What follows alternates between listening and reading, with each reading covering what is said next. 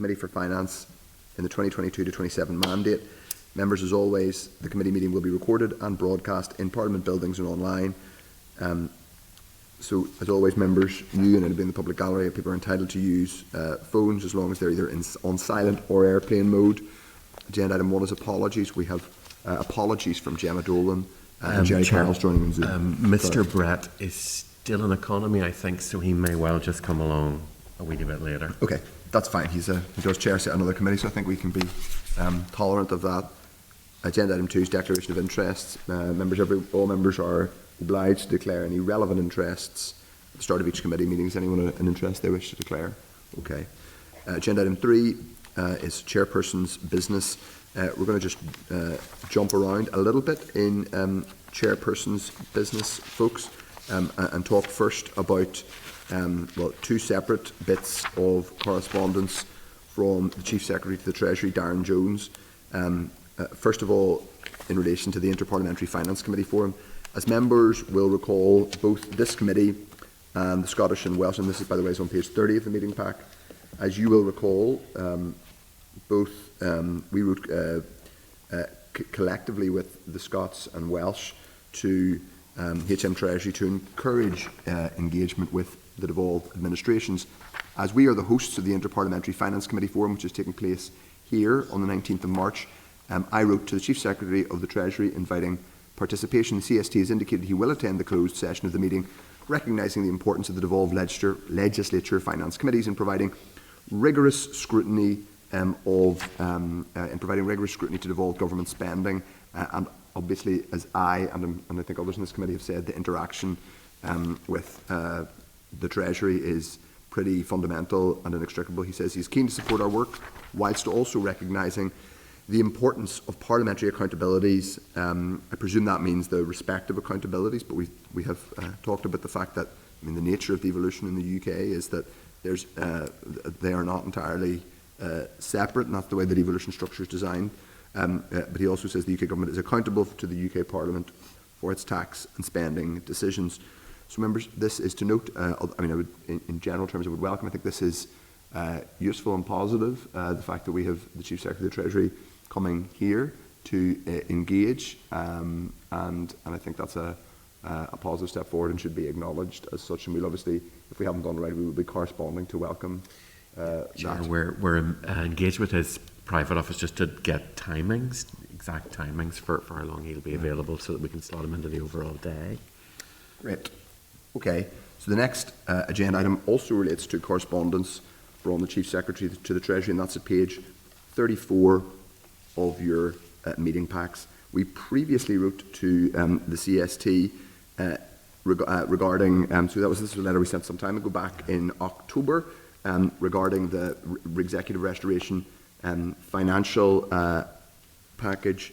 The CST has indicated that it's the Secretary of State who is best placed to respond to the Committee on the Restoration Financial Package. The CST has also indicated that the executive settlement is, quote, the largest in real terms of any settlement since devolution, and that, quote, the executive are funded above their independently assessed level of relative need in both 24-25 and 25-26.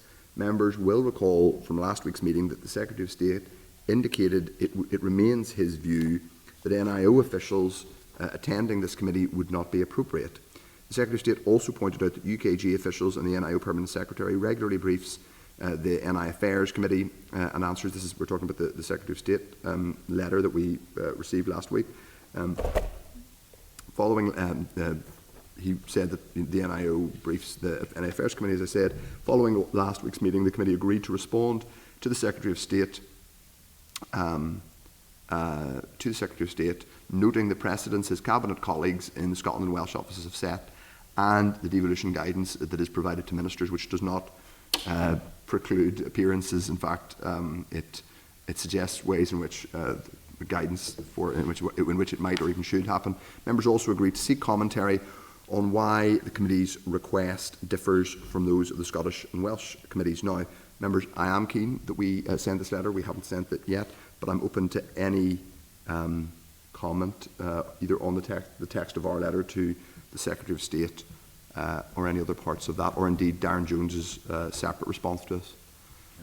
Are people content to send that letter to the Secretary of State, Owen Tennison? It's just a comment on the response in relation to the financial package, if I may, Chair. And is this the response from the Chief Secretary? Yeah. Yeah. From the Chief Secretary to the Treasury.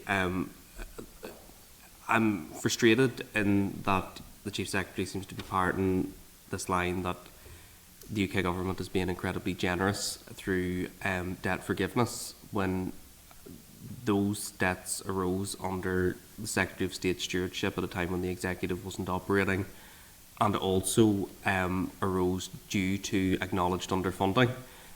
So this idea that the executive still has to meet certain conditions, although we're thankfully on course to do that, in order to have that debt forgiven, I think is quite a frustrating issue.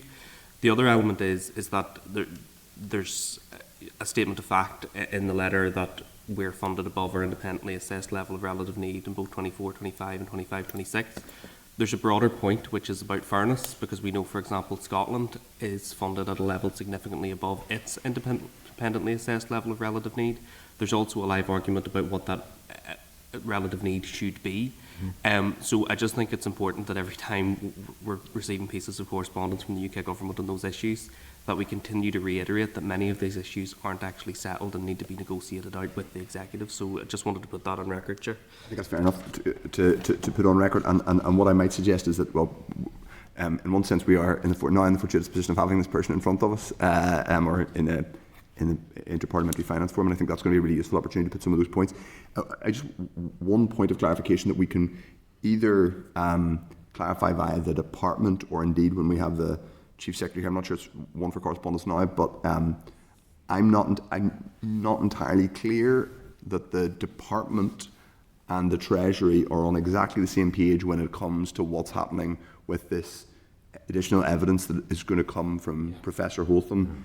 And I think it would be helpful for us to understand whether, so there's the Exchequer Committee and the ongoing discussions around the fiscal framework. And I understand, to be fair to the Finance Minister, he said, I believe, in the Chamber this week that he was meeting the Chief Secretary on the 27th. That's tomorrow week. Yes, Chair. So I presume that's... Yeah.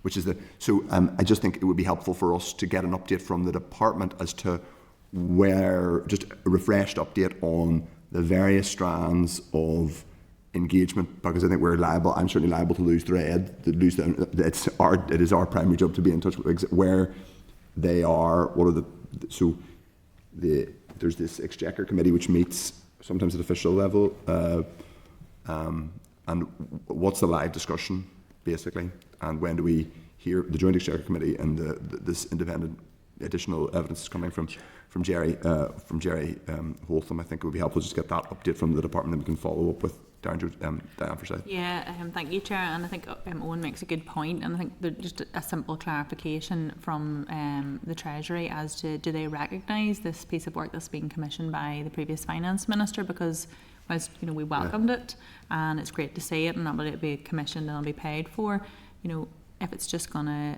sit there for us to look at and debate on the back of, it's not a great position to be in. You would like them to be coming back and recognising this is being commissioned, and they'll take due course of it, rather than, as Owen said, they're talking in past tense, yes, as if exactly. It's concluded upon. So just a really simple, do you know? I think that's exactly right. I think that is a fair point. So we can probably check first with the department, and then if necessary with a factual clarification with the Treasury, which is the Holtham work something, is that is the Treasury acknowledging that is feeding into an ongoing negotiation, or is that just additional research that the department has commissioned that it can use to make the argument? And I think we need to know that information.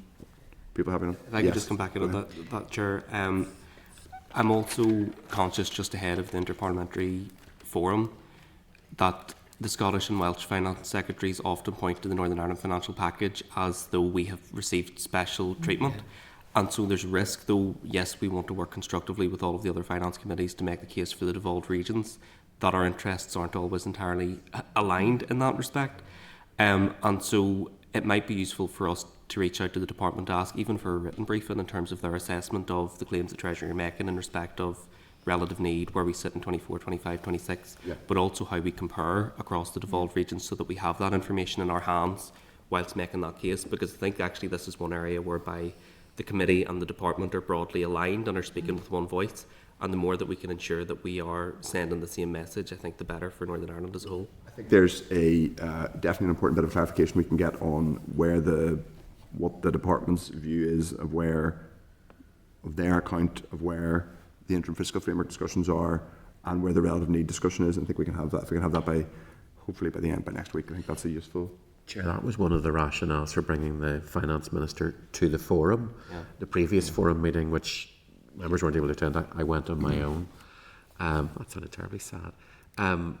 Was seeking clarification on their part, because there was this perception that there had been a significant amount of money transferred directly, and it was very clear that there wasn't a clear understanding of all the criteria. And so one of the things the Finance Minister will do when he addresses the forum with the Welsh and Scottish members is to make it very clear what exactly has been delivered. So we'll reinforce that with the department that that's part of the message. And as members say, Chair, we will seek to ensure that there is that level of briefing that members can compare.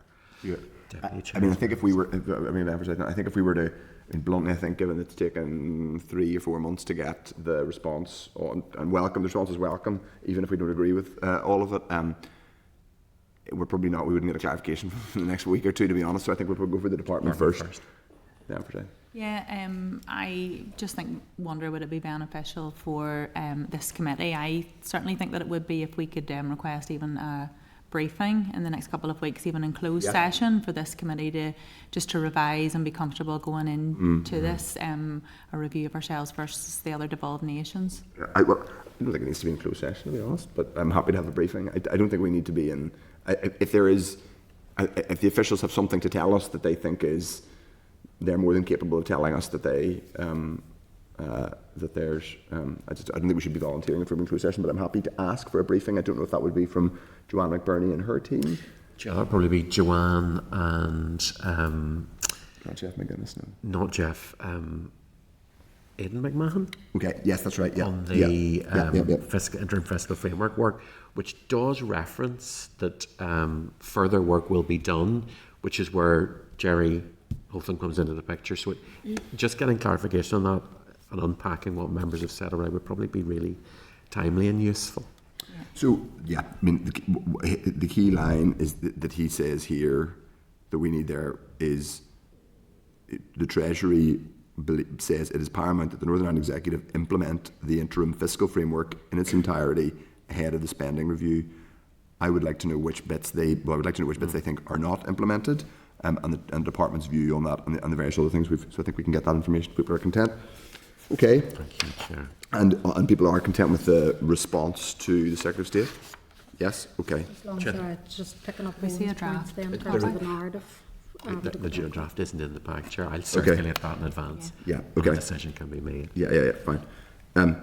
So we then go on to the item 3.4, which is the Building Societies Association. So I've received correspondence from the Building Societies Association, which represents all 42 building societies that operate in Northern Ireland, and or all 42 building societies can be in the UK, is it? I'm not sure which. That's the UK, that's Chair, UK, 42, right? yeah. Indicating that Nationwide would be happy to host a branch visit, and that the Chief Executive of Progressive Building Society would be happy to have a conversation about the role it plays. Both of these building societies are mutual. Obviously, Progressive is very local to this region. So, if members are content, we will liaise with the Building Societies Association and hopefully take evidence from one or more of them. I think that would be useful. Helpfully, the Chief Executive of the Progressive was copied in, so we've reached out to them specifically and said, look, this has been offered, so here's what it means to the committee.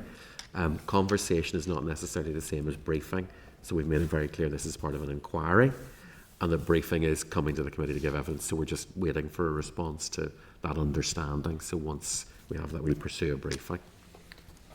Fair enough. Okay, the next agenda item is in tabled pack, and that is the breakdown of national insurance contribution costs, which we were very robust in asking for, and it came up in the Chamber obviously this week.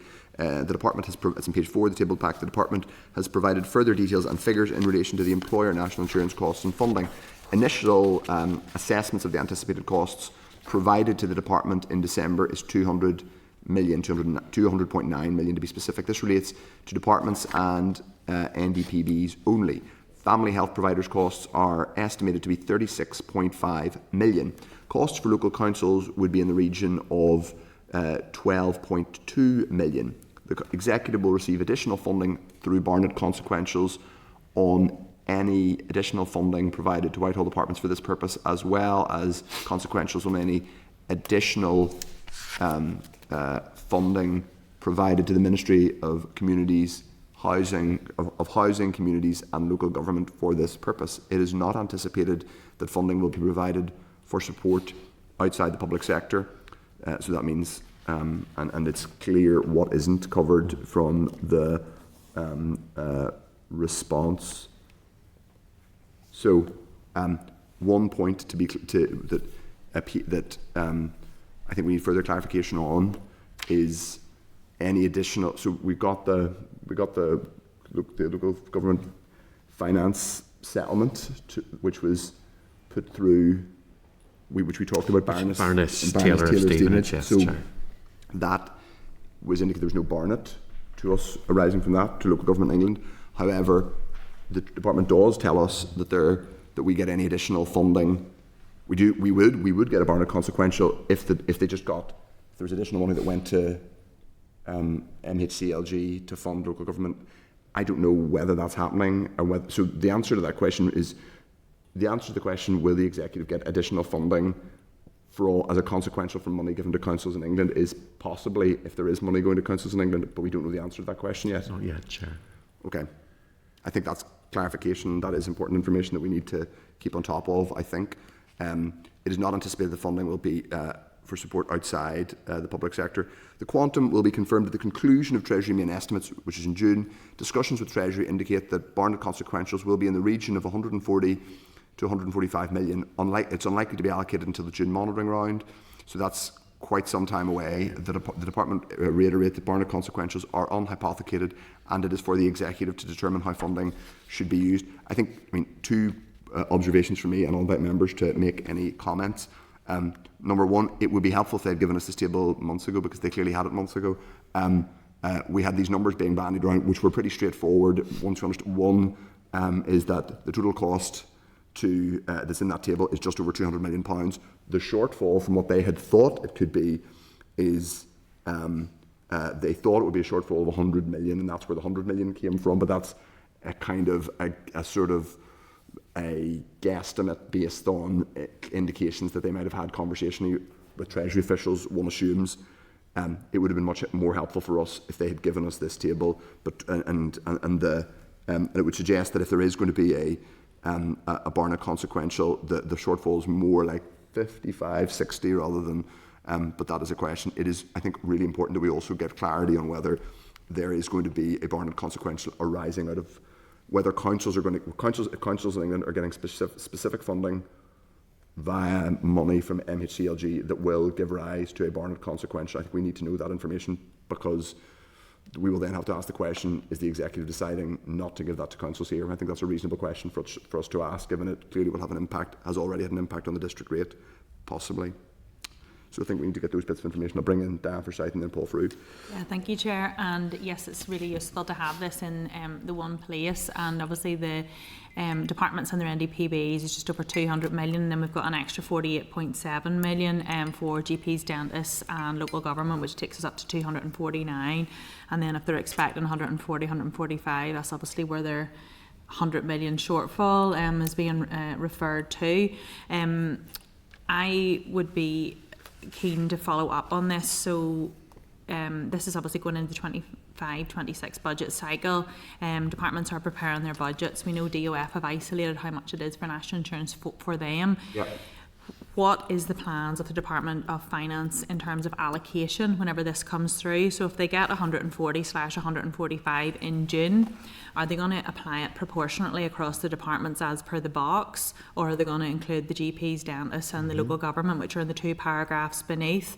Is it at a percentage proportion? Are they included? Are they not included? Because I think those things are really, really important, because I think that as every department's looking at it, they're all going to have it in as a pressure or an overcommitment, or this is what it is. But if the reality is the most, so if their pressure is for their department, 50 million, and this is how much they think they're going to get, so there's a projection that they're going to get 25, there needs to be action on the other 25 in terms of the department's financial management. So I just would be keen to find out, have they thought through, from whatever they do get awarded in June, how they will allocate that out across departments, and then these slightly more arm's length GPs, dentists and councils, and as well would the Department of Finance be planning to make communication to that effect in terms of this budget process to departments and to committees, because I think that it does need to be highlighted right now that whilst we know the Minister has been crystal clear that he's asking for all of this, the prudent position is that discussions with Treasury estimate that there is going to be this 100 million shortfall, so budgets need to be moving forward based on the understanding of what will be funded and what won't be funded here. So I think yes, I agree with all that. Is the suggestion that we ask for what guidance they are preparing for both departments and the public sector, and connected bits of the public sector, dentists. The plans for how they'll allocate it, Yeah. Because they must have a plan. If they know that they're going to get it in June, they must.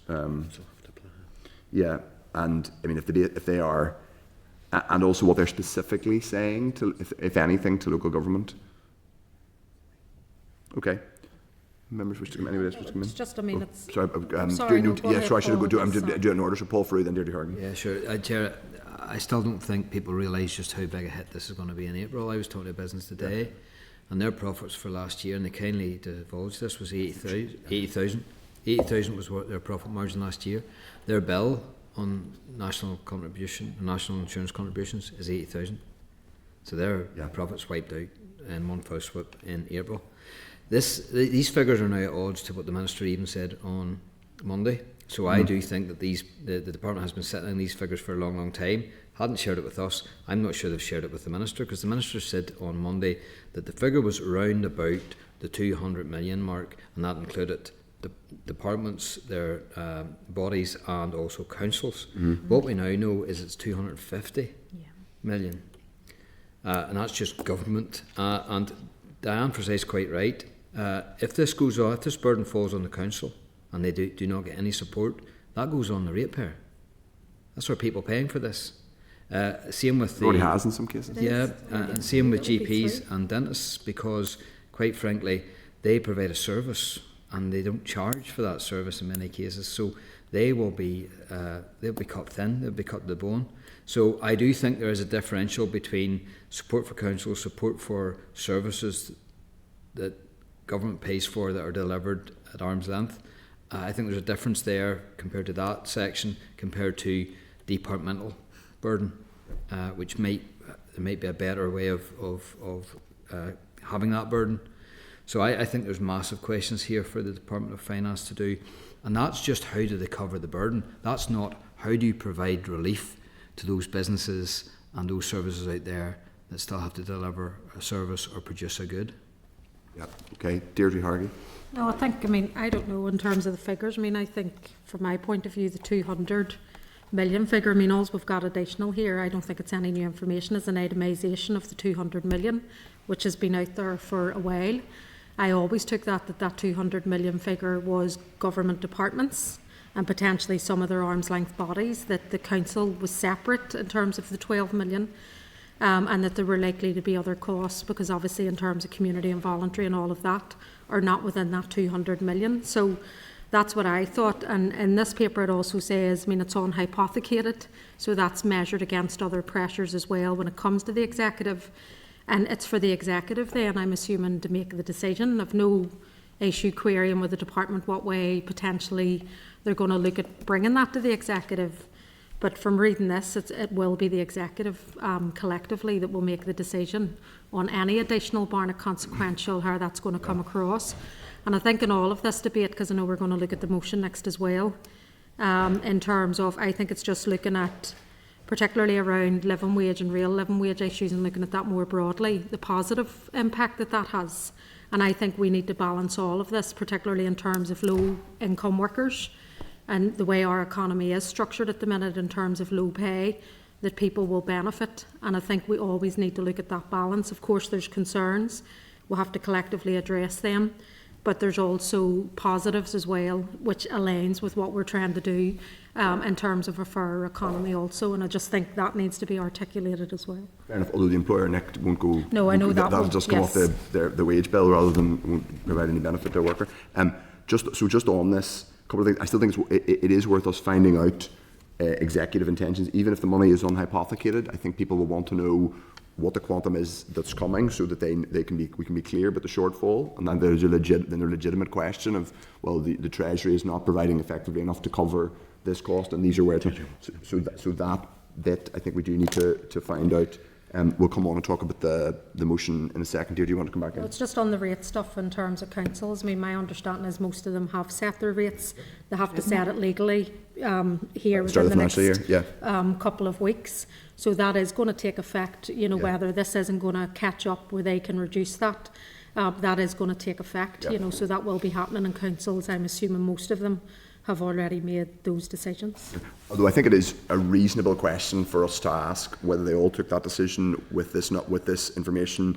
But so if there's a question about if there's going to be a Barnett consequential arising from money to local councils in England and it may well not be enough, but if local councils in England are getting some kind of money from the centre to cover the cost of employer NIC, and the Barnett arising from that is not either is not going to go to councils here, or they didn't know about it in advance, or it hasn't been communicated. I just think that's reasonable information to ask, and it might be that the executive didn't get the information in time, but I think clarifying that would be useful. But you are right that legally that has been set, so it may be a horse after the stable door has bolted, but I still think it's reasonable for us to get that information. Owen Tennyson and then Philip Brett. Thank you, Chair, and I will be very brief, and it's just on that very point, and it is really just to emphasise, as Deirdre says, even if those councils had been told there might be some money but we don't know how much, that would have provided no comfort, because they can't set the rate on the basis of hope and prayer of money coming in year. So those decisions were unavoidable unless UK government clarified this in advance. It's also the reality that we know, irrespective of whether money is provided for local government or not, that is not going to plug a £100 million shortfall, and therefore there will have to be some executive prioritisation. So we are not going to be able to provide the same level of compensation that is being provided in England, because we have a relatively larger public sector. And I think we also have a responsibility to manage expectations in terms of what ministers physically can do, because they can't magic additional money out of thin air. They have to allocate the insufficient resources that are available to them. And yes, it's absolutely right that we then scrutinise the priority that they give in that context, but I'm conscious of creating an expectation out there that we're simply going to be able to replicate the support that's available in GB, because all of the evidence suggests that we won't. Well, I think first of all, I don't know whether we can replicate the support, and I don't know whether any of us know that, because we don't know the information. All I think we should be doing in this committee is getting the information, and there's a question about transparency and scrutiny, which is our job. It is clear that this is an additional pressure on the public sector in Northern Ireland. I don't think anybody disputes that. But it is not our job just to say, God, ministers have it awful, we shouldn't ask any questions of them. Our job is to interrogate, scrutinise and get as much information as possible, where necessary, from the UK government, where we can, where they engage with us, but also from executive departments. So I don't think us getting information is creating any unreasonable expectation in the public. That's us doing our jobs. Philip Brett. Thank you, Chair, and apologies for being late, colleagues. Just on the local government stuff, just on our conversation last week, and maybe I was wrong, but did I not read correspondence from HMG that said there was no Barnett consequential as a result of support for local government, and there would be no Barnett consequentials? That was what we got correspondence. We didn't get correspondence. We got a written statement. And then did we get correspondence at the back of that? The Baroness Taylor of Stevenage. Yes. This was that there's no Barnett consequential from the local government settlement. But That was the correspondence, Chair, that we got. But our correspondence from the department says that there will be, it said, there will be additional funding on any funding, there will be additional Barnett consequentials on any funding provided to MHCLG for this purpose. They don't say that there will be, so I don't know yet whether there's going to be additional. All we are asking is it coming, and tell us, maximise the information we get. Like, getting this table written down is more information from us. It's more than simply being told the disaggregated number of 200 million. So, like, it's never the job of a statutory committee to take people's word for it and just take things on a prayer or a post-it note. And there's nothing wrong with scrutiny. And so just to be absolutely clear about that, scrutiny, transparency is our job.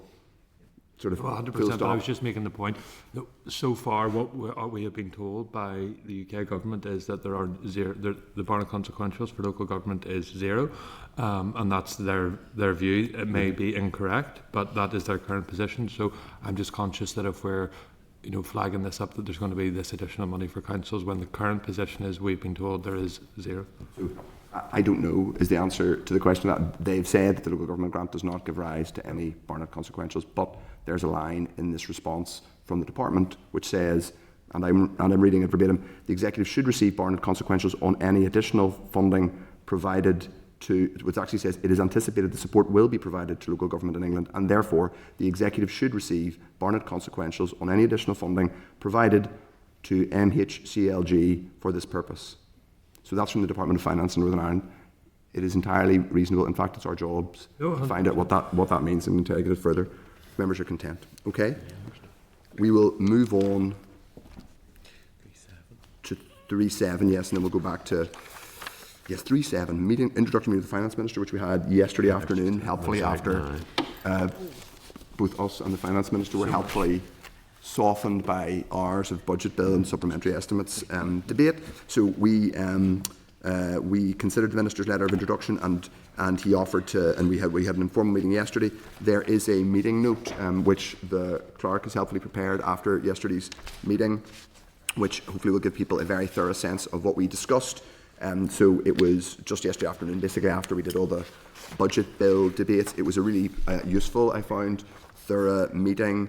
I won't go through it all, folks, but it's sort of all, we discussed in broad terms the way the committee worked, that we had a constructive relationship with his predecessor in terms of information sharing, that we valued that relationship, obviously notwithstanding that we have a scrutiny role to do, and he was respectful of that. As he mentioned himself, he'd been on a previous finance committee. We talked a bit about some of the things about how we kind of unpack and demystify some of the technical terms. We talked a bit about delays in legislation. We particularly asked about both the Fiscal Council bill and also the registration and stillbirths bill.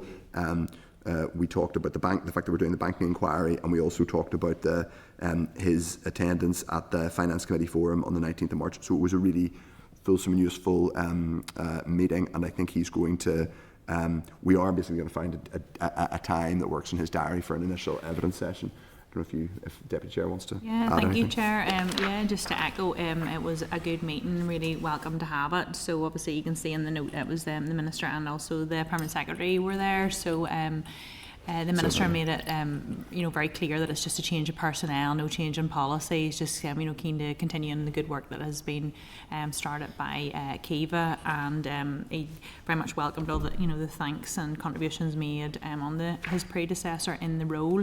We took the chance just to say that this committee's view as to supporting other committees, improving the budget process for everyone, and both the Minister and the Permanent Secretary were quite receptive to that, and I thought it was quite good, quite engaging, and they're very welcoming of the meeting themselves, and just keen to push on the legislative programme, and the Minister was keen to get to grips with it. Yeah, I thought it was pretty upfront, useful meeting, and hopefully people find that's in the note there captures a lot of it. It was pretty, and obviously the Minister's someone who enjoys debate, and I think that's useful. I think he enjoys. I think that's a fair statement. I think he enjoys a good discussion, and sometimes enjoys a kind of bit of sort of respectful challenge. And I found that in the chamber already. I think that's a good thing. I think he'll take that in good spirit and in the right tone in terms of also asking questions and doing scrutiny. So I found it very useful. If anybody wants to raise Just to Sorry, compliment you. well, I can just bring in Go Philip ahead. first and then yourself. I just wanted to ask the question just in relation to the legislation. So I see, thank you both to the Chair and Vice Chair for raising the issue of the committee is keen to see the progression, particularly in the registration bill, but I see in the Minister's response he had indicated that there are capacity issues elsewhere as part of the delay. Did he articulate what those other issues were? Is that with drafters or is that with the Office? I think yes. Basically, it's with the Office of Legislative. I mean, to be fair to the Minister, he wasn't, he wasn't sort of daubing people in. Yeah. Like he was just saying there are. So, I mean, those are some of the things that we discovered, and I think if this continues, that might be something for us to flag to other committees or to due to come back from Okay, OLC. so we're awaiting correspondence Yeah. back from OLC. I mean, he acknowledged it was an issue, and we were, I mean, I think, I don't speak for the Deputy Chair, but I think we were frank about particularly the registration bill and that being a particular area of committee interest. Just to applaud you, Chair and Deputy Chair and the Clerk and everybody who made up this meeting note. It's very appreciative, and if only all other chairs of statutory committees would do the same when they meet ministers, it would be great. It's a new template, so they will be coming. They will be coming. Don't worry. Did you want to come in? Yeah, no, just again, thanks for doing the meeting. And did you say, sorry, that the Minister's going to come in as before summer, I'm assuming, recess? I think it'll be before summer, yeah. I don't know if it's going to be before Easter, but The certainly before suggestion summer. is after the forum, because we'll see the Minister at the forum. Yep. So he will have met the CST before that, then we'll have met the CST. So there's some discussion for the committee to think about.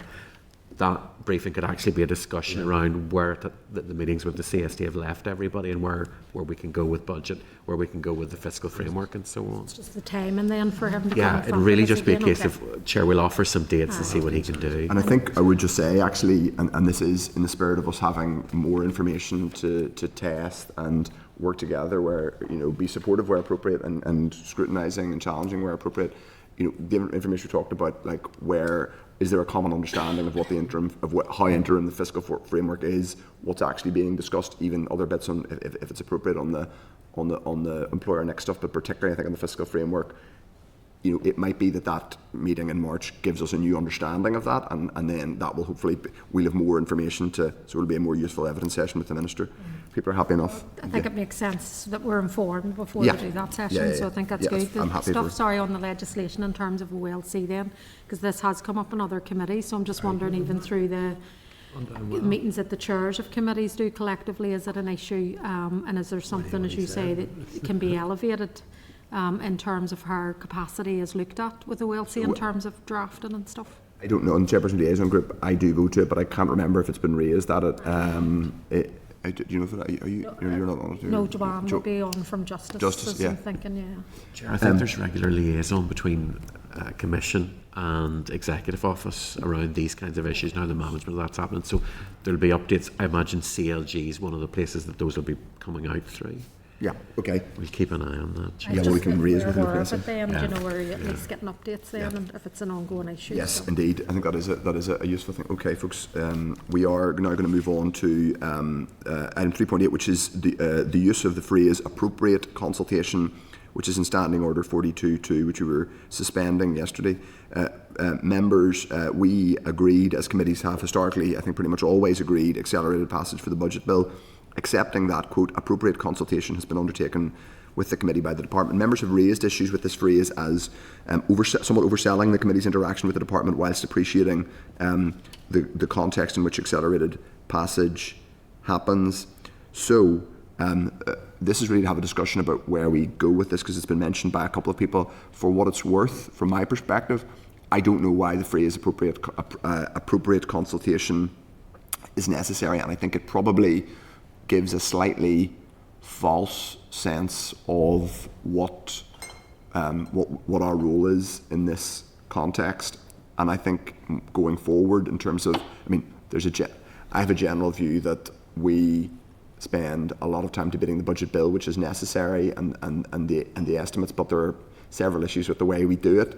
One of them is the sense that I think this committee is somewhat exposed, frankly, for having to say we give appropriate consultation as if we are able to say that that in a very short compressed time period we can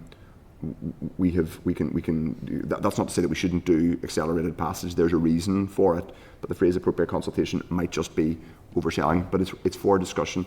I'm bringing Paul through, and then anybody else who wants to come in on it. Yeah, ever since I've been on the Finance Committee and all the years I have been on it, I have always been deeply uncomfortable with this wording of this question that's put to us, because I just do not believe that we can say that we have had appropriate consultation, simply because of the fact it's a piece of legislation that we never do a committee stage on, like other pieces of legislation.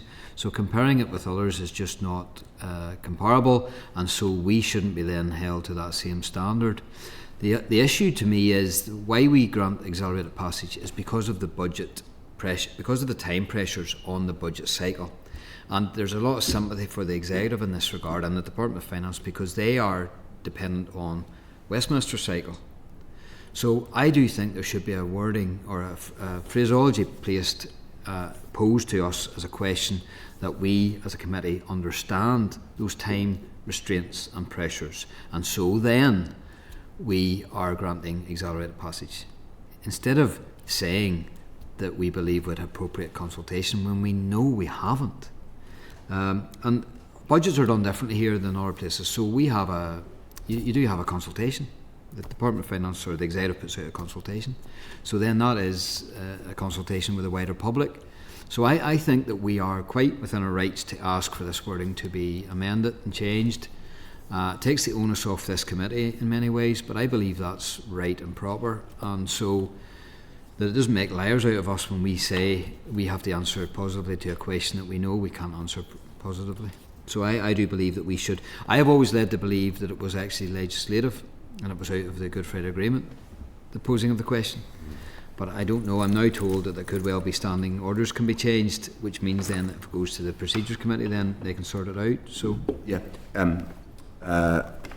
Owen Tennyson, anybody else indicate? Yeah, I was actually interested in that point as well, whether this is something that arises from standing orders. I mean, I had always understood it was the Northern Ireland Act, yes. but it'd be good to have that point clarified.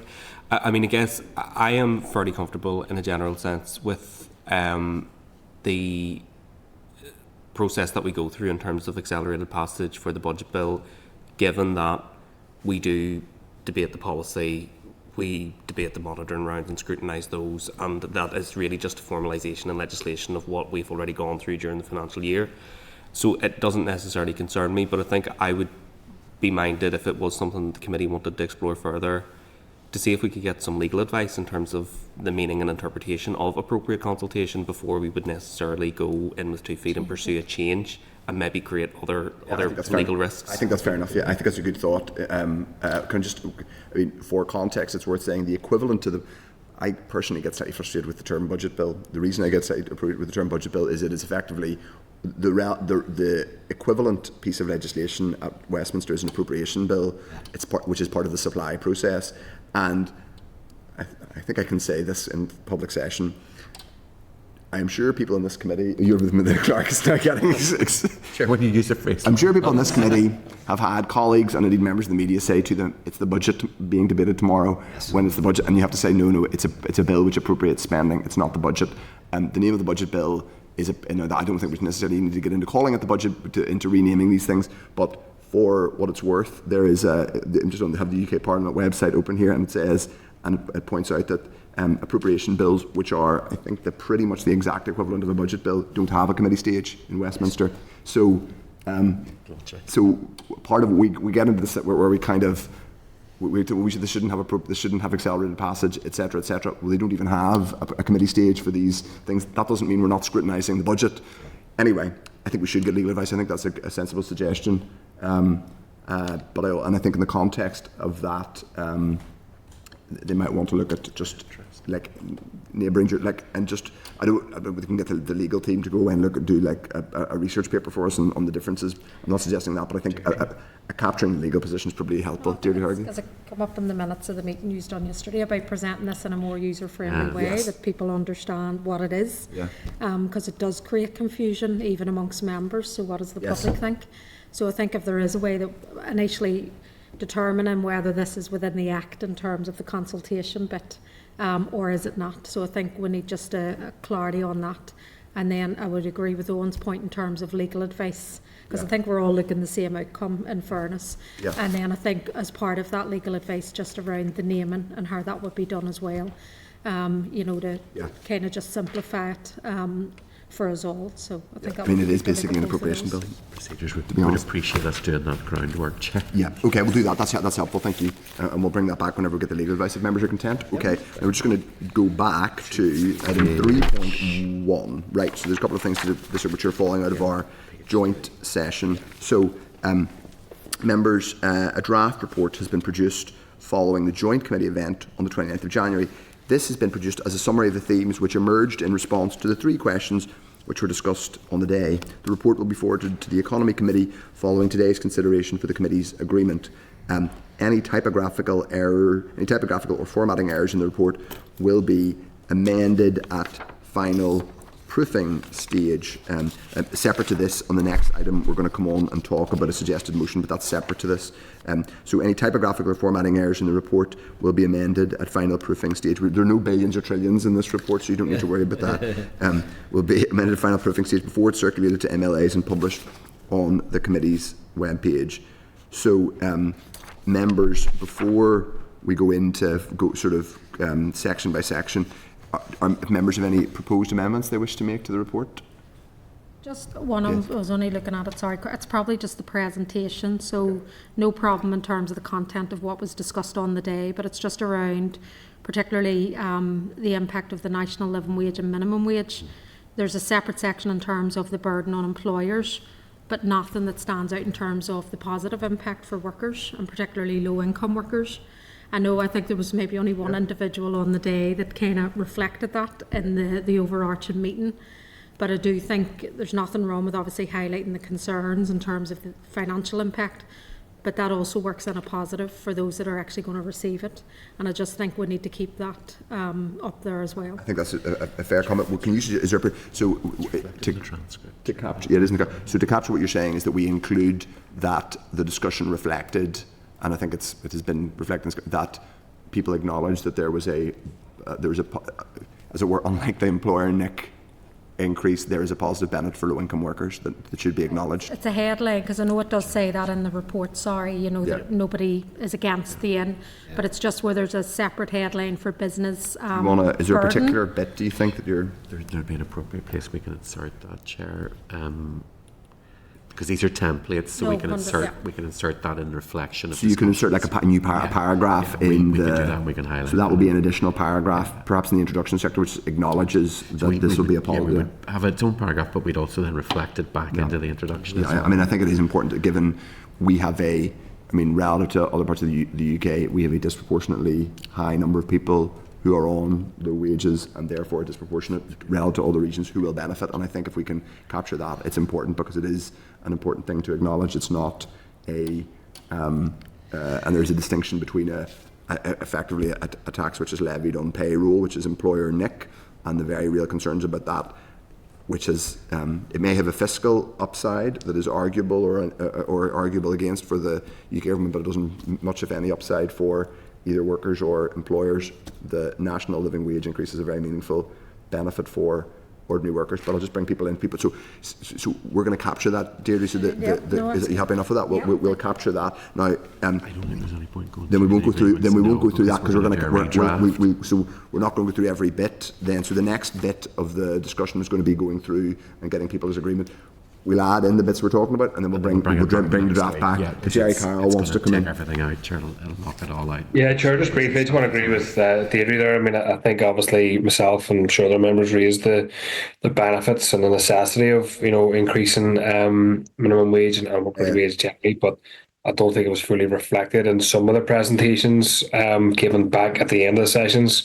So I think reflect that in the report is useful, and I think there was some, I don't know, disagreement from some organisations maybe on it, but I think there could have been a bit more of a focus generally on, what would happen if there wasn't an increase in living wage and minimum wage for people. So yeah, if that's reflected more from the report, I would be supportive of that. Thanks. One other thing I think we could, to that end, slightly bring out a little bit more is that there will be a measurable, I'm sure some economist somewhere, but there will be a multiplier effect from the national living wage increase, because lower wage workers tend to spend more of their money in local areas and with, for example, local retailers. So there will be a benefit for, and I think that was acknowledged, I can't remember who by, I think someone did acknowledge that. So putting more money in the pockets of lower wage workers is actually,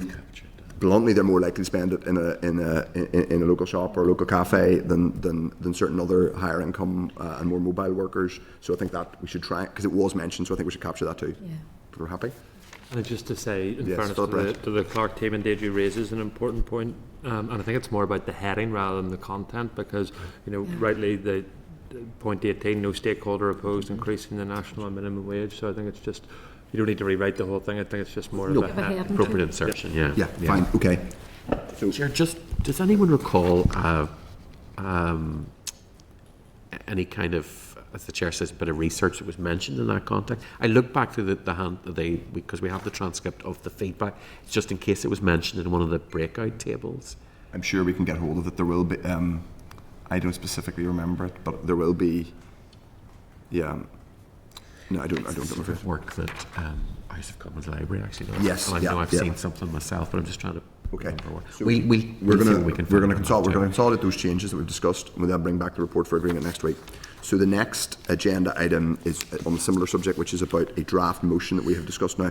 My suggestion is that we will tweak that probably to reflect some of what we've discussed today, but also give members the opportunity, if they have any other additions or comments to make on that, to correspond with the Clark team, and then we'll bring the motion back to discuss next week if people are happy with that. Chair, the thing that also occurs to me is, and we probably should have done more cross-referencing on this, there have been potentially 3 motions already. Yeah. So I'm now slightly concerned that...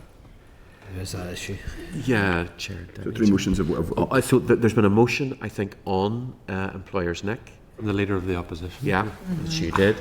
And then there's also... Go in my name even if I don't write them. On some of the other aspects. So and Diana Armstrong. There's always a risk with a motion that because a thing has been covered, you risk losing the motion. So I maybe need to talk to Business Office as well about that. Okay. Deputy Chair. So we'll as a part of the process, we'll get advice on that. But Deputy Chair. Yeah, I think I was just going to make that point that when I read the motion, whilst it covers everything, I feel like I've had this debate 2 or 3 times before, so I don't know if there's something... I often get that feeling in this assembly, to be honest. No, genuinely, it does highlight the things that were covered, but I don't know if we can make it a bit more specific or new, or bring a slightly new angle to it. I don't know what the answer is, but it was my thoughts on reading it, but I know if we keep it broad, everyone can be more specific in the debate, but it would be good to make something quite impactful. For the first motion that this committee would bring, it would be nice if it was something I suppose there's always, and this is something people will, I'm sure, appreciate in their political lives generally, there is always a trade-off between forcefulness and consensus. It's harder to get perfect consensus on something which is more specific and more forceful, but there definitely should be, given there are clearly things where there is cross-party and cross-committee support. So the Clark and the team will have a go at redrafting that. But any other specific suggestions or specific amends, do send in for consolidation. I know, I think it would be good because I think it does need reworded because it's all executive departments. And I think it is that balance around where it mentions about the living wage and stuff. I mean, that was an executive priority in the last mandate to bring those forward. That even, the executive would be a living wage employer. Really trying to find the element of this that hasn't been reflected in the other debates. So we cross-reference. Yeah, that should not be on the wit of the. So there are various points there to take away, and we will have a go at that, and we can do it via correspondence. So can I just suggest gently to people, if there are the more we get of this done via email and correspondence before next week, then the more we can just to Peter, to sign it off, and we'll have a because the more we can. We might have to have a discussion on it next week, but I think. Then the quicker we can get it to the business committee and the quicker we can debate it, and that means it's more relevant. Will Peter explore with the business committee then in advance, even in terms of the likelihood? We need to talk to them about what they're likely to accept or not. Okay. So So we'll bring that back. So yeah, Yes. 4. Yeah, we're now going to so we've done all our matters rising. We're going to go on to Chair's business we haven't done. we haven't done chairperson's business, of course. We need to do. We've done chairperson's chair, business, sorry. so we're I'm going on running agenda. long now, Chair, so we may need to go to other items before we go back to matters. Okay, we'll just do the minutes first. Do And the then we'll come minutes, back Chair, to matters rising. Okay, that's fine. So, okay, members, draft minutes of last week. If members are content, they're page 40 of the meeting pack. If members are content that they are a fair and true reflection of the meeting, I'll sign them. Members content? Grand. Okay, so now we're going to jump on. We're going to take our oral evidence now. Are we ready? Have I got Chair, we have a couple of SL1s. Okay, we'll so go into if we our jump SL1s to the first. SL1s, Yep. which are implemented in your brief. So that's Great. item 6 and item Excellent, 7. excellent. So, Sorry, agenda no. item. That is an oral briefing. That is an oral briefing, Chair, but yeah. not all. But we're only getting an oral briefing on one of them, aren't we? So we can do the do you wanna non-oral. do- They'll do you wanna SL1s 7. I'll do 7 and 8. if you Yeah, wanna I'll do do 7 and 8. Yeah, okay. Members, agenda item 7 is SL1, the Valuations, Telecommunications, Natural Gas and Water Amendment Regulations, Northern Ireland 2025. Members, that's at page 143 of the meeting pack. There's a clerk's covering note and relevant correspondence from the department.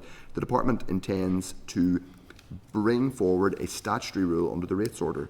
The rule will be subject to negative resolution procedure and will amend the valuation, telecommunications and natural gas and water regulations Northern Ireland 2010 to update the names of telecommunications companies who have entered the market in this area. Full details of the proposed rule can be found at page 144. Members will recall that the Director of Rating Policy briefed us on this, or mentioned it when he briefed the committee on the 22nd of January, and the Hansard of that is at page 146 of the meeting pack. Does anybody have any questions or any comments? Dear Diane Forsyth. Yeah, just on this one, now that it's come forward in this form, I know there's quite a lot of things whenever Andrew was here last time, and just looking at the specifics of this,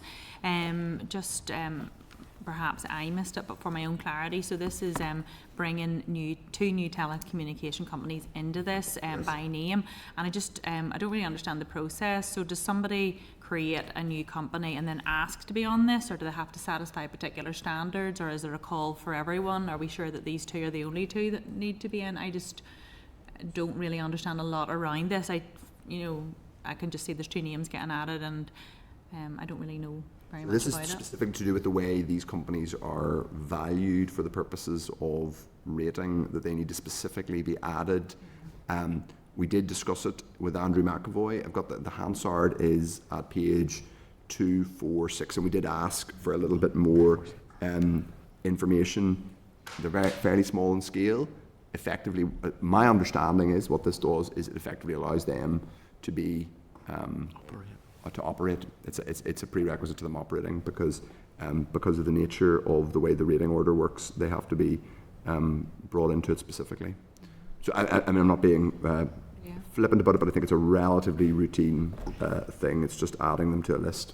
So anybody can be added at any time, is what you're saying? I don't know if anybody can be added. I think we have to do this negative resolution procedure, and they have to be, I presume they have to do some due diligence to Scale, and there's due diligence, Chair. So these companies will have gone through any due diligence to be allowed to access the network, but then it's similar to some of the other statutory rules we've had, where lists of names need to be updated on a regular basis to allow them to operate and to be applied into this system.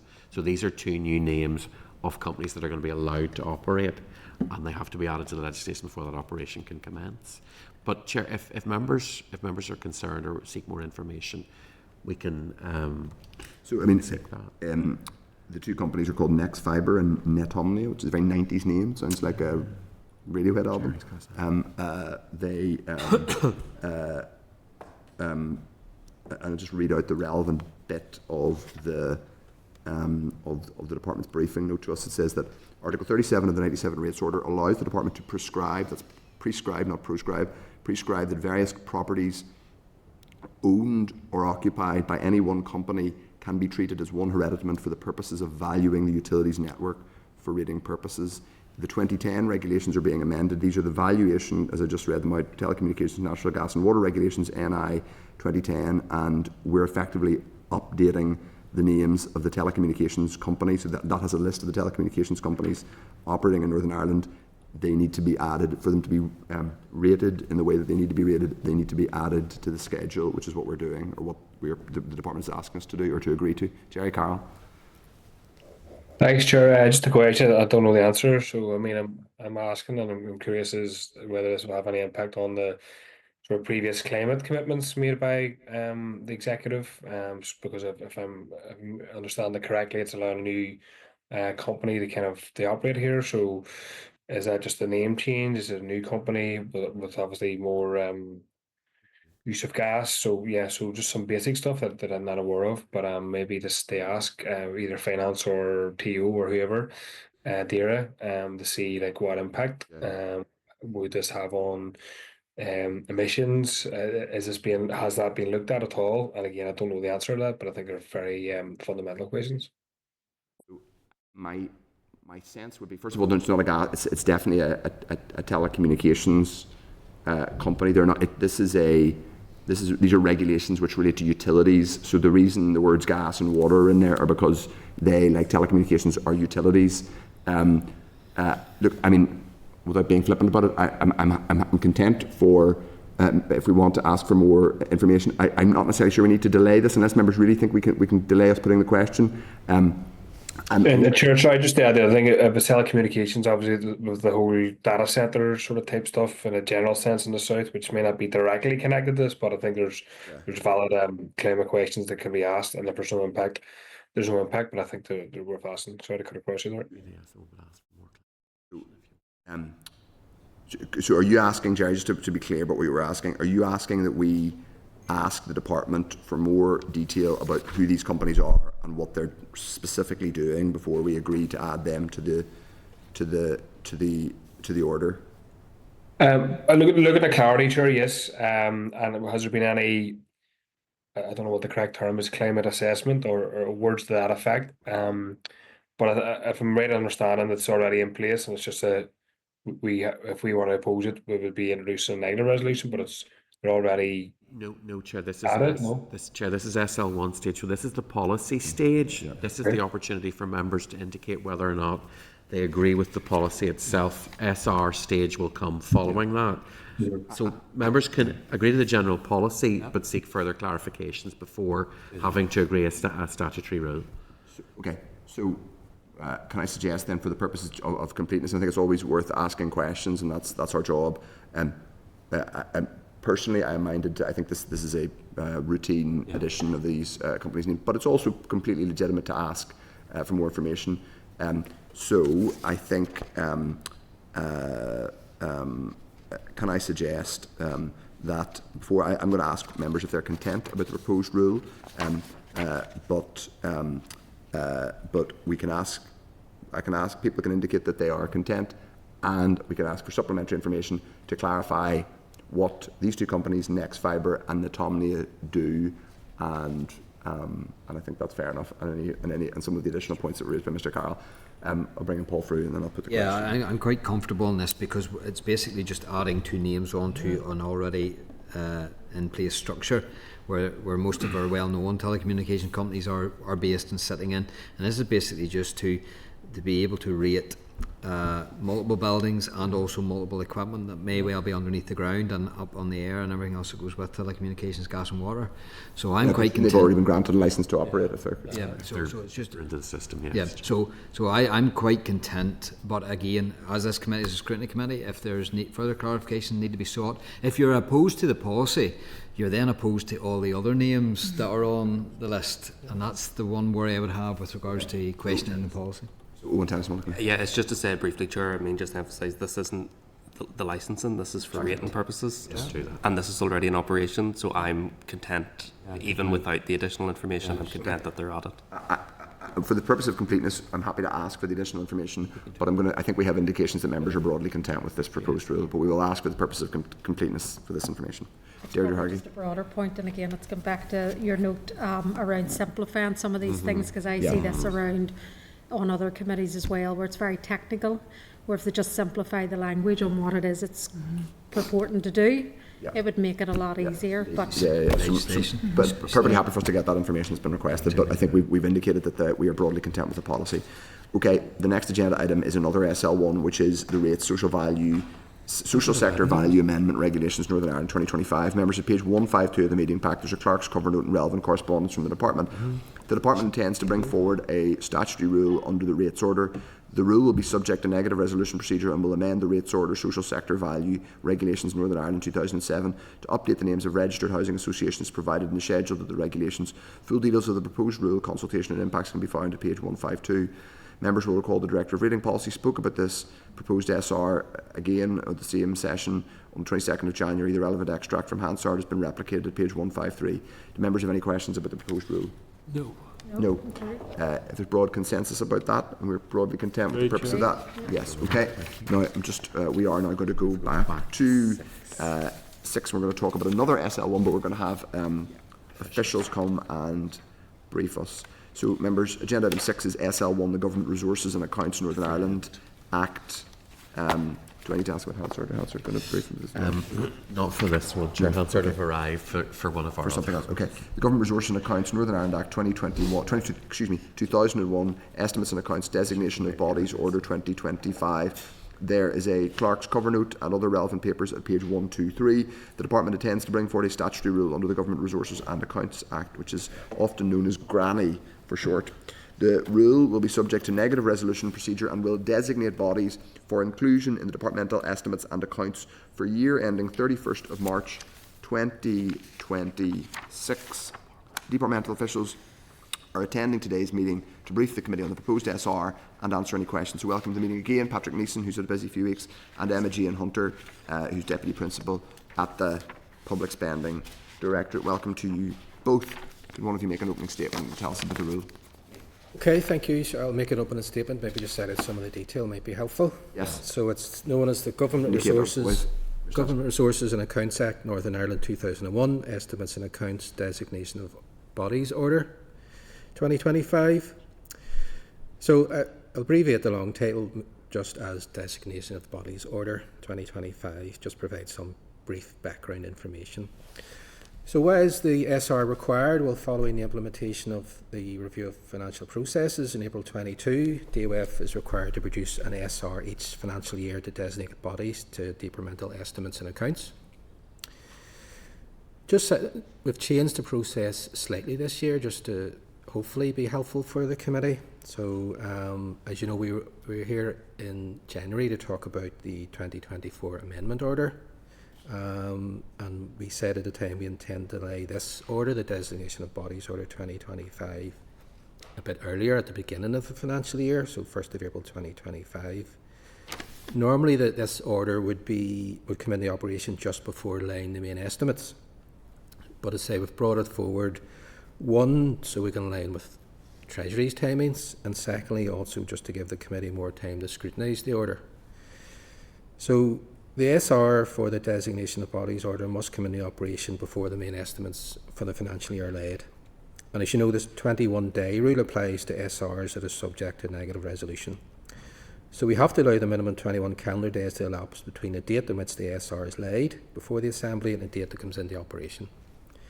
So the Designation of Bodies Order 2025 must be made on the 11th of March, subject to the committee's approval, to allow the 21 days before it comes into operation on the 1st of April. So that's why we felt bringing it forward would just give the committee a bit more time to do its scrutiny role. If there's been any change, no matter how minor, to the list of designated bodies associated with the order, a further SR will be necessary prior to completing SSEs, which we did recently in terms of 2024. And as we've agreed previously, ensure that if there is an amendment order required, it's brought to the Finance Committee in a timely manner with any explanations. There isn't always an amendment. It's not routine. There might be that years pass and you don't need to change it. The only time an amendment will be required is if there is a change to the list of bodies in the main order.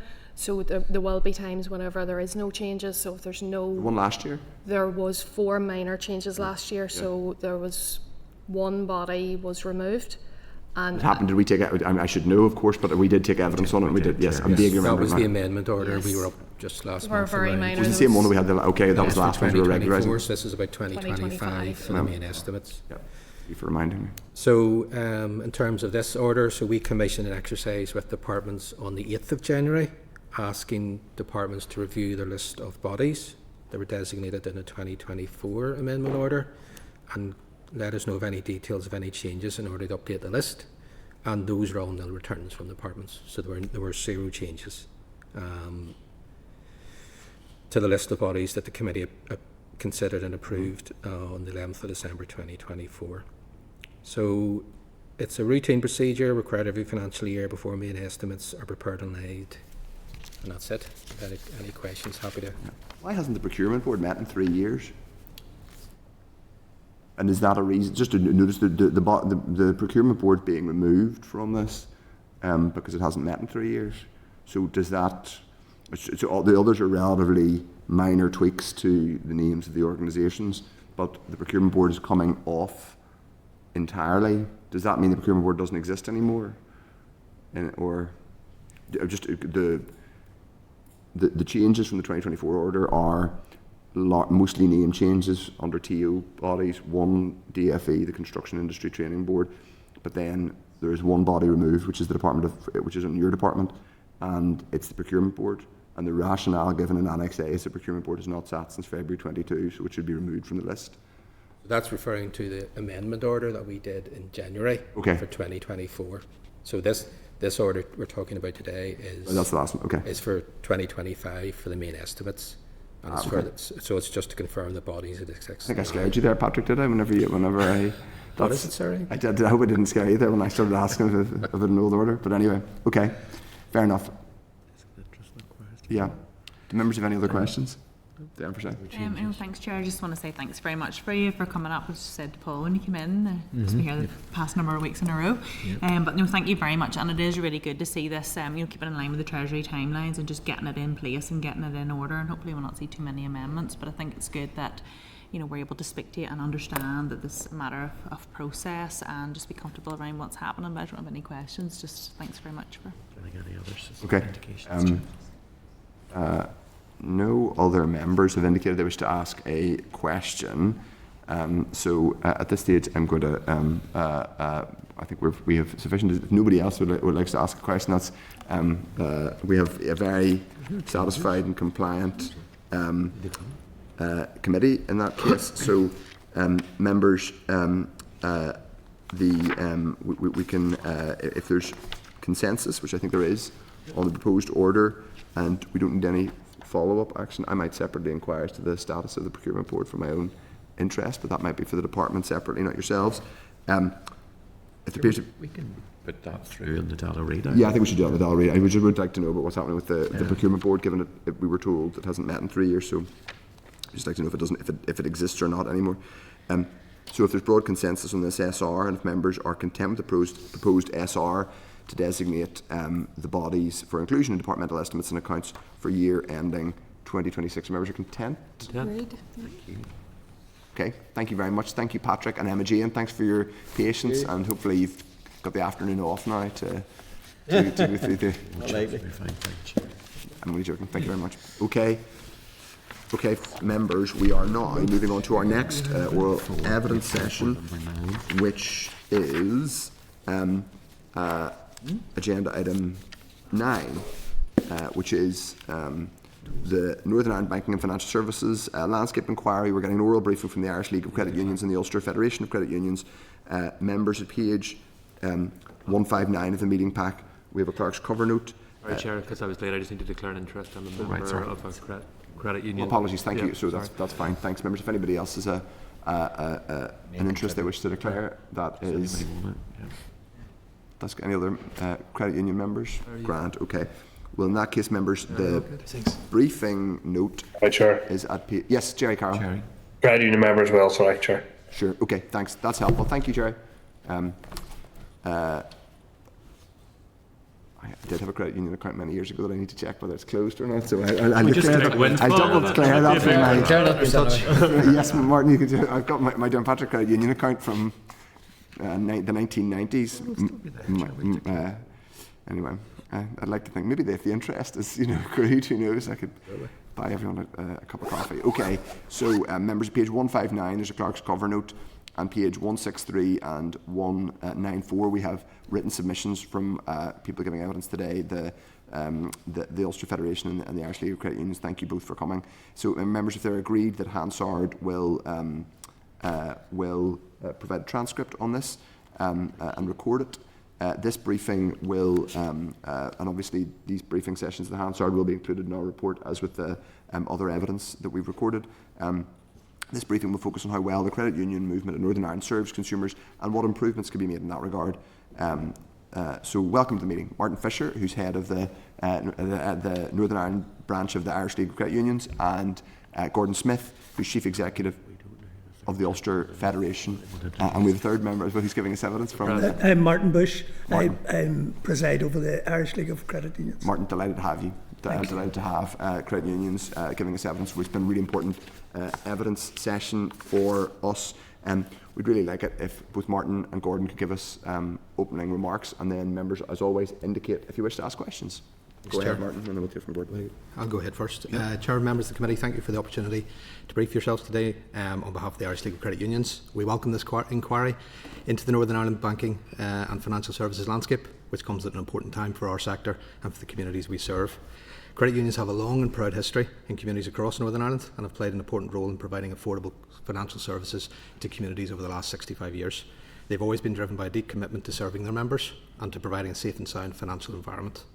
The credit union movement here is not just an alternative financial provider, it's an essential part of the financial ecosystem. We represent 246 affiliated credit unions across the island with assets over 20 billion. 80 of those credit unions are in Northern Ireland, representing over 571,000 members and managing assets of nearly 2 billion. Almost 50% of all credit union assets in the UK are here in Northern Ireland. Our movement plays a vital role in promoting financial inclusion, community resilience and ethical finance throughout all rural and urban areas. From the young parent who needs £500 for back to school costs, to the family who needs £20,000 to buy a new car, the individual who gets their benefits paid in directly into their account, to the young entrepreneur who wants a loan to buy stock for the gym they'd like to open up. We are supporting communities in very many different ways in not only lending, but supporting organisations and individuals through scholarships, sponsorships and grants. It's about Derry Credit Union, who set up their own Santa Grotto for local families because it's so expensive to go to the local shopping centre at Christmas time. It's about CCU Credit Union, Newington Credit Union, Ormo in Belfast that offer bursary schemes to students. Newry, who've been bringing home relatives for Christmas. The credit unions who talk to school children about the importance of savings. Or Teachers Credit Union, who promote a payroll deduction for staff through colleges. They are having small but important impacts of the community levels across the north. I want to point out some facts from our written submission. We provide around 50,000 loans across Northern Ireland each year, under £1,000. Those loans helps individuals and families in managing their daily, weekly and monthly financial situation in very many different ways. Banks won't give a loan for that amount. In very many cases, it's a much higher amount of £2,000 to £5,000 that they accept as the minimum. The only option then is to go with an overdraft, which could have interest rates averaging 39%, a credit card which can be also in the 30s%, or a high-cost lender which could run into hundreds of percent. That £1,000 loan with a high-cost lender that you see on TV over lunchtime, over a 12-month period, will cost around £1,630 in total for repayments back. And in one situation I looked at yesterday, that £1,000 would be £2,000 back over the course of a year. That same loan with the credit union will cost interest of £70, with a good chance that an element of that £70 will come back to you via an interest rebate. And with our credit unions, the loan is insured, so in the event of the member passing away, automatically paid off. So taking even a modest high-cost lender, and we set this out in the written submission, we estimate that we've saved those members over £30 million in interest annually. As the committee will be aware, the banking landscape in Northern Ireland has changed significantly in recent years. The withdrawal of high street banks and limited access to cash services have left many individuals and small businesses struggling to access basic services. Where possible, credit unions have stepped in, often at their own expense, to fill that gap, offering service savings and loans, facilitating government payments, and in some areas supporting local businesses with cash lodgement services. However, we're not banks and we face challenges in continuing to provide these services. We pay substantial fees to access banking services and clearing houses and provide payment services to a member. We are then left in the tricky position of trying to weigh up whether we charge those members additional fees or take on those costs ourselves. that then has an impact on the potential surpluses that can be returned to our membership. Yeah. Unlike our counterparts in Great Britain, who have benefited from significant investment, which we've estimated over the last 15 years to be in the region of 190 million, and which is still continuing, we have received little to no financial support in Northern Ireland. Just Martin, is that is that in terms of direct government support, or what form does that take? There's a multitude of different layers. So there's been a number of different projects. Chair, credit union expansion project was about 40 million. The way the dormant assets scheme is set up in Great Britain is for financial exclusion. Here it goes to the voluntary and community sector. An element of that in Great Britain goes to financial exclusion, and obviously the consequence of that is a lot of it goes to community societies, including credit unions. Yeah. So to build on that, I wanted to highlight the fact that unlike post offices and rural ATMs here, credit unions pay rates, and from an ILCU perspective, we paid £710,000 in rates last year. In addition, credit unions across Great Britain recognise the role that credit unions play, and exemptions are made in respect to business rates. That same recognition is not being afforded here today. At the heart of our submission, we urge the committee to recognise the essential services that credit unions in Northern Ireland's financial services sector are playing, and ensure that policy and regulation and legislation reflect our unique community-based model. Support modernisation and digital transformation, helping credit unions to invest in solutions and expand their product offerings. Understand that the lack of a financial inclusion strategy for Northern Ireland is harming society here. 2025 marks the International Year of Cooperatives, and it's a moment for Northern Ireland to embrace that cooperative finance as a cornerstone of a fair and inclusive financial system. We stand ready to work with the Assembly, regulators and policymakers to ensure that credit unions can continue to serve their members and remain a key pillar of services here. As we set out in our written submission, credit unions are here to stay, and their role in the provision of financial services and, importantly, financial inclusion must not be overlooked. So I appreciate your time today, and we look forward to engaging with the committee. Thank you very much, Martin. Gordon, good to hear from you. Okay. As it was said earlier on, I'm Gordon Smith from the Ulster Federation of Credit Unions. We're a much smaller organisation than our colleagues in the Irish League, but we work very closely together insofar as they've given us an awful lot of help as we've gone along, and particularly in the last 10 or 11 years where we've tried to change an awful lot of things within the credit unions. I'm really pleased that we have the opportunity to engage with you today, because there's a number of issues we would like to share with you and to hear your sort of take of things. The Federation has been, we've only been in existence for about 35 years. We have 37 credit unions across the province, but most of them are still volunteers that operate maybe 1 or 2 hours a week, but they're very important to the local communities. Very, very important to local communities. My background was in banking. I can well remember in 2008 when the whole banking system seemed to be collapsing. It was actually credit unions that kept the economy at local level, kept it going. And that was one of the reasons when I got the opportunity to leave the bank in 2012, that was why I got involved in the credit union side, because you could, for the first time, get an understanding of what was going on. Many of our volunteers, while they're only open for a couple of hours a week, many of them know the local people. They know what's going on in the country, what needs to be done. And where sometimes you see now that the banks have cut down to so few branches, it's those people that the credit unions need to come and help. And that's what we're trying to do at the minute.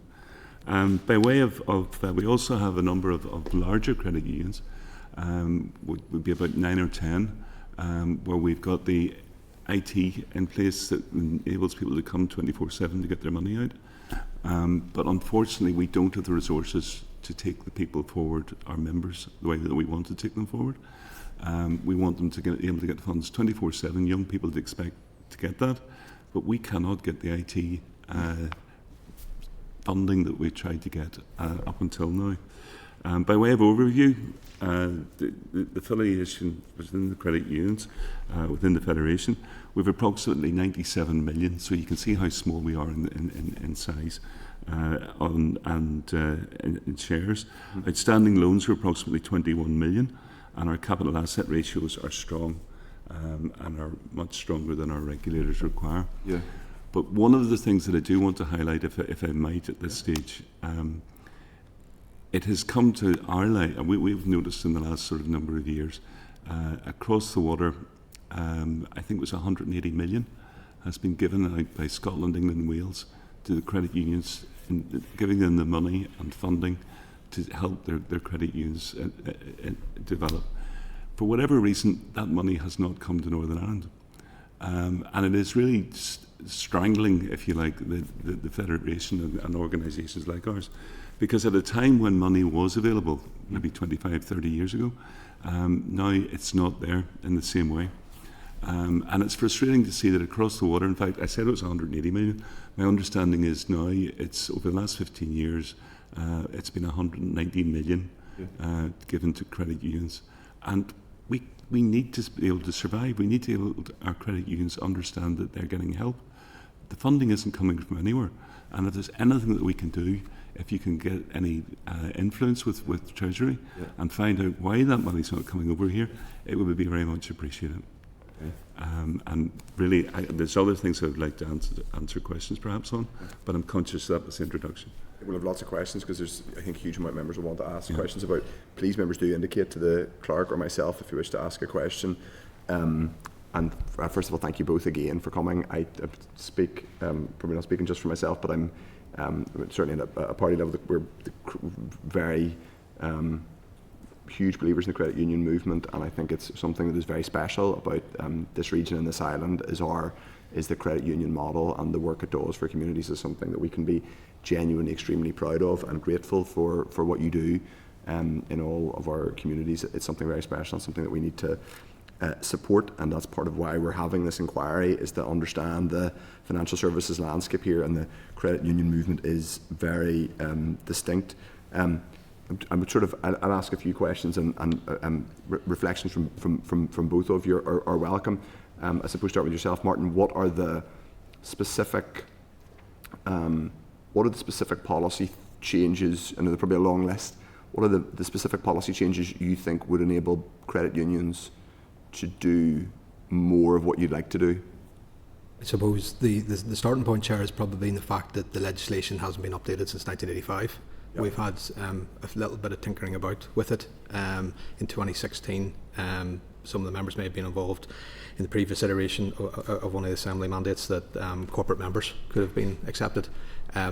There has, I think we said out in the written submission, there hasn't been widespread uptake of that, and it's based on the fact that in terms of risk and balance and the capacity and the resources that some credit unions have. So we have credit unions who, our biggest credit union is nearly 120 million in assets, open 6 days a week, completely online, digital, maybe has 30, 40, 50 staff. To our smallest credit union is 2 million in assets, opens a Friday night and a Saturday morning, completely volunteer-led. So, the range of capabilities and capacity across that. So the legislative reform and, thanks to the previous economy minister and the current minister and the interim economy minister, we've been working with the officials from the Department of the Economy in terms of bringing forward that legislative reform. What we want to try and do, Ger, is I suppose take the best bits of what's been happening in Great Britain. So the best bits happening in Great Britain is probably around, we have statutory objects which are 3 in nature and mean that we're quite constrained in what we can do in terms of savings and loans. We want to try and widen that a little bit. In Great Britain, what's happened is that they can now undertake insurance activities. Which means that if you have if we provide a holiday loan, we could also provide holiday insurance with that as well. And we think that's because that can take place in the south of Ireland with credit unions. So there's that side of things. There is widening our, as I say, our statutory objects. We're discussing with the Department of Economy, how we might collaborate together to provide SME lending or community lending. And I know you've had recent witnesses in and talking about community wealth building. Community lending is also important to us, but I suppose the difficulty back to that resources and the capabilities that we are very good at personal lending. The SME and the community lending is that little bit more advanced and complex, and I suppose in some instances it doesn't necessarily make sense that if one credit union, because at the end of the day we're capped from a legislative perspective to 10% of our loans to corporate members, so we would be asking for that to be at 15%, which it is in the Republic of Ireland. A credit union at the moment is caught in a bit of a catch-22 situation where it would like to potentially lend to corporate members or to community organisations, but if a credit union has a loan book of £7 million, it's 10%, so £700,000. If it has 2 loans of £350,000, it's at its cap already. It can't really go out to the community and say we're lending. The a credit union is only allowed to lend 10% of to corporate members. To corporate members. To those who are companies or partnerships or community organisations, it can only lend. So very quickly you get to that maximum level, and this is what's happened in the South. The Republic of Ireland to date is that we have organisations who want to come to the credit union to lend, but that the credit union is forced in a position where it doesn't want to take, it can't take on staff to cater for that type of loans, but it can't advertise in its community either. So it's very much a catch-22 situation in that. So we're working with the officials in the department to try and see if there might be some sort of collaborative way that can take place. In the south of Ireland, there's a collaborative finance which takes place in the agri-lending sphere. Yeah. There's potential for that. The difficulty is that our regulations from a Bank of England perspective don't let credit unions invest in a company, so we couldn't set up what we call a credit union service organisation, which would be able to do all that nitty-gritty analysis of the business loan side of things and reading accounts. We can't set that company up, and we've had discussions with the PRA in respect of that even if they want to limit it, that a credit union is only exposed to £1 in the company, so that it's limited liability. We're joined, CUSOs are accepted all around the world in the credit union movement, and they are, as I say, there's numerous examples in the south of Ireland now. At the moment, we'd like to do something either from a Northern Ireland perspective ourselves or with our counterparts in Great Britain. It might be helpful, just for the purposes of the rest of this evidence session, just to very briefly set out the legislation, the legislative framework. So there's the order, which is Northern Ireland specific, which is 1985, that is effectively devolved. Well, it wasn't devolved legislation because it was direct rule at that point, but that's effectively devolved. But then obviously you have a separate regulatory framework from London, which is via the I understand it under the Northern Ireland Act. It was kept here in terms of devolved nature from the credit union perspective. The credit union legislation in Great Britain is a separate piece of legislation under 1979. We come together from the regulatory perspective under the Financial Services and Markets Act. From the PRA, the Bank of England, who look at the prudential side of things, and the Financial Conduct Authority, who look at the conduct side of things.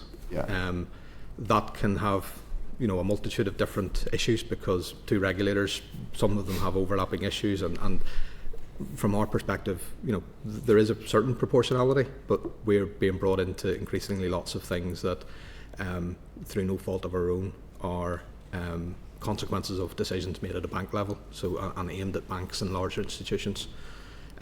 So that's one of our areas of concern. It's just worth kind of crystallising that credit unions in Northern Ireland are effectively the legislative framework is both devolved and reserved, which is a slightly kind of interesting hybrid. And sure, to illustrate that, in conversations we've had with officials and with regulators, there's always been a view in the past from London that we as credit unions in Northern Ireland can have legislative reform which is in parity with Great Britain but won't go any further.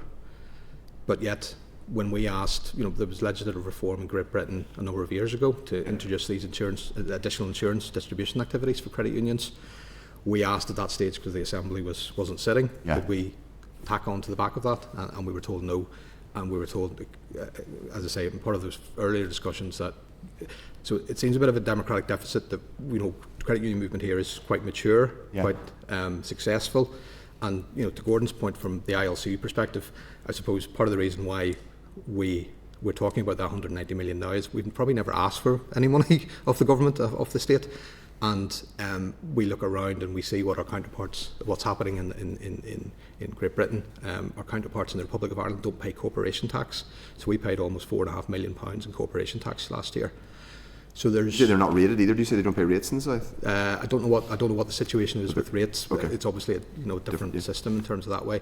So there's peculiarities across, and I suppose we're stuck in the middle and getting the worst of both worlds. Okay.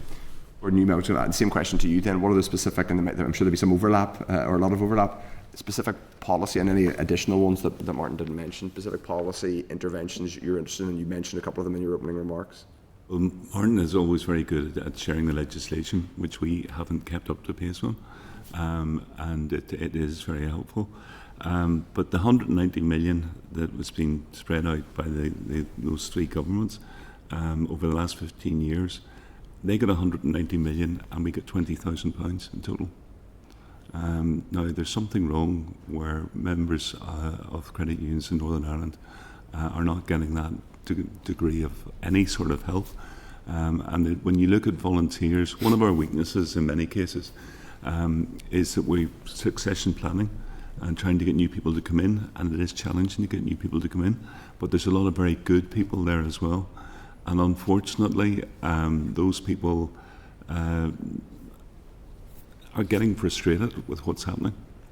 Your volunteers who are working. The volunteers, who have been, in many cases, they've been there for 25, 30 years, and they've seen the development of their credit union. But they come to a certain point, and after 35 years of service, they're not just as keen to try and move forward. And I've been at board members or board meetings where you go in, and there's a good mix of people there, male, female, all ages. But when it comes to the decision making, it's 2 or 3 people at the front who say, this is what we do, we're not going to do that. And then what happens is the younger people get frustrated, and we can't afford to let that happen going forward, because it is a really important community service that we provide, and we need help to get it to the next stage. Okay. And that is really... Resources would help, because that would help with things like recruitment, and is that what you mean, recruiting bluntly some younger board members or training them? We've tried to do that. We've advertised them. We have successfully brought 1 or 2 in to some of the bigger credit unions. But if you're coming in at a certain level, as young people are coming through now, they're much more mature, they're much more experienced, and they want to be given the opportunity to actually do something, rather than just be told, well, actually, you don't need to do that. We'll look after that. So it's a challenge for us, and we're continually working with it. One thing I would say, in terms of what Martin has been saying, you know, as a body of credit unions, we haven't just sat and hoped that the world was going to change. We've tried to reach out by way of collaboration, and we contacted together. We contacted all the local councils in Northern Ireland to see if they could be of assistance. The Mid-Ulster Council has been the first to come forward and been very keen and very proactive. Others have got other challenges going forward. But we're continuing to build with those relationships, because they can see the benefits that we give to the local community.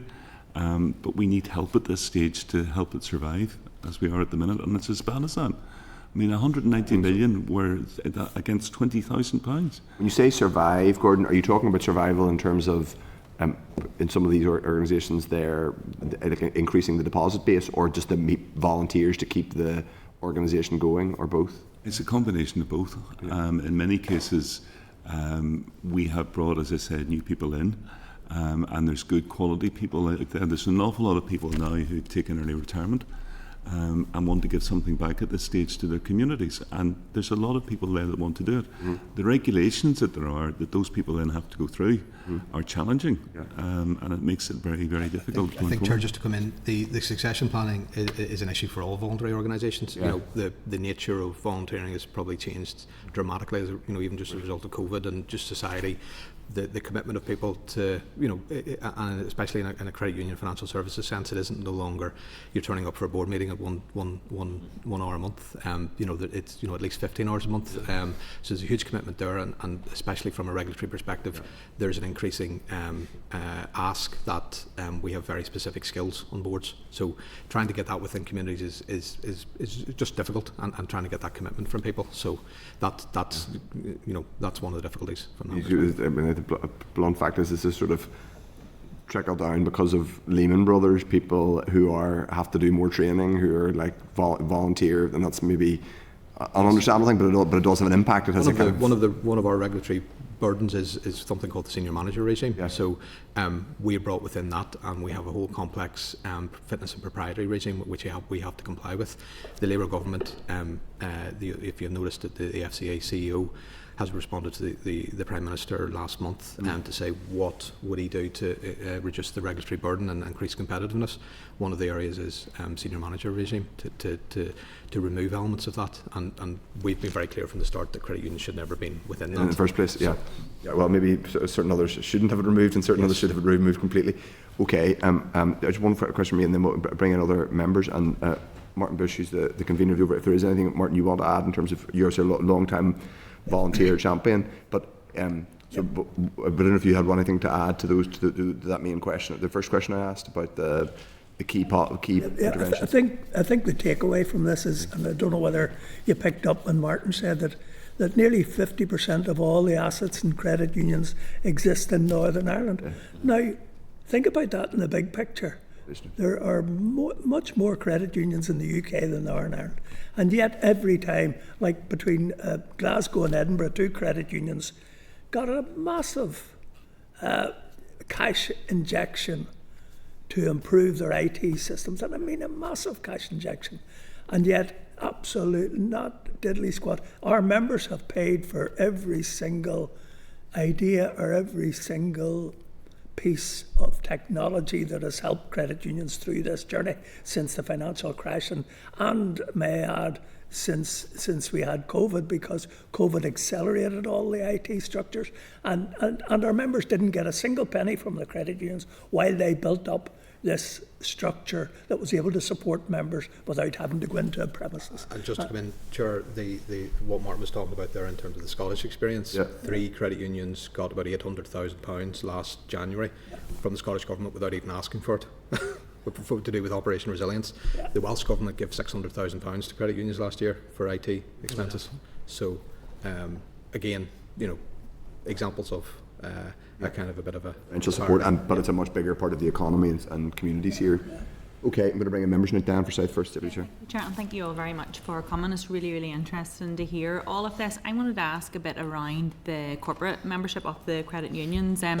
We hear time and time again in the constituencies, and we've had some evidence to this committee before as well, in terms of larger companies, smaller companies and modern community sector organisations, and the challenges that they face with their banks in terms of the governance, sometimes modern community sector accounts being frozen. So the likes of yourselves seem to be a more user-friendly option for some of those. So I just wanted to ask in terms of the level of membership that you have from those, and why you think that isn't as high as it could be, or anything that we could do to improve that or try to give more access to people to their own money.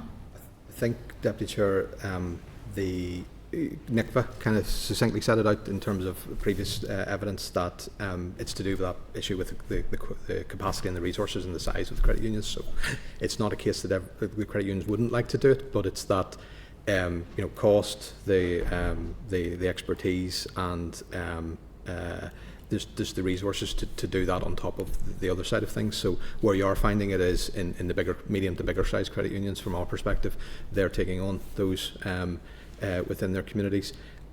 There is an appetite for it, no doubt, and there is probably frustration that they can't do more.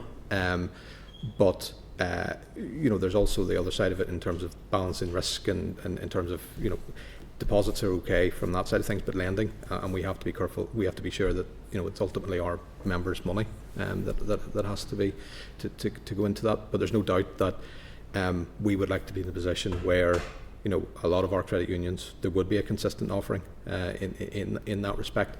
There is a concept that has come into the south of Ireland now through legislative reform, which allows for referral of members.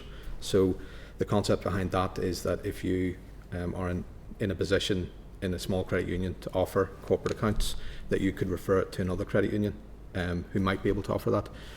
There's a number of regulatory hurdles and issues and I suppose guidelines and rules that need to be made in the Republic of Ireland in order to make that come into play. But that's trying to, I suppose, bring into that realm of, if you're a small credit union or a credit union who doesn't want to offer those services, but you have someone in your community who needs that service. How do you solve that problem? So that's part of what we're trying to do in the south of Ireland. To the point in terms of the chair, what we'd like to see, we'd like to try and take the best bits of what's happening across these islands and put it into a Northern Ireland solution. Well, it definitely seems that we do have very specific circumstances here, and we did have really good evidence from NICFA to this particular inquiry on a lot of this. And for me, certainly, the organisations that I see using the credit unions seem to have a more flexible use of their money. And actually, Deputy Chair, you've got to also remember that we, as credit unions, are also clients of banks. So sometimes we face the same difficulties in terms of compliance and issues with beneficial ownership and changes from an AML, from an anti-money laundering perspective, that we sense those frustrations equally in terms of our capacity. I suppose where we can have an advantage is that we have a direct line into the FCA or the PRA, where we can sometimes resolve those quicker than potentially what some of the voluntary organisations can do. Yeah, and I think a key part of this inquiry is just identifying for this issue which isn't devolved, the banking services, what the specific issues are for Northern Ireland. And I think you outlined it quite well in terms of the proportion that we have here in Northern Ireland compared to the rest of the United Kingdom. It's something that there's a big demand for here, and I definitely think that there's a space for this. We had also with the banking hubs, they were saying the data coming back from those was showing a very different type of business activity in Northern Ireland as to mainland GB. The businesses very much were wanting that local access to their banking hubs, to their cash. Would that be your general consensus? And actually, across Northern Ireland? what we found is actually Link, who would do the gather the information on behalf, we've had conversation with them in recent, probably the last 12 months. Up until the last 12 months, they didn't even know that credit unions existed in Northern Ireland. So actually, there's probably an element of some of their data that maybe doesn't take account of the fact that in Fermanagh, access, hugely rural area, actually people might have access to a credit union in a rural area to pay services or to pay things, what actually Link or the FCA aren't necessarily taking account of those. So they are now in a position where they understand the ability and the capacity of credit unions, along with some of the restrictions that we have. But yeah, there's no doubt that credit unions are playing an important role. Again, not consistent, I suppose, in terms of that access to cash. So I talked in the written submission about Coal Island Credit Union, who has, benefits, accepting 600 benefits when the post office closed, benefit account closed. They were able to get those 600 members.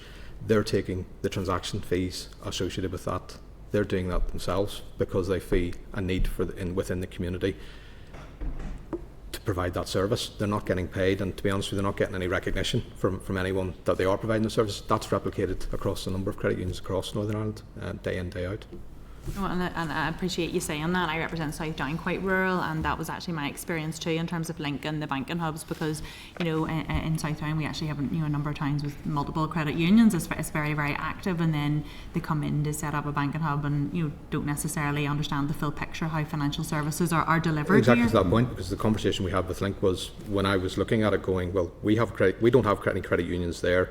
You guys must have made an assessment and actually done that on purpose. And they said, what are you talking about? So what are credit unions? So there's still an information gap there, and it's something constant. We are having to communicate and bring our regulators in London up to speed on is just the peculiarities of Northern Ireland and the North in all its various senses, and all the issues from a legacy perspective as well that we deal with. Yeah, no, thank you. And hopefully this inquiry and the outputs from that will hopefully help to build that bigger picture. I think it's a really important thing, and it's a key objective that we have here. But it's a key point, because a lot of the data that comes from across the water, sometimes you would question whether it's accurate or not. It's a very different organisation in Northern Ireland than it would be across in England, Scotland, Wales. And as a consequence, we've had situations where I'll give you a practical example where a small credit union that was run by incredibly well-educated people who run good businesses in their real lives, and came to the credit union and said, well, actually, we would like to let you borrow the money that the church need. And they were going to give them a loan, and wanted a loan of 300,000.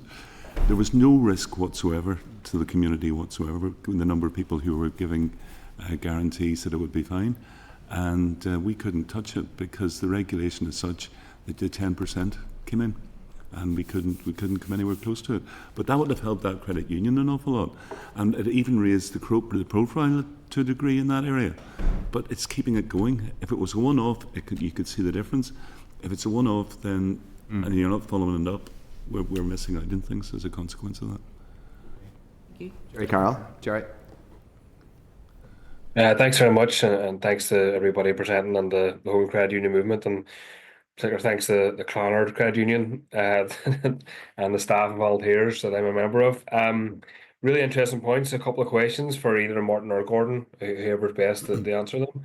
And I think the sort of the democratic nature of the credit union movement is really, really vital. You know, AGMs where members can discuss and look at books and ask questions. And I think some of the banks can take a leaf out of your book and maybe adapt that policy, especially as we're seeking some information that's not forthcoming from them.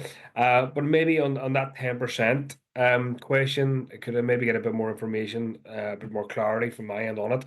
So is 90% of lending by the credit union movement to members, and 10% is outside organisations, if I've got that correct? The members. Sorry? They're still members. They're still members. You have to be a member to get the. Still members, the corporate members. Yeah, they're corporate members rather than individuals. Okay. So obviously all lending is the members. There's no lending obviously outside of the north or outside of the membership. Okay. And can you give us a sense of sort of who corporate members are roughly? I mean, is it churches and sort of small businesses, or what kind of organisations would fit in the category of corporate members of what we're finding when the legislation came in, we didn't have the expertise at local level to bring in the documentation that was needed. We provided that for our credit unions. And what we're finding is that it's not companies that are coming in, it's not businesses that are coming in, it's local organisations, football, rugby, you name it. Those are the sort of people that are bringing in their accounts. For a business account to come in, we couldn't look at it because if you're only open for a couple of hours a week, the members have to be looked after first and foremost, otherwise there'll be a queue out the door and down the street. So that's one of the restrictions that there is, and I can't see it really until we can expand the organisation to take that on board. And there's clearly a need for that at local level because the people at local level are trying to keep their communities going. And this is why we have such a key role to play in this, and this is why it's so important that the funding comes across from GB that isn't coming across at the minute. And it is really strangling us as an organisation.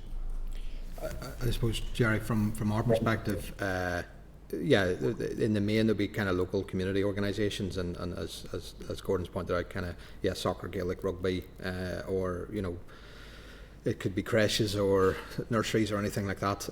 We do see companies and we see partnerships and things like that. Again, it probably depends on in Mid Ulster you probably might see more small companies doing it, and where we have seen in kind of areas like South Derry where there has been a withdrawal of banks, some corporate members have taken up because they can deposit the money through because it saves them going to the next big town. They can, in terms of they don't have the time or the resources.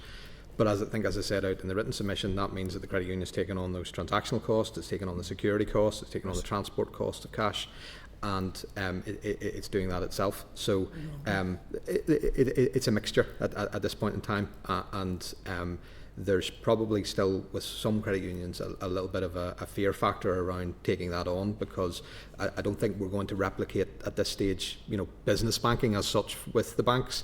It's more a case of, some credit unions are offering those services, specific services within the community in terms of cash deposit, or that they are looking at it from a corporate social responsibility perspective, that they want to be members of the credit union, or that they're lending from them as well, because from that CSR perspective as well. So it's a bit of a mixed bag, to be honest with you.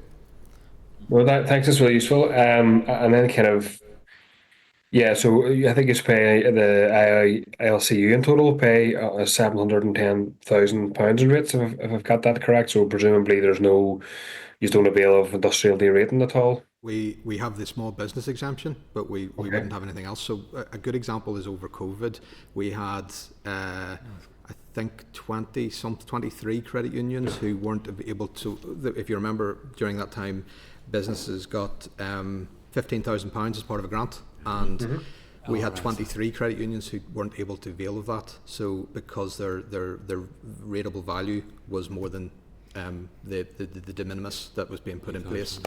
So when we engaged with some of the departments, we didn't really get anywhere, but it was a real disappointment because in very many of those cases, they were particularly inner city credit unions, smaller credit unions, but because their rateable value of the building was so high, they didn't get access to that £15,000, which again is, it's a bit of a... it's concerning. And maybe this answers my next question. Is that why you're paying corporation tax? You're availing of small business grant, but also paying corporation tax. So we do pay you know why that tax on our investments. We don't pay it on loan income. So the only income that credit unions have is from lending out to members. And remember that we're restricted in terms of there's a statutory cap of 1% per month, which is about 12.68 per year.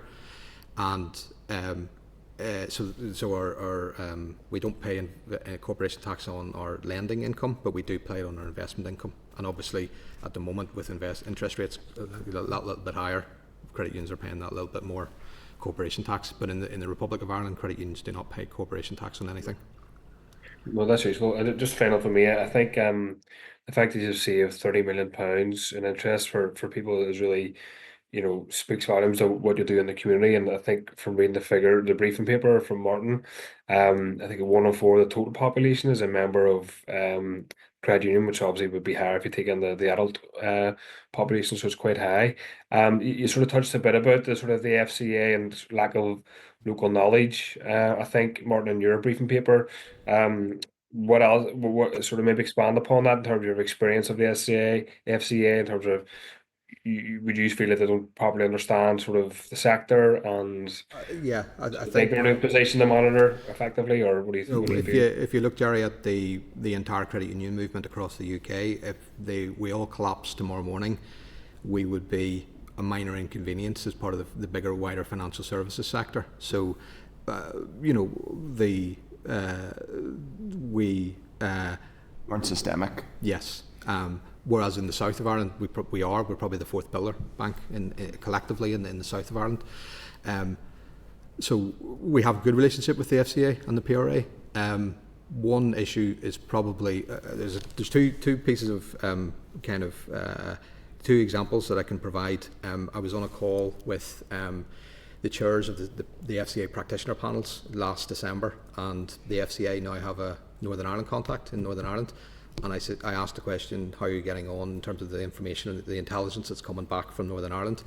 The chairs of the FCA panels didn't know that there was an FCA person in Northern Ireland at all. So that's concerning. The second example is from a PRA perspective. So we would like to set up a social housing investment fund, and the previous communities minister, part of the housing supply strategy, had indicated that credit unions could be part of the solution there. In the south of Ireland, the central bank has now got a social housing, allows credit unions to invest in a central social housing fund. We estimate that we could have 100 to 200 million pounds to put into that pot, which would be available. There's been money put into the south of Ireland, and there's houses being built in the south of Ireland for housing.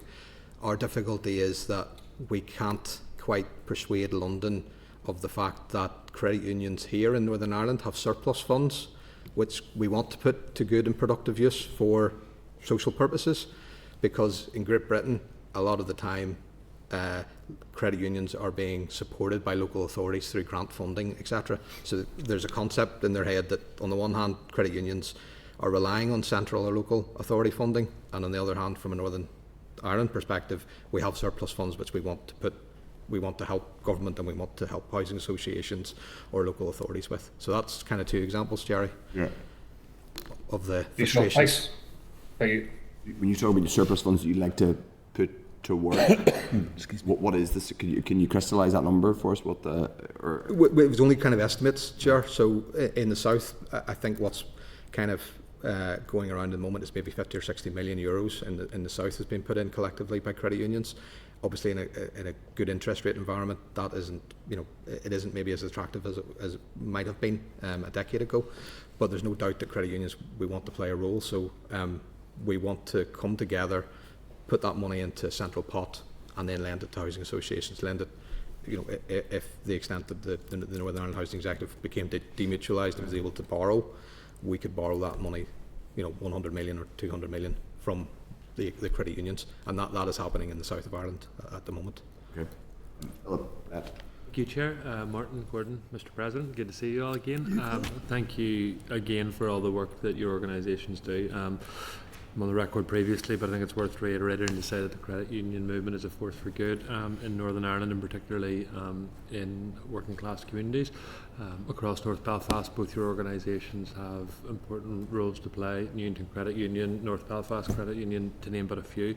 And the work that you do on a daily basis and your volunteers is hugely appreciated, so thank you for that. You'll recall last year we hosted the event here talking about your policy manifestos, and Gordon, you were there too, and there were some really important policy suggestions contained within that. I'd hoped that the legislative changes that were within that and the Minister talked about would have gone out to consultation by now. Previously I would keep getting told at the start of the year, so we're now nearly at March, so I'm not sure that's still the start of the year. I'm just wondering if you'd had any indication from the We department. actually got a communication from the officials yesterday to the next meeting is early March. Okay. So to be fair, Philip, I think what's been happening is that because back to that point that we're going beyond what has happened in Great Britain, the regulators have a lot more questions. So we've been involved in discussions with the department to clarify those situations, and I think that's part of the reason why it's been held up, because we're kind of breaking new ground with some of those suggestions that the FCA and the PRA have been asking a lot more questions of that, and we thought we were probably there around Christmas time, and some further questions came back in early January, so we had to go and clarify that as well. So that's, you'd obviously have to ask the officials themselves, but yes, that's my understanding. Okay. And that'll then go out to consultation hopefully before summer, with legislative proposals maybe coming to the Assembly in the early new year. Do you see any mechanism in that to include the financial support that you and Gordon have outlined? Yes, potentially, yeah. We've just gone out with a technology survey, which we've got information back from our credit unions on in terms of what they see as what they need. So we do have some evidence there, in terms of what that could cost as well. And then in terms of the point you made, Gordon, in relation to councils, so they should really be supporting your volunteers, community development, but also through support in terms of rent, etc., which they probably may or may not be doing. So at some stage, could you maybe share some of the responses that you've had with councils with this committee, because individually we could then go and take up umbrage with our relevant council authorities to see why this supports. We got round to most of them last year. As I said earlier on, Mid-Ulster have been very proactive. And we hope to reach out to the rest in the very near future. What's been restricting us is the 37 credit unions that we have. We have a new chair coming through, and he wants to sort of change things quite considerably. And as a consequence, we have an awful lot of one-to-one meetings going on at the minute, which is taking. But we are still wanting to work with those organisations. Fair enough. And I just think for the benefit of other committee members, the manifesto that you had last year, which are going to be the basis of the proposed legislative change, would be worth sharing with other members as well. Yeah, that would be helpful.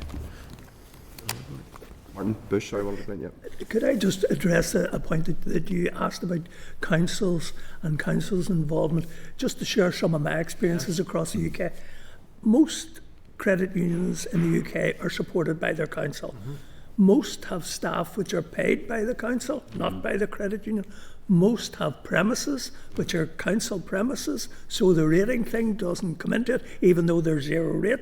It probably helps the council because it's zero rate. So I'm just painting a slightly different picture. I think and it reverses back to our political situation.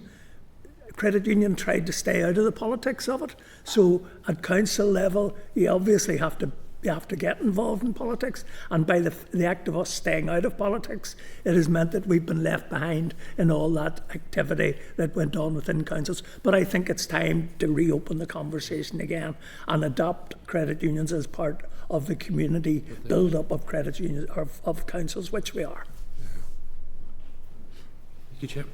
Okay, thanks, Philip. Deirdre Hargis next. Yeah, thanks very much for your presentation. And obviously, part of what we're trying to look at is that focus on rebuilding the local economy, and as you say, how we can build an infrastructure that withstands economic shocks, whether that's the financial crash, COVID, Brexit, and obviously credit unions play a key role in terms of the local economy, and also democratising our economy as well. And I think that's something I would be keen, as we're moving through this inquiry, that we're looking at more. And as you say, we are operating in a unique environment here, in terms of the need, the kind of demography and stuff, but then also looking at best practice, north, south, east, west as well, and how we can adopt then, in terms of going forward. I was going to ask the question, Martin, because I know you'd mentioned it in the written papers around obviously the surplus funds, because I think there's huge potential there in terms of unlocking some of those surplus funds. And actually it could be an engagement with local councils. I know Belfast, for example, are doing a housing-led regeneration scheme, working with DFC, the Housing Executive, and then the council in terms of public land. So if you could marry some of that with investments from credit unions, there could be a really strong partnership and template. So I'm just wondering, in terms of, because the regulation of this is obviously in London, how those engagements have been going, what we can do in terms of trying to pursue that, or to work with you in terms of trying to get the message across. And the other issue, because I know it falls into financial inclusion, also exclusion, and I know that's been another frustration for you, is that the fact that there's nobody from the north represented on the Financial Inclusion Committee. I know there's obviously been a local MP who's been trying to, work with yourselves in terms of the Chancellor there as well, but obviously there's ongoing issues there then in terms of our unique circumstance need here. Is that fully understood and reflected? And how can we all work together, in terms of pushing in the right direction to see the changes that we want to see? But also, I know you've said in some of your stuff, maybe also a frustration in terms of the local assembly here, putting that emphasis on financial, inclusion and dealing with the exclusion as well. So again, I would also be keen to hear your views or suggestions on what more we could be doing. I know, I think community wealth building is a key plank for this, and I'm not surprised Scotland and stuff have put additional money in, because obviously they have a focus on wealth building. The Welsh Assembly are the same. So it's just really, your views on what could be done in terms of bringing forward more support. And just my last question on that, because obviously capacity, infrastructure, that kind of ecosystem of support is something that's coming up as well, to ensure there's a consistency of service that, that all the credit unions can at least retain across the board. And you've mentioned a couple of times around capacity and training, obviously attracting the talent, and then also around trying to provide that 24/7 service around your digital offering. Is that costed? Would there be an amount that you would see as supporting yourselves to do that? And if so, what would that ask be? Well, if I could answer that, because we've had examples recently of our colleagues in the Irish League whereby it cost maybe £90,000 to get the system in place, wasn't that right, in Ballycastle? We haven't got anything like the money to enable us to do that. When you look at what's coming across from England, Scotland and Wales, where there is a real drive to try and help the credit unions develop and move further, we can't do that at the minute. We just can't do it. We have another situation as well where, and it's individual voluntary arrangements, the IDAs. We have tried to get this removed from Northern Ireland because I firmly believe it shouldn't be happening in Northern Ireland. It was never designed to be in Northern Ireland. And we have tried with Treasury across the water, and we just got a brick wall. But where we've come across recently, credit unions in Northern Ireland, we are fully devolved. over here.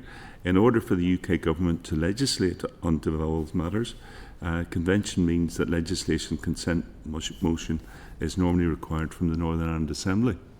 So I don't know whether you can do that to take it forward, because at the minute we've just got a roadblock. We're just being told it can't be done. And where we have communities, local communities, the strength of communities has always been you looked after each other and you developed and you looked after each other no matter what you needed. If you were in difficulties, your credit union was there to help. Not like a bank where they just take the stuff off you. The community were trying to look after you. We then had an influx of folk that didn't see the same understanding of what we were trying to do, but we're trying to get back now to protect people, because effectively what was happening in a lot of places, people were saying, well look, I've got debt here, I just want to walk away from it. But if they'd stayed with their local community, they'd have helped them through it. They wouldn't have all the difficulties they're going to have in the future by not taking those things properly looked after. And again, if you're going in to an IVA arrangement, it's the person that's managing that is making a fortune. The individual, at the end of it all, will suddenly find that they can't get credit support going forward. So it's important that people understand exactly what credit unions do and how we support people locally to help them in difficulties. But we do need help, and at the minute, the legislation here doesn't enable you to do it, or to move it forward, but if you could do something, it would be much appreciated. I'll try and answer that, Deirdre, backwards. So the last question, Gordon's right in terms of that. There was £97,000 awarded from the Dormant Assets, the lottery fund, to one credit union. We were kind of indirectly told, some other credit unions applied for that and they weren't successful. And so that was disappointing. There's no doubt from our perspective in terms of the capacity side of things that there probably will continue to be some natural rationalisation and transfers of engagement as those issues with succession planning. So, our credit unions are, from a capital and financial position, are absolutely fine and there's no issues. It's the next generation of people coming through to support them. We are in the process, and our president's here, we're part of our strategic objectives for later in this year and moving into next year from an ILCU perspective is we'll be putting a national strategy across the island for directors and volunteers to try and attract them. So we'll be working with universities and colleges, and we would see a role for particularly the department, some of the departments, Department for the Economy. There's potential options there in terms of the Skills Up program for for leadership and maybe the IOD for executive coaching in that respect. In terms of financial inclusion, there's no doubt. I think I said in the written submission that all the other regions of the United Kingdom are taking financial inclusion very important. It's kind of been missed off the programme for government here for any number of years. It's equally important in the south and the Republic of Ireland, where they're launching a national literacy framework and a national inclusion framework, and credit unions will be an important part of that. So, it's difficult, and as I say, the Dormant Asset Scheme there has taken kind of the eye off the ball in that respect, where there's about £100 million that is going towards community finance in Great Britain and nothing here. Financial inclusion. In terms of that, Northern Ireland has received money from the Dormant Asset Scheme, yes, but it hasn't gone to credit unions. No, apart from the £97,000 that one credit unions had, like any other organisation, to apply for. The financial inclusion side of things, in terms of what the MP was helping us with, is a huge issue for us, because it's a huge issue of concern with all our partners, be that public and private sector, public and third sector, that Northern Ireland wasn't even thought about in terms of the consideration around that. I remember being in one conversation at one stage with a particular high up official, and being told that the North was being represented by HSBC.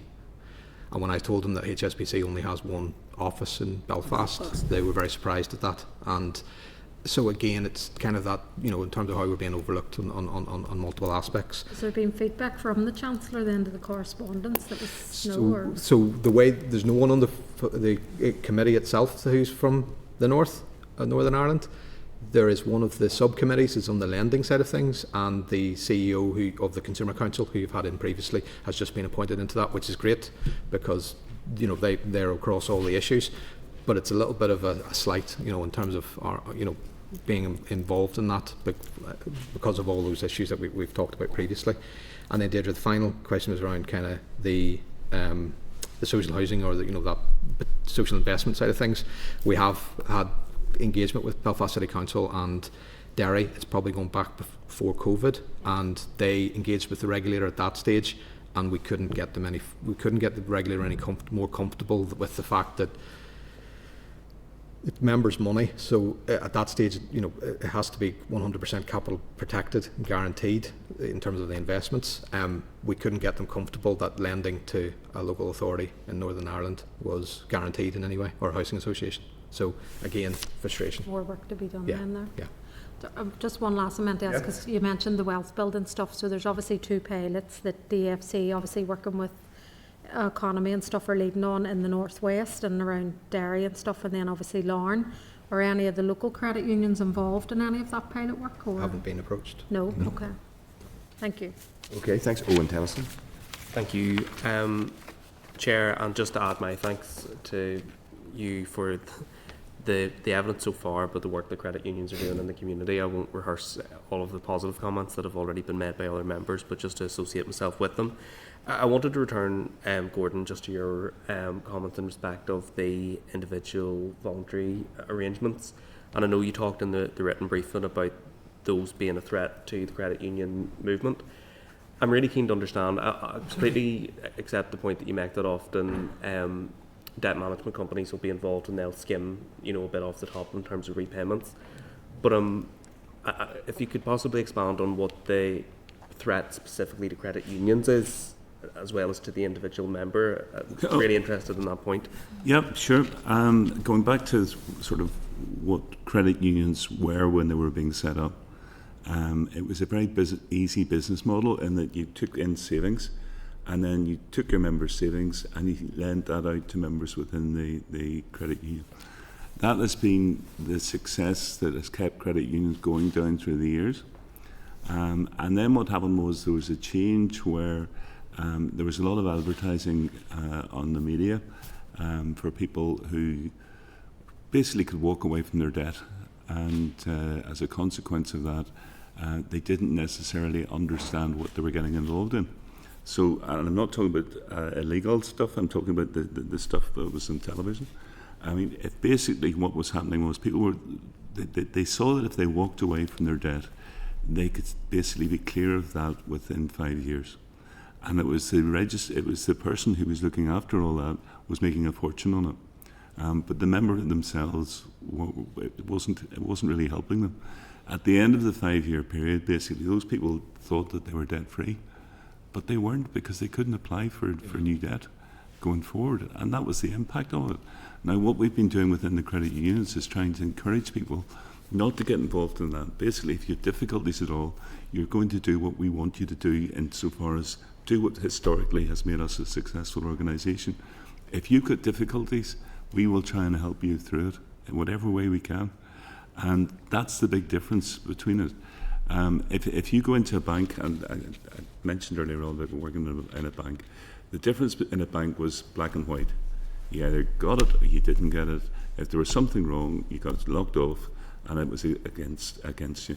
In the credit unions, we have tried to help people through difficult times, and that's what's still the core of our being, if you like, insofar as people can come to us, see people that they know, and will get help. Now, the trouble is, if you don't come to the credit union straight away, you have a difficulty, then it can become more difficult for you. And that's why it's important that we try and keep, particularly at the minute where the champions that are out there for vulnerable people, that's why the credit unions are there to help those folk, whereas before they weren't. And that's the difference between the two. Could I just expand on that? Yep.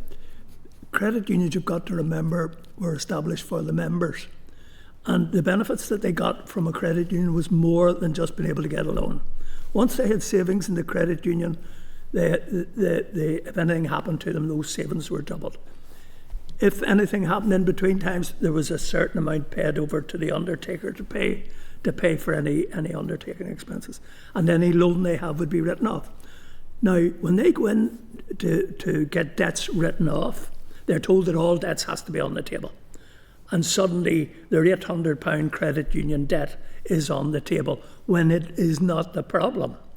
So what they do is they lose their membership of the credit union, they lose all their insurances, all the savings they've got is maybe the 500 quid, it's sent to pay off the 800.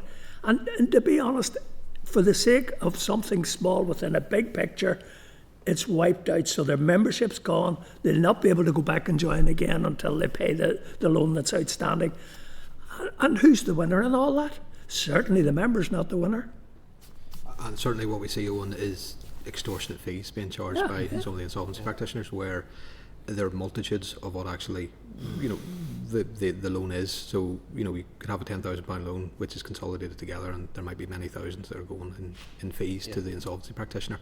So that actually by the time we as creditors get any money, it's £1, which is what we might be getting. So to Martin's point, then that means that member has, from our perspective, has lost their insurances and all the protections that come with that.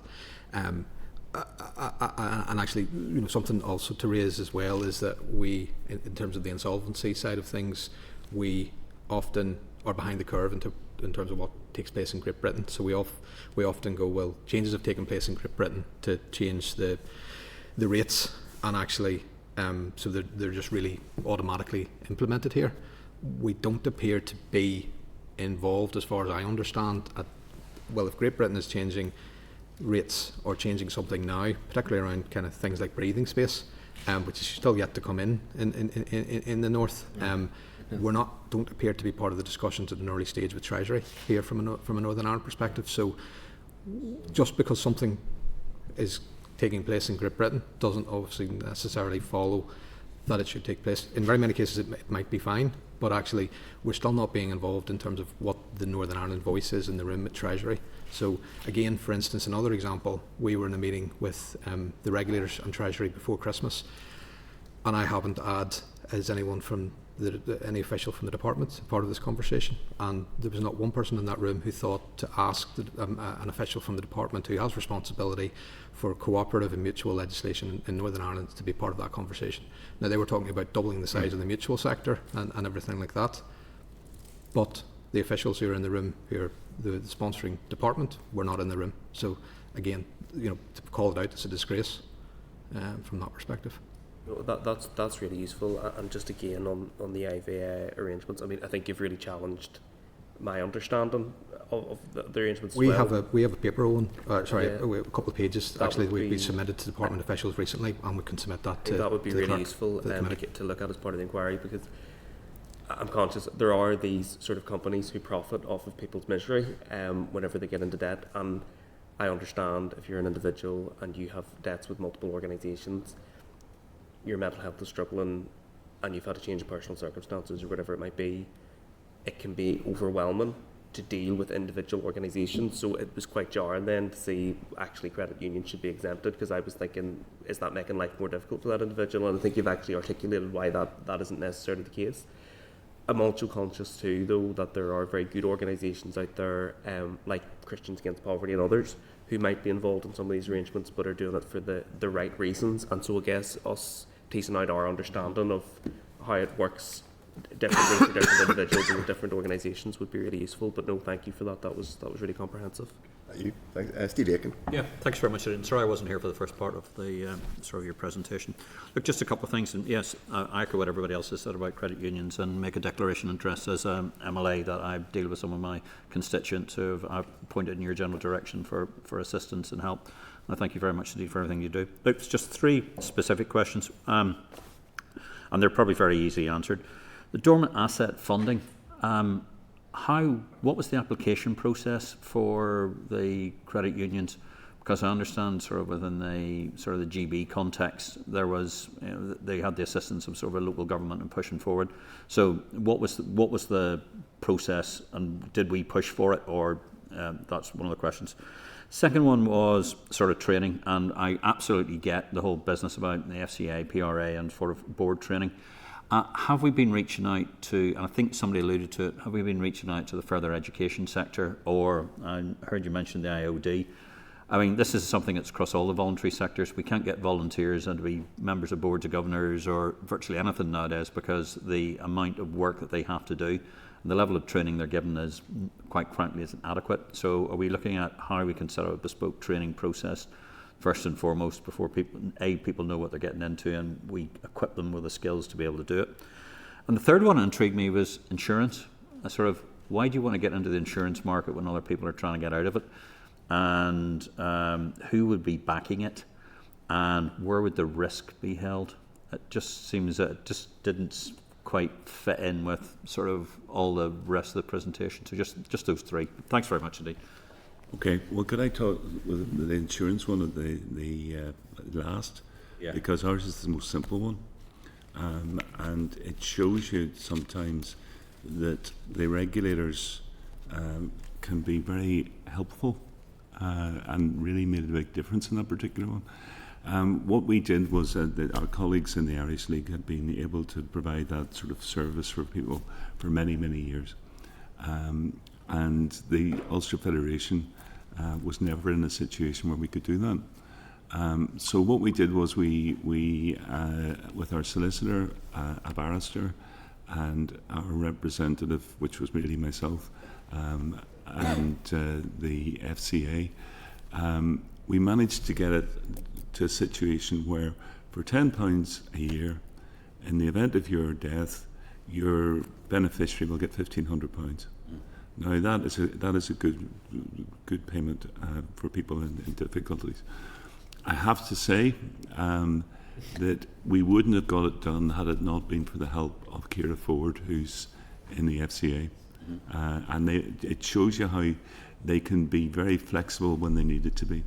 And they used their legal people and got their legal people to see it in a different way.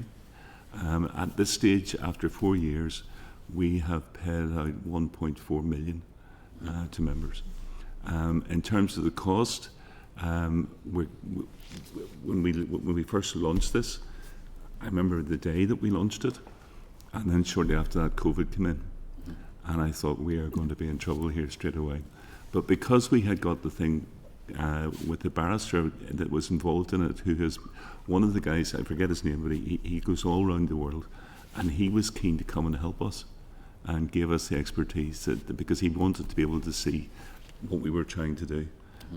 And it was to help the members in difficulties. And it has been a real success story for us.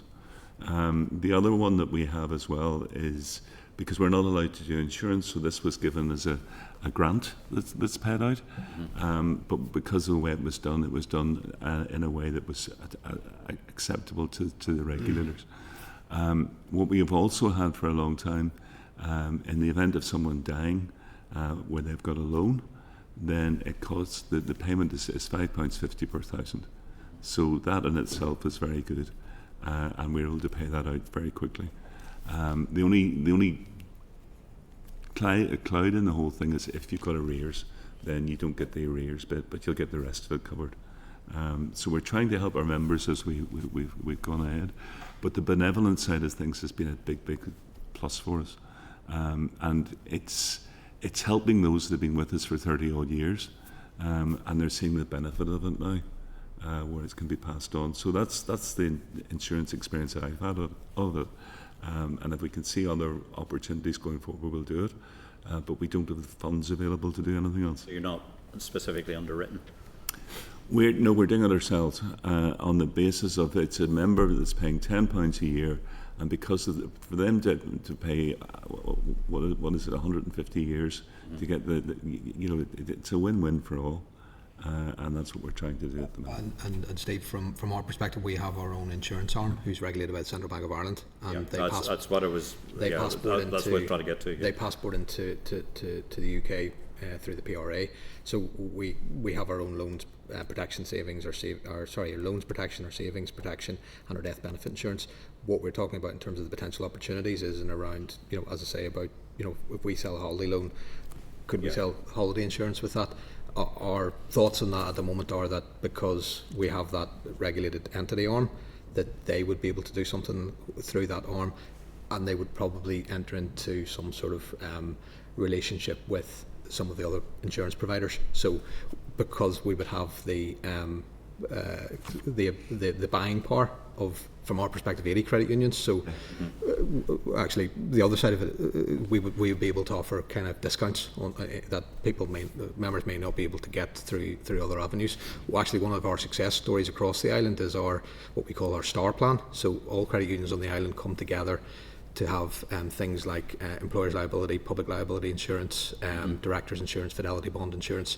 Because of our buying power across the island, it's been complicated by Brexit.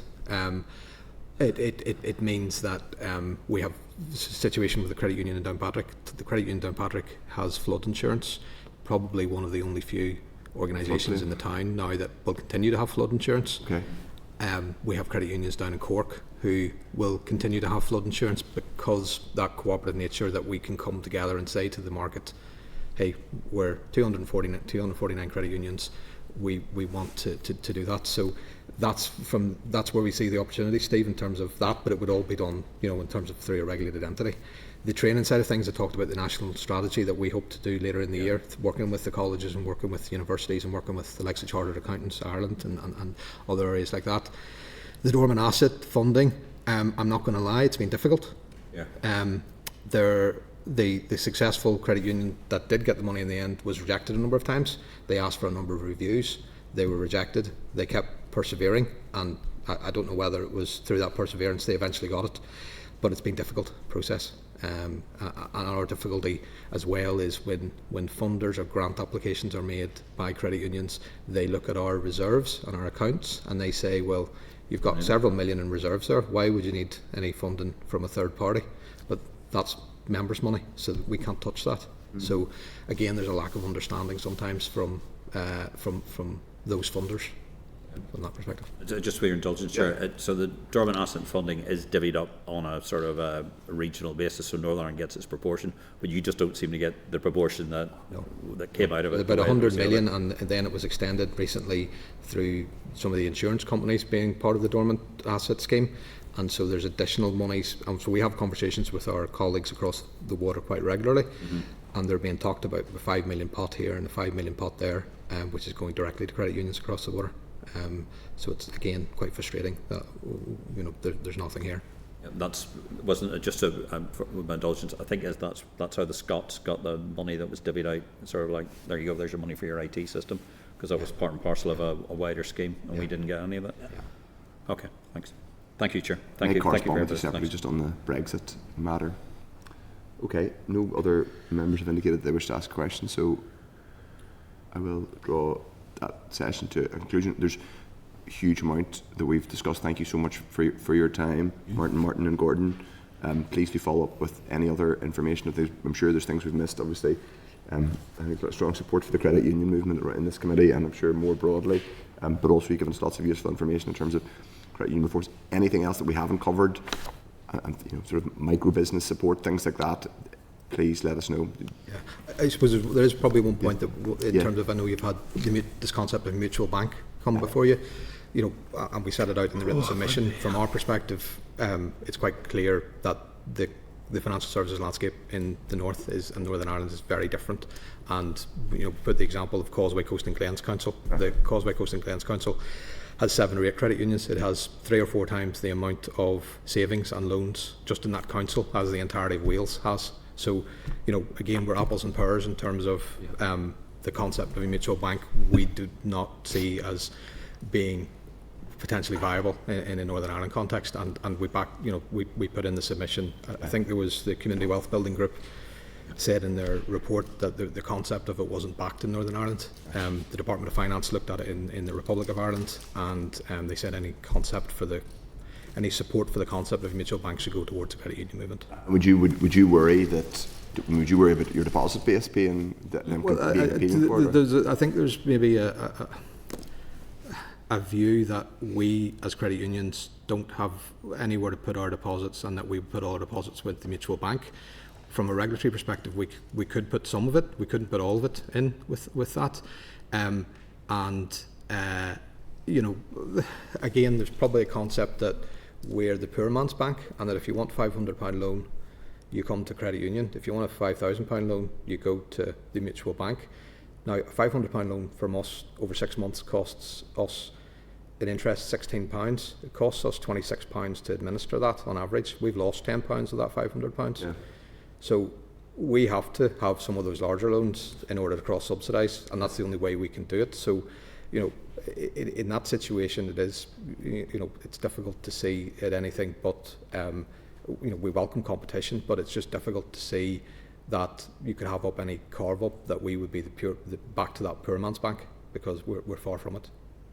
Would you like to do more of the type of small business lending you talked about, obviously increasing the ratio from 10% to 15%? I think yes, there's a number of our credit unions who would want to see that increased. We are probably doing some of the small lending in terms of SME lending, sole trader lending. There was a BBC documentary before COVID where it was looking at a number of credit unions across Northern Ireland, and actually what struck us as coming out of that was the support that they were providing for the SME community. You know, do you think, just sort of having released you, we've dragged you back in for a couple of, just like Columbo style, just one more thing.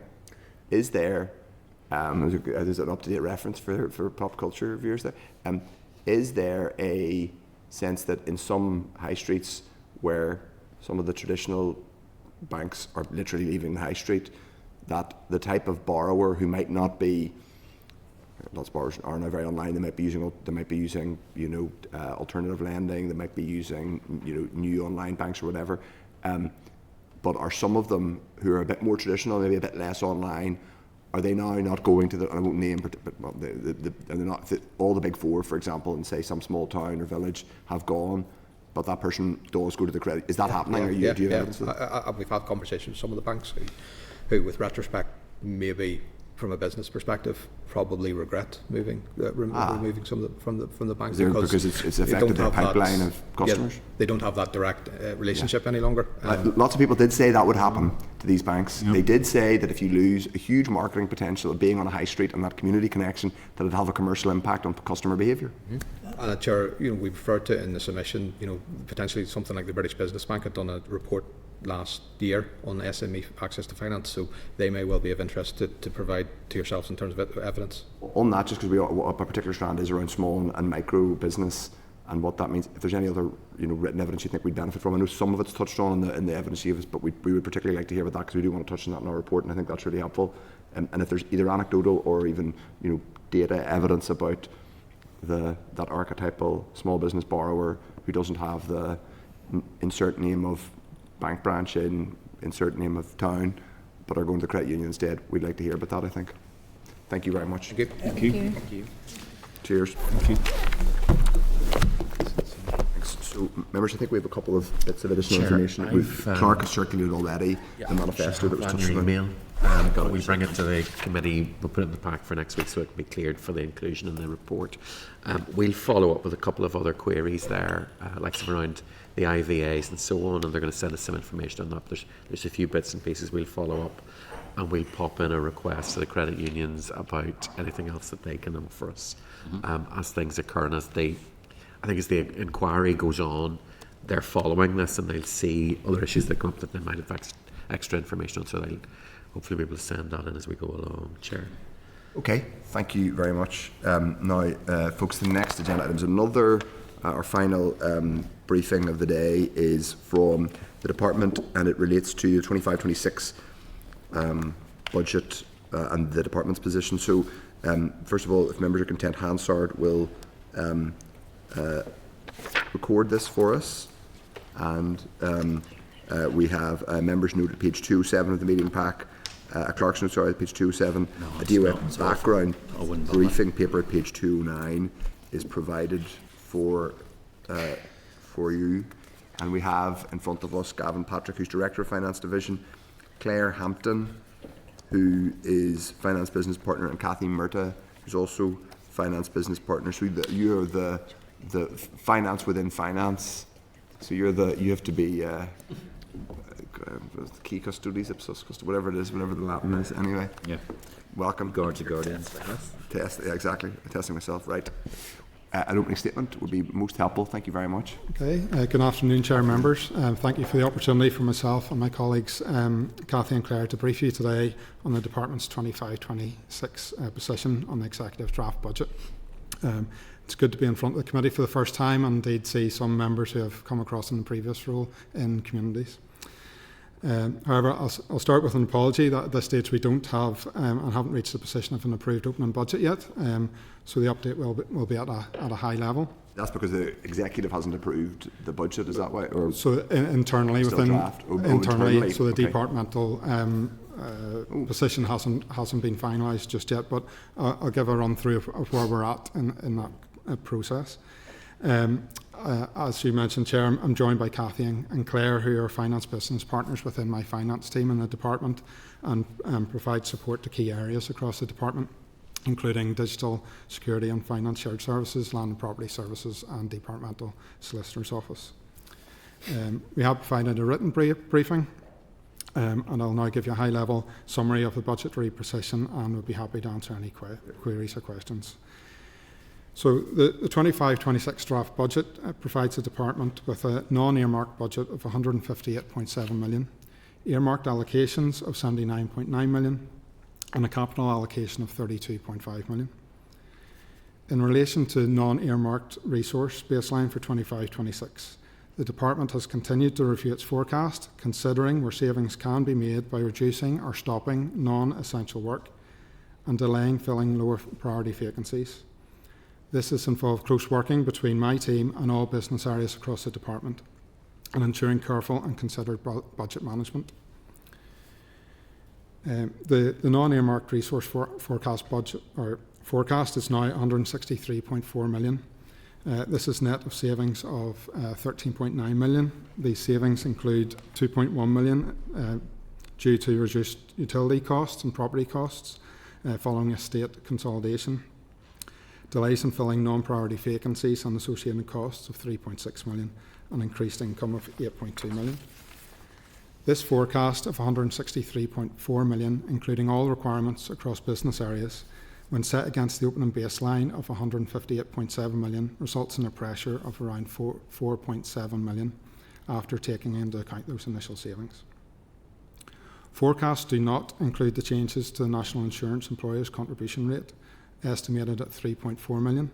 3.4 million for the department? For the department. And your reporting bodies? Is that the department and your ALBs? So, a CUPB, yes. So purely for the Department of Finance only, not for other departments. Okay. Or indeed the proposed increased pay award, which was announced on 20th of January, which has an estimated cost of 4.2 million, and that's above the assumption that was built into our initial estimates of a 3% pay award. So it is anticipated that there will be some additional funding provided by the executive to cover these increased costs, but this will not be known for a number of weeks and may not cover the full costs. As with every year, there will be a level of attrition which is difficult to determine and has not been accounted for within the 4.7 million pressure. And in addition, given the potential for constrained budgets in the future, the department will focus on filling the priority posts in the first instance. In relation to executive earmarked, the draft budget allocation provided earmarked funding of 51 million for rate rebate, 25.3 million for integrate programme, 2.4 for EU match funding and 1.2 for cyber security. The cyber security funding was originally a non-earmarked bid, but has been earmarked given its importance across the NICS. Within the funding for rate rebate, an element of around 3 million is included for staffing costs to cover those costs being incurred by the department to deliver that service. In addition, it is anticipated that there will be a Treasury earmarked allocation of around £600,000 for activities associated with the Windsor framework, and that will be made at a later stage in the financial year. That's in what are the activities? Those are departmental activities related to the Windsor framework? Departmental activities. So what specifically does the department do?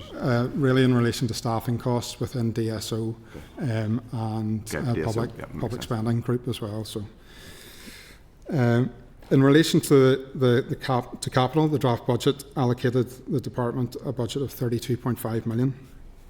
Forecasts are currently at requirements are at 57.8 million, which results in a pressure of 25.3.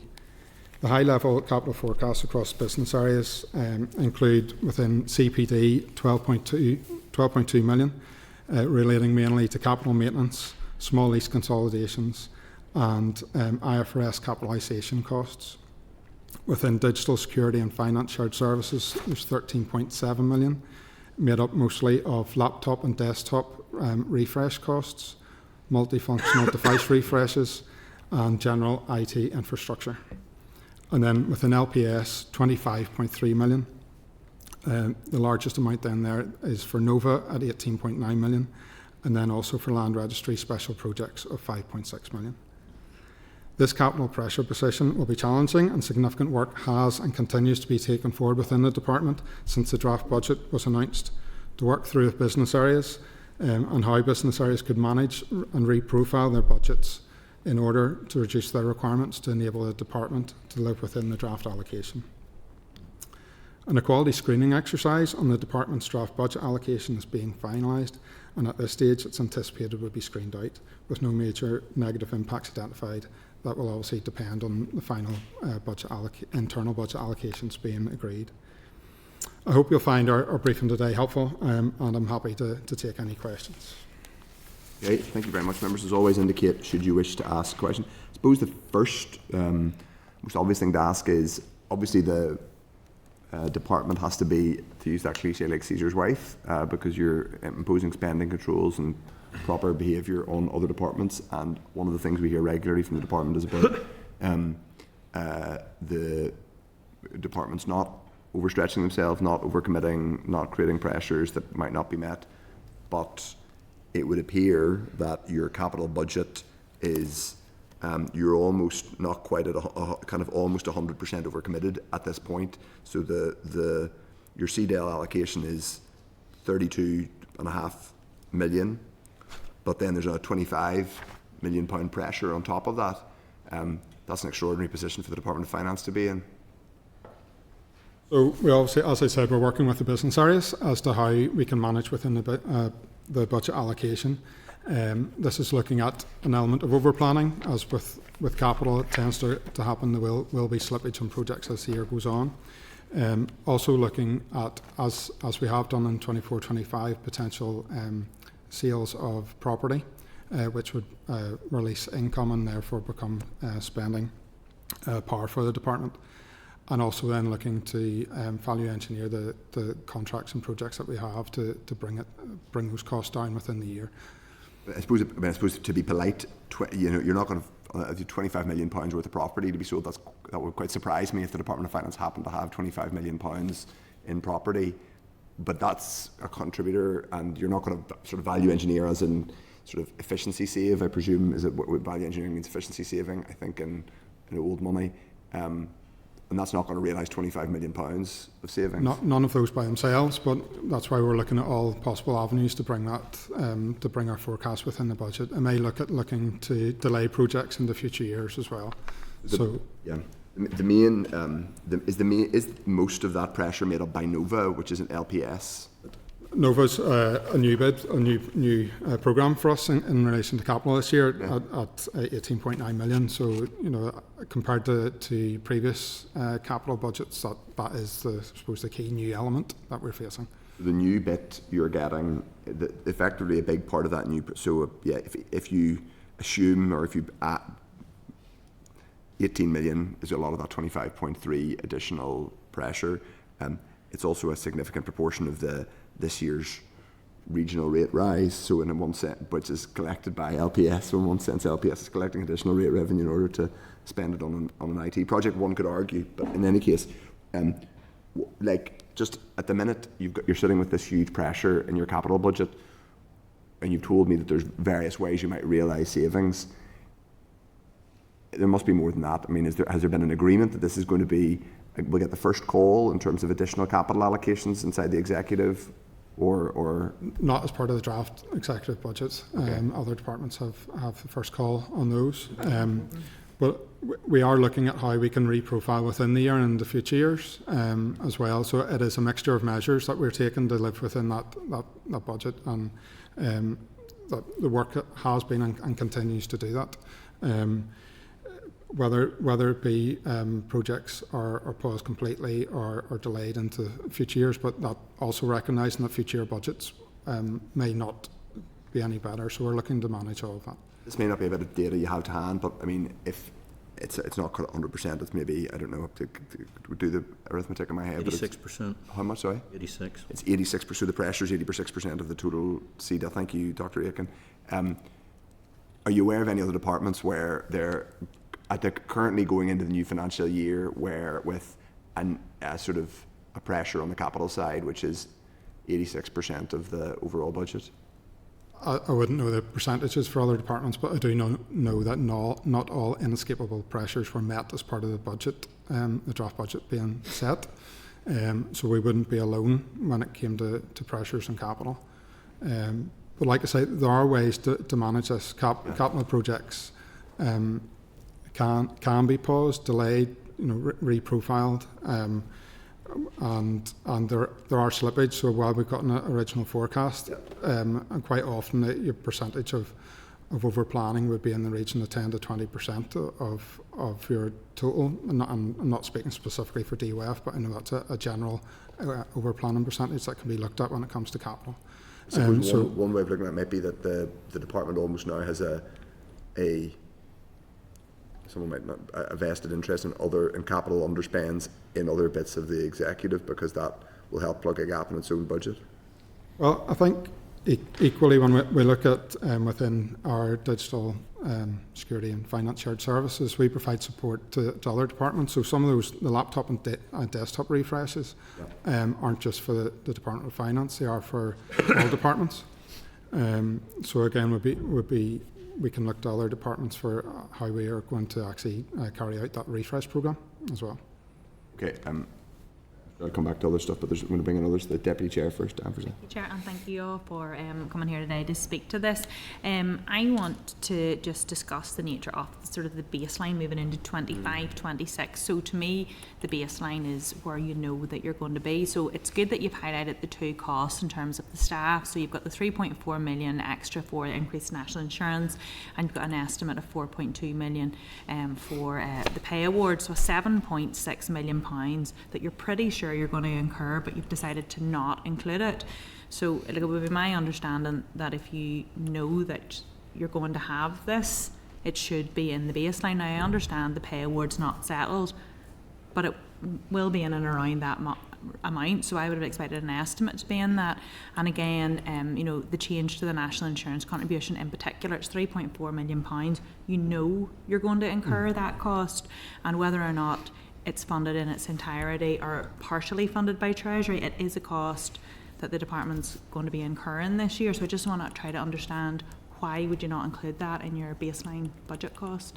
We've separated them out, so we know that those are costs that are coming. So I suppose rather than overinflate that initial pressure when we know there's budget that will be allocated, albeit we don't know how much yet, we kept it separate. So it's not that we're ignoring it.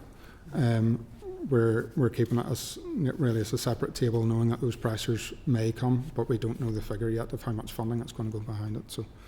And then in terms of the housing benefit, I just wanted to ask, there's £51 million in terms of this. I just wanted to ask, whenever it's set aside for 24-25, the current year we're in, has the amount that was set aside this year been enough to cover the contributions to communities? Because I know historically it hasn't always been, so I just want to know, is 51 million in 25-26 likely to last cover this year, yes, we have enough, and indeed, as I mentioned in the opening, we've actually included in the 51 some of the staffing costs, which DWF are incurring, so that hasn't been covered in previous years. Whereas we felt it was important that we are delivering a service, so therefore the funding should flow as part of that.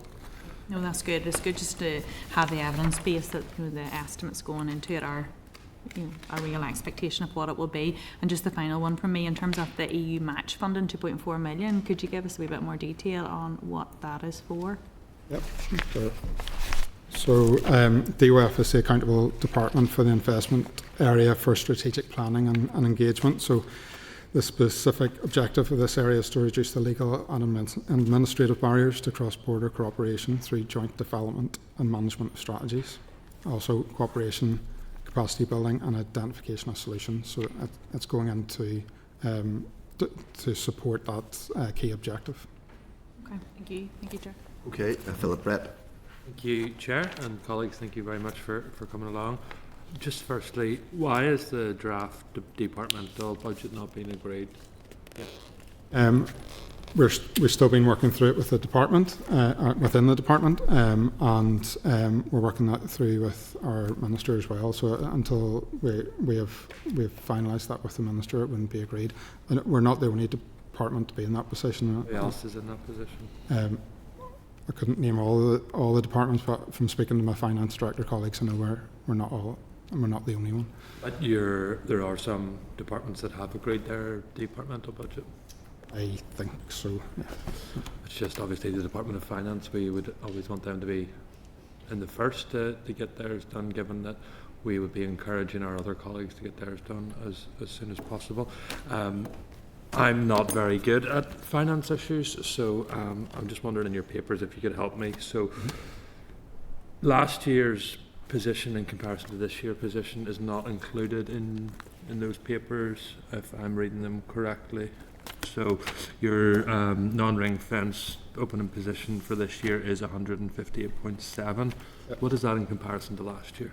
For 24-25, the opening position was 150.1. 150.1. Okay, and then ring fence. Do you know? Ring fence was 58 million. Okay, and then capital. Capital 38.9.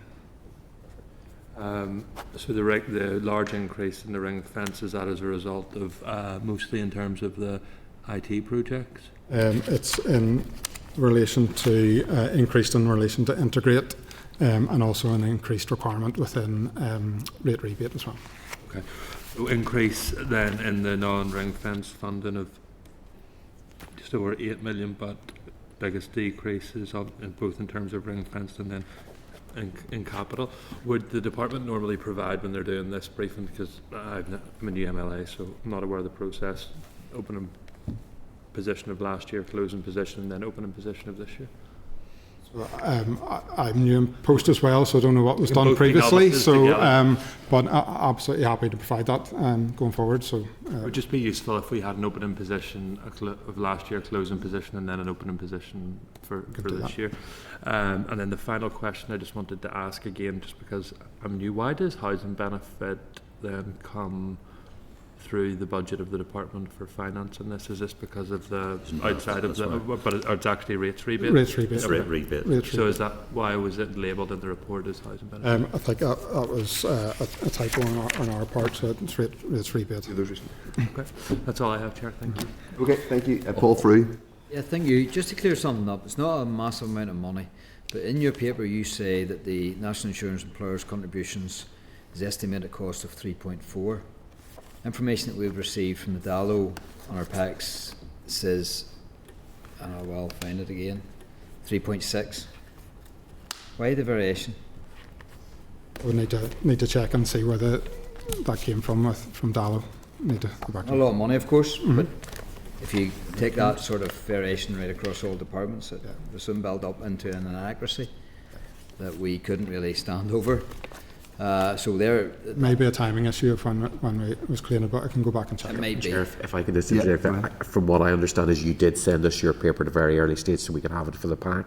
And the DALO has subsequently pointed out that the figures may well have to change. I think hence what the update from the DALO may. Just clarify that would be helpful, because it is worth being copper bottom.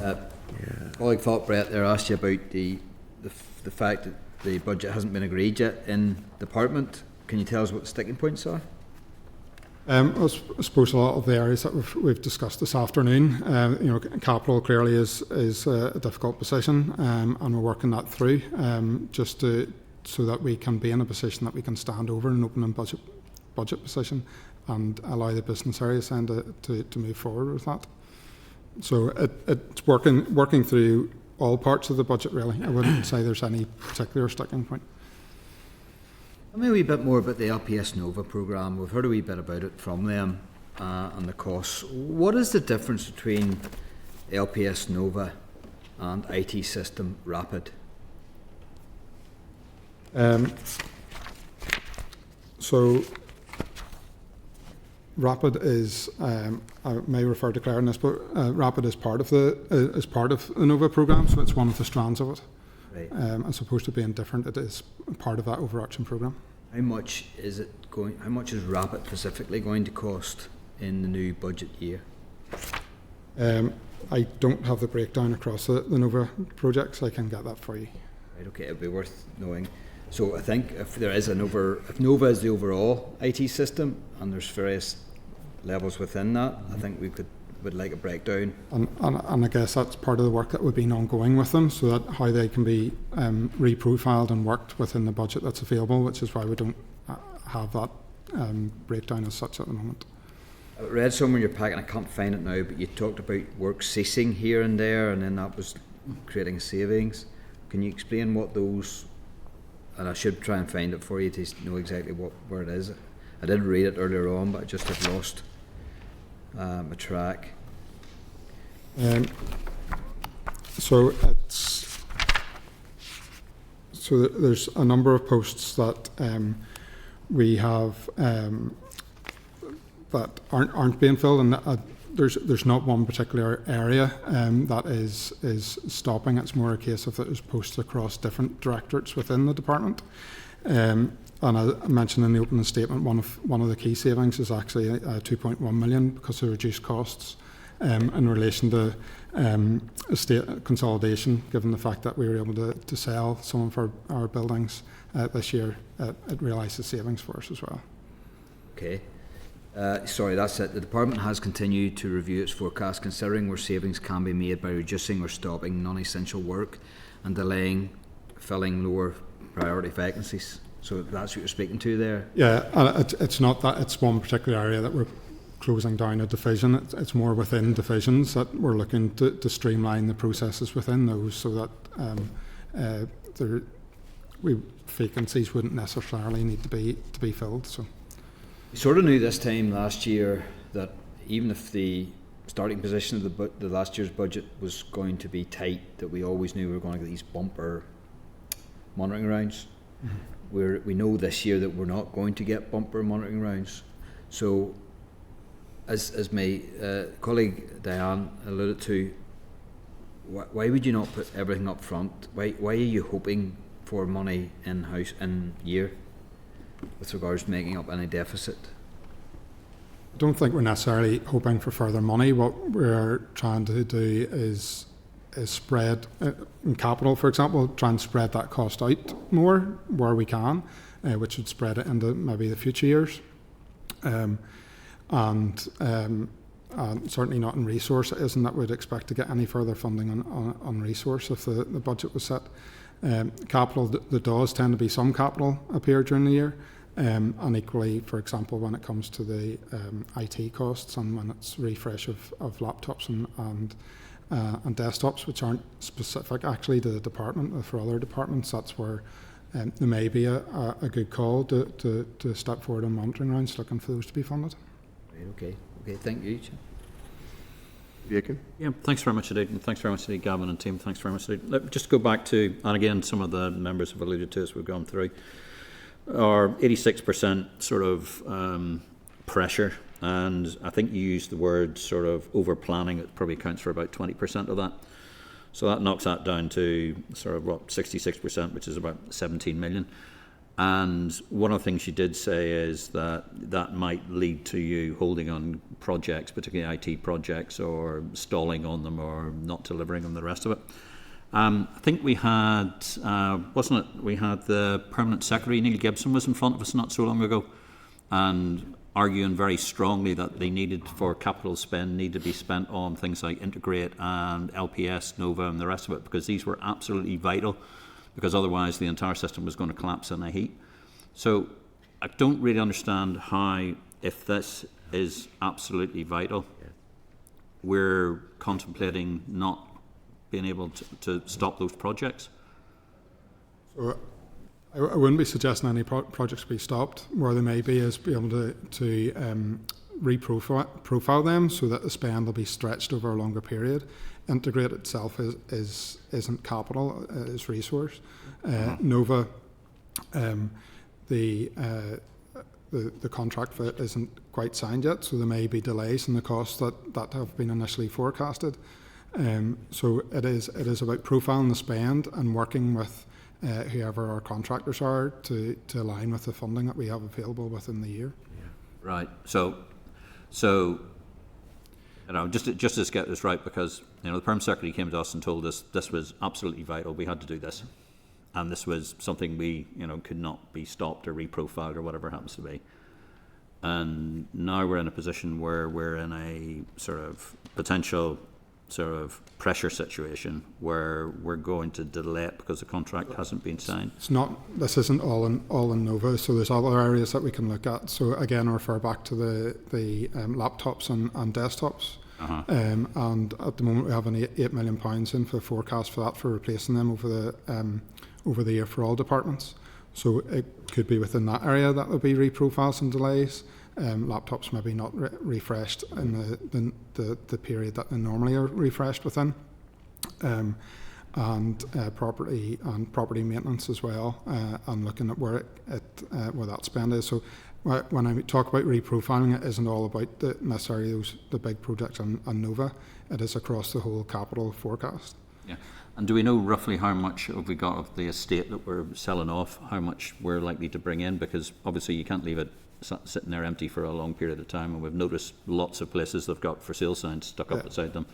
So have we got an idea of how much is? We're working through that at the moment with colleagues in CPD as to how much that we could realise next year, and that we could take account of in that opening budget, which then would release funding and spend to go against that pressure that we're talking about. Would it be appropriate, Chair, if we ask the department to give us an idea of roughly what they've put up for sale and see we're getting good value for money for it? Because I think that would be very helpful. Yeah. That's it. Thanks, Chair. Thanks. Okay. Owen Tennyson? I'm happy enough, Chair. All my questions have been addressed. Grant, you okay? Yeah. Just on us relating to this, because it occurred to me that maybe something that's not in your bailiwick exactly in the department. I think both Integrate and Nova, or at least one of them, bid for the public sector transformation funding, but they were unsuccessful, I think. That's correct. Right? Are there any, just remind me, are there any successful, has the department any successful bids to the PSTB? No, there wasn't. No, okay. Do you know, and as I said, this might be the PSTB, are the awards, because I'm not aware of when or whether the final awards have been made yet? I'm sorry, I don't have that information. Okay. It's not been led by my team. Okay, that is helpful. If there are no further questions, I think we would welcome continued updates on when the department, I think we'd like to be kept abreast of when the department signs off its own budget. I think we'd also like more of an explanation on the department starting with that 86% of its capital budget being no, it's not actually 86% of its capital budget. It is the amount that the pressure is 86% of the actual allocation, but it's a very large amount. So we would like to be kept abreast of actions. And like I say, as part of the opening budget, that's agreed that we will be formulating that as to how that is being managed. So that's exactly what we're working through at the moment, and we absolutely pass back. Is that one of the reasons why the sign-off has been delayed? Well, it's both pressures until we can, and I can assure the Perm Secretary and the Minister that we can live within the budget with the plans we have in place. We couldn't have an agreed position, but we are working very closely to that. Okay. So it's pay on Ardell, and it's basically these projects, particularly Nova on the CDL side, are creating pressures that you cannot at this stage. We don't have a matching budget against it, so we need to work through how we can do that and live within the budget. Right. And it seems unlikely that you will manage the CDL pressures down to 0, but you would like, I presume, to get them down from 25 million? Absolutely. On top of the 30 we need to get budget. into, like I said, I suppose earlier, there's different measures you can use: the over planning, potential further income, reprofiling of the projects to live within that budget, and that's what we're looking to finalise. It's obviously a wee bit hard then for the Finance Minister and the Permanent Secretary and Joanne McBurney to say to counterparts in other departments, now you're not allowed that a few million quid over commitment, but we are allowed to have. By the way, we've got this unfunded 20 odd million of capital pressure. And I do know from experience from other departments, they would, when it comes to capital, there would normally be an over-planning element within your initial plans, because there does tend to be slippage within capital. But we will absolutely come back to the committee on it with the plan that we've put in place to live within the budget. Okay, I think we'd like to be kept abreast of that. I think particularly given the department and the committee's role in terms of spending controls elsewhere. But thank you for that briefing. Thank you, Gavin, Cathy and Claire. We appreciate that. Okay, members. Oh, you're going to go back to matters arising. Okay, we're just going to go back to matters arising, folks. Page 1. I will tell you now once I get back to the relevant. Page 56 in the pack. Page 56 in the pack. In my, it is. Just when you're doing yes. Just to flag up to members, they'll recall that we put out the round robin across the other committees at the Finance Committee traditionally to us, asking them about the issues they want to raise around the 25-26 budget, with the plan of having a debate on it prior to Easter. I think this is where there may well be a problem, is because of the tight nature of the budget, it's taking that bit longer to plan out how capital pressures and other pressures might be managed. So, you mean having a debate on the budget yes, statement? That's our vote on normally we would have. We'll know this will be a committee debate. Normally we would have a debate based on that round robin exercise. And that's before the actual exam actually votes on budget. So it's an opportunity for committees to raise any issues they want to before we go through that formal process. But I think this is probably going to see an impact on that. I've had some feedback from clerks in terms of trying to get budget briefings, and we obviously pushed hard, but with the understanding that there were still decisions to be made. But I think in some cases departments are saying they can't brief until a final decision is made. So I'm just checking back on that, but I just wanted to flag it up now. It may have an impact on what the committee's trying to do in terms of bringing this debate. Okay. Just on a point, our voting account that may or may not be 45%, we're probably reaching into, by the time the budget process is coming through, we're going to be hitting a wall again with the getting to the voting account level before it's actually decided. Is there any, should we be writing to the sorry, just is your point that we will be getting towards the 45 and a bit percent before the draft budget statement for the actual budget document is agreed? Is that your point? Why would that be? Well, I mean, should be a routine year. That 45% should take us sort of towards the summer. I mean, do you have, unless you have specific information? No, I don't actually. But I'm just thinking the delays we're having with the budgets coming through, and what the clerk has just said. We would normally be looking to debate this just before Easter, even though Easter's late. And if it's even later than that, we're beginning to start eating into where we should be. I would agree with Steve in terms of we've got these numbers through now in terms of the increased national insurance, but like some of us did mention it in the debate that the vote on account is rolling forward staff costs that don't take account of that increased contribution. So we're saying 200 million, so like a quarter of that is 50 million. So we're going to be running up increased staff costs of 50 million up to June time, and it's June that we're talking about potentially getting 140 that we're hoping for from conversations. So like we are eating into this quite quickly. So I think that it's right to flag it. I think that is. I think so. The sort of three connected things we were talking about. One, the actual 25-26 final budget. I don't know whether that's been when that's going to be discussed by the exec. I presume once the consultation is going to close, and then the consultation goes on the 13th of March. He will then bring a final statement, a statement which will be agreed by the executive before or after Easter, and then it will come to the assembly for debate and voting. But there is also the connected questions of not building into the voting account the additional money for employer NIC, and also the fact that we are going to get in June. They anticipate additional Barnett. I think it would be helpful if, further to the Deputy Chair and Steve Aiken's point, if we get that clarified from the department, if they could tie together those timelines and reassure the committee that they are happy that can all happen, and that those things do not create problems for one another. people are content with that. Okay. Can I just ask one question? Yes, of course you can. I just wanted to check, Peter, just through your clerk discussions, are you aware of any other department that hasn't agreed their draft departmental budget? Off the top of my head, I can't remember who has flagged up. But there's at least a couple of departments have said they can't. And obviously I don't want to name anything that I'm not sure. Of course. But that they can't brief because they haven't had that final decision. As I say, because we pushed hard and because it's the Department for Finance and we're the lead committee, or the committee's the lead committee, we have got an early briefing even when there's not been a decision. I think other committees are struggling to get the same. But I will check back on that for sure and come back next week with it. Okay, members are content. We're going to go back to matters arising now, which is we're going to go to agenda item 5.1, which relates to departmental delegate limits.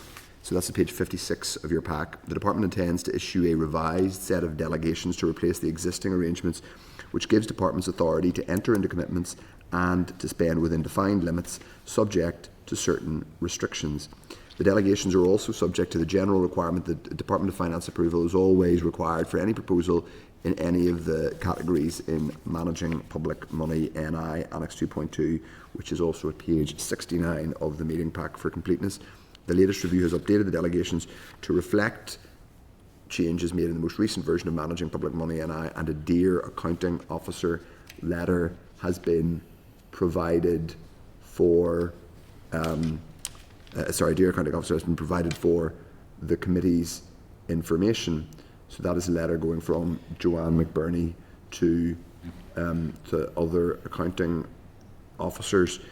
Changes made to specific delegations include IT projects, capital projects, strategic outline cases, and EU Peace and the EU Peace Plus programme. The rationale for the increases is set out in paragraph 10 on page 61 of the meeting pack. So, which is in the middle of the letter. It largely relates to increased inflation is the argument for why the delegation limits have increased, though some of them are quite sizable. And the letter also sets out a number of working arrangements which implements delegated authority, including management arrangements, appraisals, and post-project evaluations and reviews of processes. I think this is interesting. I am not sure whether it's worth us having a specific oral briefing on it. I think it may be worth, when we have Joanne McBurney, who is the author of this letter, I would certainly be interested in just asking for my own comfort a couple of questions to understand what has prompted this and the specific issues that have given rise to this becoming an issue, and any risks attached to it. I'm sure they're manageable, but I think it would be worth asking those questions. I also think it's always worth pointing out that I think I'm right in saying that the head of the civil service is not an accounting officer, which is a relatively anomalous position, but I may be wrong. Permanent secretary does that for each of the departments, not the Hawks. Anyway. Okay, but the deputy chairs and anyone else who wants to comment on this? Yeah, thank you, Chair. Yes, certainly I would welcome a briefing and to be able to ask Joanne about it, but I think in the first instance I would propose that we write back and ask for a table of changes. So where they're saying that there's an increase of limits to 10 million, I just would want to know what it's from to move to 10 million. There's a lot of big numbers here, and I don't know if it's going up by a small amount or a large amount, or why. So it would be good to be able to see the differences in those. And throughout the document, it's referring to a lot of changes, but it's saying what, kind of what it's changing to, but it's not saying what it's changing from or why. So just kind of a rolling narrative to that in written form, and a specific briefing I think would be helpful. Also, if I just basically giving us the letter and asked it to read us for ourselves rather than summarising it for us. Yeah, well, and I just want to highlight as well, in the section there, we're moving to some of the changes I'm not entirely comfortable with in light of recent reports and things that have come out in appraisals and post-project evaluations, like it is in bold print. You may wish to note that DOF will no longer routinely monitor the completion of post-project evaluations in relation to business cases submitted. So why are they moving away from that whenever there's a lot of recommendations in in terms of increased scrutiny? So there's a lot of things here. There's a lot of references, and we know Joanne's great, and all the references are there to managing public money. But for me, it's it's detailing what it's going to be, but it's not really saying what it was before and why it's changing to what it is now. So if people go to Dan's just referring to, if you go to paragraph 9, for example, or on this letter, it talks about IT projects increasing delegated limit to 10 million, but it doesn't say what from. Now, it does audibly say that there's on the EU piece plus the final bill, it explains it's going from 5 to 10. It would be helpful to have that comparison for all of them. I think it's reasonable to ask for that table, and just in general to give it to us in. We should have both the full letter and the summary document, so we should, we're able to do our own detailed homework, but also have it summarised in a comprehensible form. Steve Aiken? Yeah, it's interesting. We've just had a briefing there about IT projects are likely to overspend by about 17 million, and now he's just said she's been given delegated authority to do 10 million. So that takes care of at least 10 million of the 17 million pound problem. Does seem rather odd. And may I just echo what the Deputy Chair says? I mean, it's actually a points letter unless it tells us what it's changed from. I mean, how all we're being told is delegated limits. We're not being told where it's from. And the EU Peace Programme, and I think the only reason why it says it's 5 to 10 because they have to lay down where the level is. I don't know why we don't have it for the rest of it. So I would really like to know what it has been changed from. That's a bit of a Sir Humphrey letter, I think. I'm not saying there's necessarily anything wrong with the letter as an instruction to accounting officers, but we need a bit more clarity. Members are content? Yeah. Okay.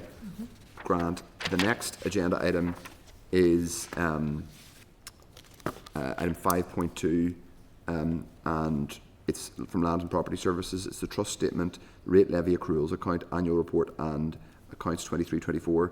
The committee, it's at page 75 of the meeting pack. The committee previously raised a number of queries in relation to the LPS rate levy accruals account, annual report, and accounts.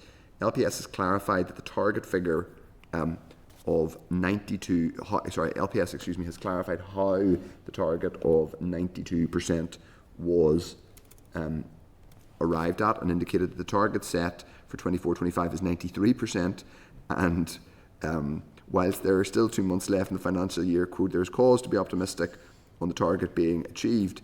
Details of housing executive actions to drive down the level of fraud and error with housing benefit rate relief has also been provided, along with details about the new model specific to rate rebate relief within universal credit benefits. Details have also been provided on the year-end targeted activities plan to secure payment or resolving remaining debt, plan to secure payment or resolve remaining debt. LPS have also provided information on what actions have been undertaken in order to verify both domestic and non-domestic properties as vacant, and work to increase valuation caseloads. So, members, this correspondence is to note, but I'm happy to, if anybody wishes to Dan for say. Yeah, thank you. I think in terms of this, at the time that we discussed this, I think it's important that for members of the public to have some sort of aspirational statement made that obviously we would aim to have 100% collection here, and I think the fact that we put in a target of 92 is more of an operational thing, but I think that it's important that is emphasised somewhere by LPS or the department. I just think in relation to the 92, I just wonder how ambitious that it is, because it's floating in around that. It's 93, we're on target for it, and the comment in the feedback says there's no recognised best practice. Yeah. And it didn't really answer the question. I would have liked to have seen what the percentages were, even if they were unfavourable in the other countries, because by not showing them, just feel like it hasn't answered the question. Certainly not. I don't think you call it a stretch target if it's roughly speaking what they've achieved over the last 5 or 6 years. So let's ask that question. And I think why if 92% is a kind of Better. well, if but if it's not a, if it hasn't been arrived at based on a very, very clear model, which it hasn't, it seems like, then why not have it at 95? And then, if it's a target that's kind of slightly a rule of thumb, then why not? Why shouldn't the rule of thumb be a bit higher? I think that's a fair enough question. Did you want to come in, Paul Frew? Yeah, I think this is an endorsement of failure. Why would you set a target of only collecting rates that has to be brought in at 92%? That's like me saying to my wife, I think we'll only pay 92% of our rates this year. It's just bonkers. There should be a target of 100% collection. And then when they fail that target, they explain to us, and everyone else for that matter, the public out there, why they fail to collect 100% of rates. And there might be reasons why, valid reasons why, you only collect 98% or 96%. I just think setting a target at 92% whenever you're collecting 91.5% in 2022-23 isn't a target. That's, it's more of let's do what we've always been doing. It's more of the same. It's not an aspirational target. It should be 100%. For everybody out there that pays 100% of their rates, this would anger you. I'll leave it there. Or a benchmark, I suppose, then Steve Aiken. Yeah, just a quick one. I mean, when I read it, it says there's no recognised best practice approach. However, due consideration was given to the methodology that local authorities in England use to measure council tax collection performance, but doesn't measure what the percentage is. So they must know what the figure is. So why didn't they tell us what it is? And look, it may only be 76%, it may be whatever, but should at least say if you're taking due consideration, please put it in so that we can actually assess where you're doing. And I would agree with what Paul's saying. I mean, the target should be 100%. If you can't achieve it, you say why you can't achieve it. But yeah. Well, it'll be different if it's council tax, because councils individually are collecting council tax in England, which is just a totally different system. Mm-hmm. But that means that there will be I'm sure there's lots of evidence. We're the only people who do rates anyhow, so therefore that's. Well, there's still a comparison to be made, so we'll get that evidence. We'll get that. Ask them for that, and if they've raised the comparison with England, then we should investigate that. Okay, members are content. We'll move on to the Dallo readout, which is at 5.3, which is the various bits that I am about to go through. The Dallo readout response on the content of the written ministerial statement on of 24-25 January monitoring. So we agreed to seek further information around fresh start funding in 24-25 and 25-26. The department has also for fresh start funding for 24-25 and 25-26 draft budget. The department has also detailed both the ministerial and official efforts to encourage increased use of FTC. Does anybody wish to ask for any more information or raise anything in relation to those two things? People are content. Yeah. Okay. I mean, just on FTC, I think it's worth saying that it's helpful. There's a little bit more there that we pushed back on. I think it's really important that we keep on this subject. One thing to say is that I think it's welcome the fact that I think it's right. I'm right in saying for the draft budget in 25-26, bids have maybe for the first time ever come close to the actual FTC headroom. So that is progress and worth acknowledging that. But I think it's really important that we keep on top of that and then fold it into what we're going to do on the NI investment fund, because obviously they're heavily used for both. Steve Aiken, just very quickly, Chair. How do we monitor the progress on FTC? Because we note the improvement of people asking for it, and we've seen what Gordon Lyons has done with some of the things he's looking for FTC. Yeah. But how are we monitoring the progress of whether that has actually been taken up? Because that's the bit I'm unsure about. Well, it's in the we get it in the monitoring rounds. Yeah. So we know in the monitoring rounds and returns will tell us how much FTC has been taken up. There's then a separate question about whether FTC, a downstream question is that the best use of FTC to build a hotel or whatever? Is that better than some other form of community? So we're relying on the monitoring. It's the monitoring round, so it'll give us the And do we have to specifically ask a question to make sure that they identify? No, FTC it'll money always towards be it? in there. It'll always say how much they usually aren't spending. But we are going to we'll have more evidence on this at some point. I think we have briefing scheduled for that, Chair.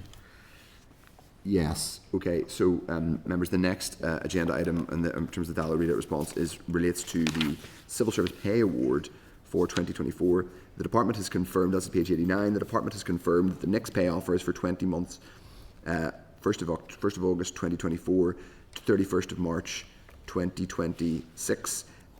It's relatively unusual that a pay offer starts in 3 months into the financial year, no?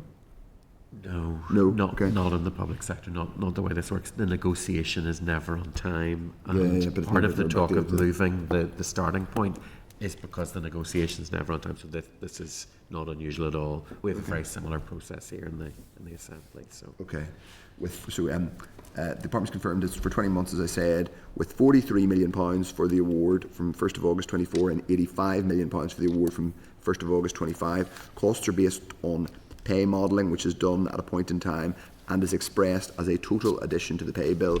The 2024 pay award is effective from the 1st of August 2024 before the employer's national insurance rise, which takes place from April 25 and will affect a quarter of the 2024 pay year. However, the modelled costs for 2025 pay award effective from August 2025 do include the employer's national insurance rise. Okay. Yeah, fine. That's slightly confused me, so why they haven't been anyway, fair enough. The 128, but we've kind of talked about this already, the 128 million, that's the across 24 and 25, it does not include the 20 million cost, as I said, of the employer's national rates increase, national insurance increase, but the starting bill starting pay bill baseline for the 25 award has factored in the increase to the baseline. I think I've just restated what I'd said in the previous paragraph. The 26 million for next pay negotiations across the next pay offer for 25 has been set aside by the executive. Departments will be expected to subsume costs of progression plus the first 3% uplift for the period 1st of August 24 to 31st of March 26 and will not receive additional funding for this element. Should the pay offer be accepted, departments will be asked to identify the costs relating to the increase above the 3% planning assumption. Additional funding will be provided to departments as appropriate in either the final budget or through in-year monitoring rounds. It's quite a big or there. Deputy Chair Danforth. Yeah, thank you. 2 questions. One, have we any idea when the result of this would be, when it would be balloted and when we should hear whether this offer was accepted? And the other one, I just am a little bit unclear as to this statement. £26 million has been set aside for it. So going back to the questions that we had whenever DOF Core were in, so they had the 3.6 for increased national insurance cost, and then about 4.2 I think it was for the pay award. So was the answer to that question, should it not have been, I haven't put 4.2 in because I know it's been set aside somewhere else, but at the same time it's still a cost to the department. So I'm just a little bit confused at this. It's set aside, you know, where is it set aside from? Is this clear to all departments, and how should it be presented in the budget? Because I do still feel like there's like £7.5 million that should be sitting in the DOF Core budget around that. So it's just the language in that, and I think Philip maybe mentioned it in a previous committee meeting, because just this setting aside and understanding where it's landing. Okay, I think I'm happy to ask for that as a further follow-up with the Dallow, and we'll bring it back when we get it hopefully next week. Okay, now members, the next agenda item, or next Dallow item is relates to the Public Sector Transformation Board. That is at page 91 of the meeting pack. The Department has indicated that the then Finance Minister discussed the work of the interim PTSB and way forward, including the Minister's approval of recommendations in relation to Stage 2 proposals. The Minister, to be clear, the Minister discussed them with the Secretary of State. The Minister has also written has now written after that agreement from these proposals were briefed. The Minister briefed the Secretary of State for Northern Ireland on the 20th of January. They were then, they were previously tabled and discussed but not agreed at the executive meeting on the 23rd of January. The Minister wrote to the Chief Secretary to the Treasury on the 31st of January in relation to releasing of the funds for the PSTB, and separately to the Secretary of State for Northern Ireland on the 3rd of February, requesting his formal agreement to the terms of reference for the interim board. Only following agreement on these issues, it says, will the Minister of Finance be in a position to announce the stage 2 proposals that will be funded. The Department of Finance will provide the committee with an update in relation to these at the earliest opportunity. I have questions, as they say.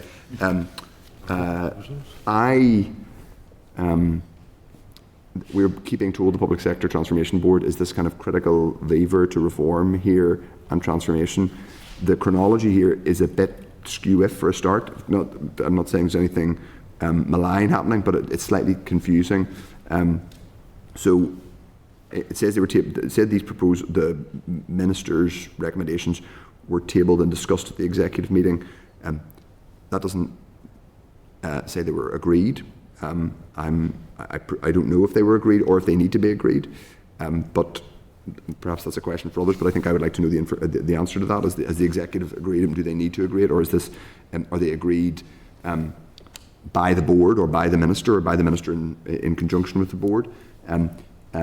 Then the minister met the Secretary of State on the 28th of January, in fact, presumably to brief him on, as the former minister, presumably to brief him on what was what her recommendations were, and then she had a follow up with the Chief Secretary in order to get agreement to. She had two follow ups. She had a follow up with the Chief Secretary in relation to releasing funding, and she had a follow up with the Secretary of State in relation to formal agreement to the terms of reference of the interim board.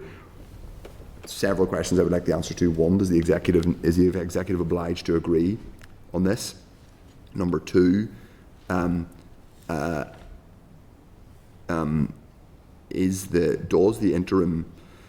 the Secretary of State need to agree the terms of reference before the PSTB, before this money is released? So that's the understanding we got from the Secretary of State's letter and previous briefing from officials that that was the contingent thing, and that would then make the interim board the actual board as well, because that was terms of reference for them. Yeah. Okay. It seems strange that this, like, an outside observer would say, why the hell didn't you just agree the terms of reference for this months ago? Because the terms of reference bit should be the tedious bureaucratic stuff you get done out of the way early, and then you just get on with assessing the funds and getting the money out. But anyway, and he made it up as you went along. Okay, through the chair, that. Then I'd like to know: is the chief secretary? What is the position of the Chief Secretary of the Treasury in terms of releasing these funds? Is he waiting on an okay from either the minister or the Secretary of State for Northern Ireland that the terms of reference have been signed off? I think we need clarity on all of these things. I'll bring in members. I'll bring in Deputy Chair and then Philip Brett. Thank you, Chair. And just to make the comment, why do we keep referring to all of this around an interim board? Should we just ask them to clarify that this is the board? We're now a year on from the executive financial. We have an interim fiscal framework and we have an interim public sector transformation board. At what point, like, we're a third of the way through what's left of this mandate. We're moving ahead with this interim board, and it would be good to just have it clarified. Is this just the permanent board? Because somebody just redesignated that, or clarify, are they going to go out and reappoint it? Because we just keep referring to it as the interim board, and we're getting terms of reference for an interim board, and it just feels a bit ridiculous at this point. Philip and then Paul Frew. Okay, so I have a number of questions on the back of this. One is, what are the stage 2 project proposals that were firstly put to by the board to the finance minister? What then changes, if any, did the finance minister make to the stage 2 projects that she then brought to the executive? And then what discussions at the executive related to any changes to those stage 2 projects? I do know, for example, that some works like Nova was an integrate, where certainly integrate was excluded. They didn't make it. They didn't make it. So I think it would be useful just to try and actually get details of those projects. Obviously, we went from 47 down to 35 the last time, so just interesting to see how many we've got left now. Because it goes back to significantly more than 40. Was it 47? Or was it 47? We got down to 29. and then some of those which were Definitely a digitalisation. jinx, Yeah. yeah. Yeah, I think that's. I think yes to all those questions. I think we would like this information ASAP, certainly in time for next week's meeting to have a discussion. I also think, before I bring in Paul Free now, but I also think this reinforces to go back to the matter we discussed earlier on, the letter back to the NIO around evidence. I think this underlines why it is entirely reasonable for us to get a briefing from a UK government representative about their understanding of all this, because it's clear that they have a role in signing some of this off, and that is entirely opaque at this stage. Paul Frew. Yeah, so if this board represents public sector transformation, I worry what the future holds. So we have a small board of 3 people who are making recommendations to the Finance Minister without terms of reference. We then have a Finance Minister who adopts those recommendations, I suspect, and brings it to the Executive, and the Executive here has approved the then Finance Minister's recommendations on 20th of January. So this is really cack-handed. To me, this is really going the wrong way around. And it was Neil Gibson who said, the Permanent Secretary, who said, well, this is a new way of doing things. Well, if this is a new way of doing things, I worry for the future. So there's a massive miss here, and there has been from the start, Chair.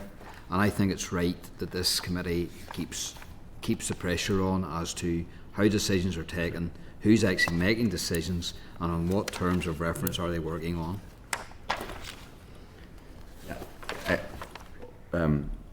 All those points, I think, well made. Anybody else wish to come in on this? Steve Aiken? Just a quick one.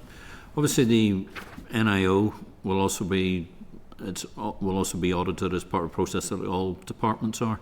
There must be some line within the NIO's process on this as well, because it involves NIO. Doesn't involve any NIO spending. There's no. No, because it comes directly from. But with an NIO rep on the board, I mean, it just seemed like all about this was, as Paul said, this was designed to be a new way of thinking and a new way of sort of speeding up the process and all the rest of it, and accountability, and be able to deliver transformation. The only thing that's happened is it's just raising more and more questions. I thought I knew what was going on. I don't know. So, but I think that the final and a really important question, which I still don't know the answer to, someone else might, is this money going to be spent and factored into the budget for 25-26? I'm not asking the clerk, doesn't need him to put no hands on it. You don't know. I'm sorry, order. It was some order. So, I was just going to say, I mean, notwithstanding all of the challenges with the Public Sector Transformation Board Chair, and I agree with many of the points that have been made in that respect, I'm also conscious that this is £235 million of money that at the very least we know will be spent on transformation, and the alternative would have been putting money into a pot that was not necessarily ring-fenced, which would have been absorbed by all of the other pressures that we're talking about. So I think just in terms of giving a rounded perspective on it, yes, there are challenges with it, but at least we have confidence that what it will be invested in will actually be transformation, which often isn't the case when we're appraising executive budgets. We hope, and I think we don't know the answer to those questions yet, but I mean, it's welcome that this money exists. But I think our job is to interrogate how it's being spent. Yeah, thank you, Chair. And I just, to Owen's point, I don't have confidence that this is being spent in transformation because we haven't had sight of what the projects are, the decision making, and that is the point that I think that we're trying to make here. That we were happy and we welcome this amount of money being spent in transformation. We just want to be able to have the confidence to know that it has been spent in transformation and decided in an appropriate way. So I agree with the point that you're making. We want to see the money spent on it, but it's just the way that this process has gone. I don't feel that I have confidence in where this money has gone. I think we should, as a matter of urgency, seek that information, and I do think we're going to try and get an early briefing on this. And I think that should, if we need to, if we need to, I think it's ideally we hear from members. Obviously, order. This is we're nearly at the end of our session, members, but we're not having private conversations. Okay, we will get the bits of information and seek to find and seek to take evidence on it. Okay, the next agenda item order is the Dallo readout response in relation to the Chancellor's budget statement. So, members, the department that's page 92. The department has indicated that the this is going back to employers' national insurance, a subject we've talked a lot about today. The department has indicated that the figure of 200 million does not include costs facing healthcare providers or for local councils. The department does not have information on the cost impact across the wider community and voluntary sector, albeit it has given us separately that breakdown, which we have found useful. It also indicated there are no plans at this stage to replicate the provision of grants of organisations outside government, including the voluntary and community sector. Finally, the department state that the figure of 12 million in local government was highlighted in correspondence received from local government, and we've already talked about that. That's to note, unless anybody wishes to read it. We've talked about it already. Okay. The next agenda item relates to the SEUPB accounts. The department indicated that the 2023 accounts have now been certified in both jurisdictions, and that agreement from both sponsored departments, ministers, and approval at a meeting of the Irish government is now required. Accounts are aimed to be laid at the same time, and the date agreed subject to timing. This will be taken forward as soon as possible. Note in this.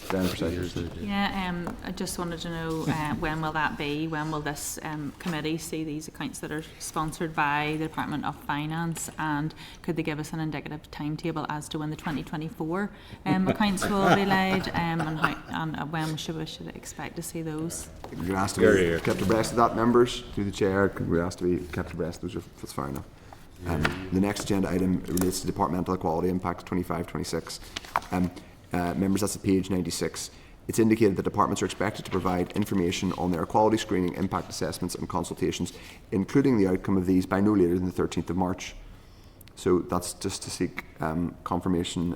We will, get a confirmation that all departments met this deadline in due course if members are content. The next is our DALO readout response to 5.10 in relation to Fujitsu contracts. A lot of DALO readout responses. We're very busy at hassling the department, but that's a good thing.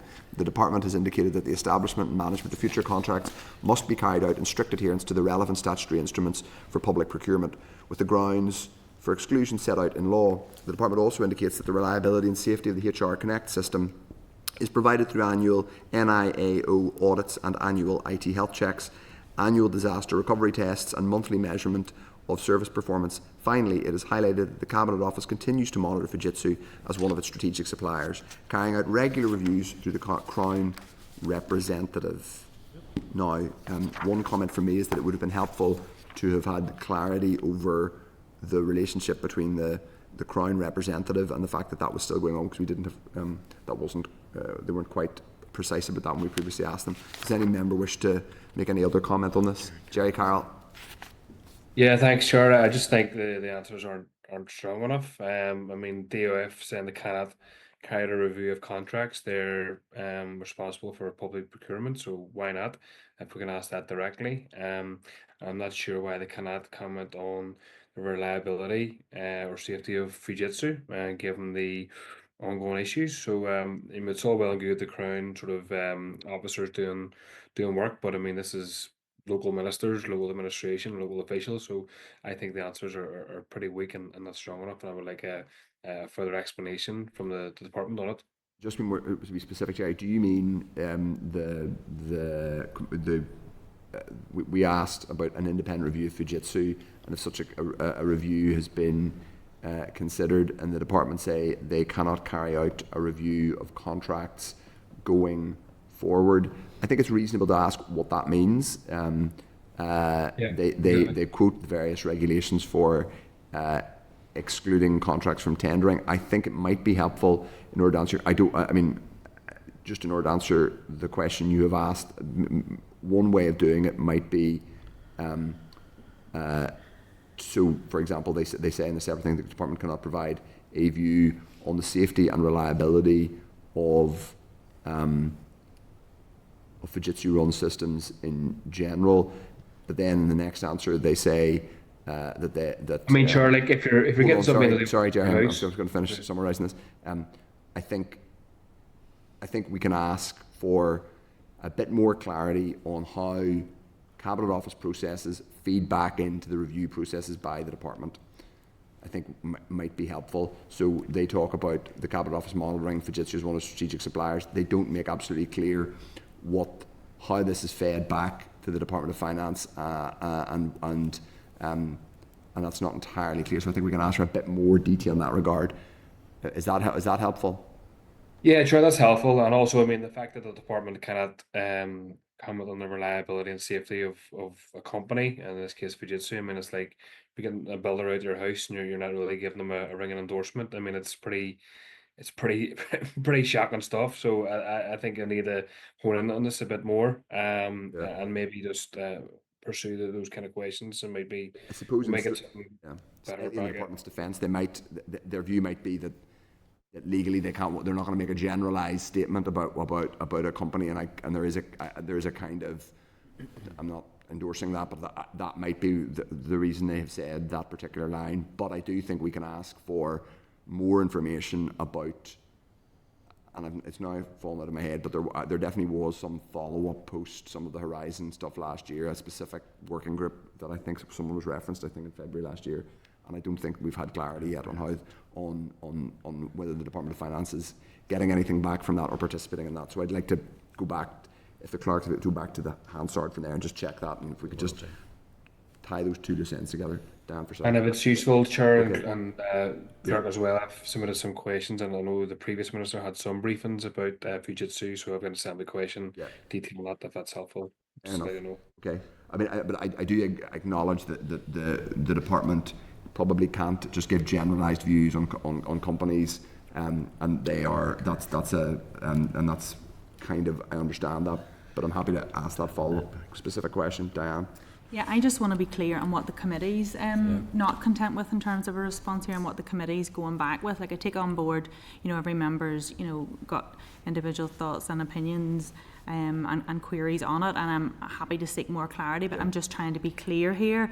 We've put, queries in, to Department of Finance, that they've came back with responses, and I just want to be completely clear what the committee as a whole is going forward with. I would say this: if every single additional bit of information I saw the kind of a quorum position on, we wouldn't get very far. I do tend to give members a bit of not necessarily indulgence, but there are lots of issues that are of particular interest to one member more than others, and I tend to give people a little bit of latitude in terms of asking for specific points of clarification. But you are right to say that the committee cannot undertake full-blown inquiries into absolutely every point of potential interest, and this is one of those.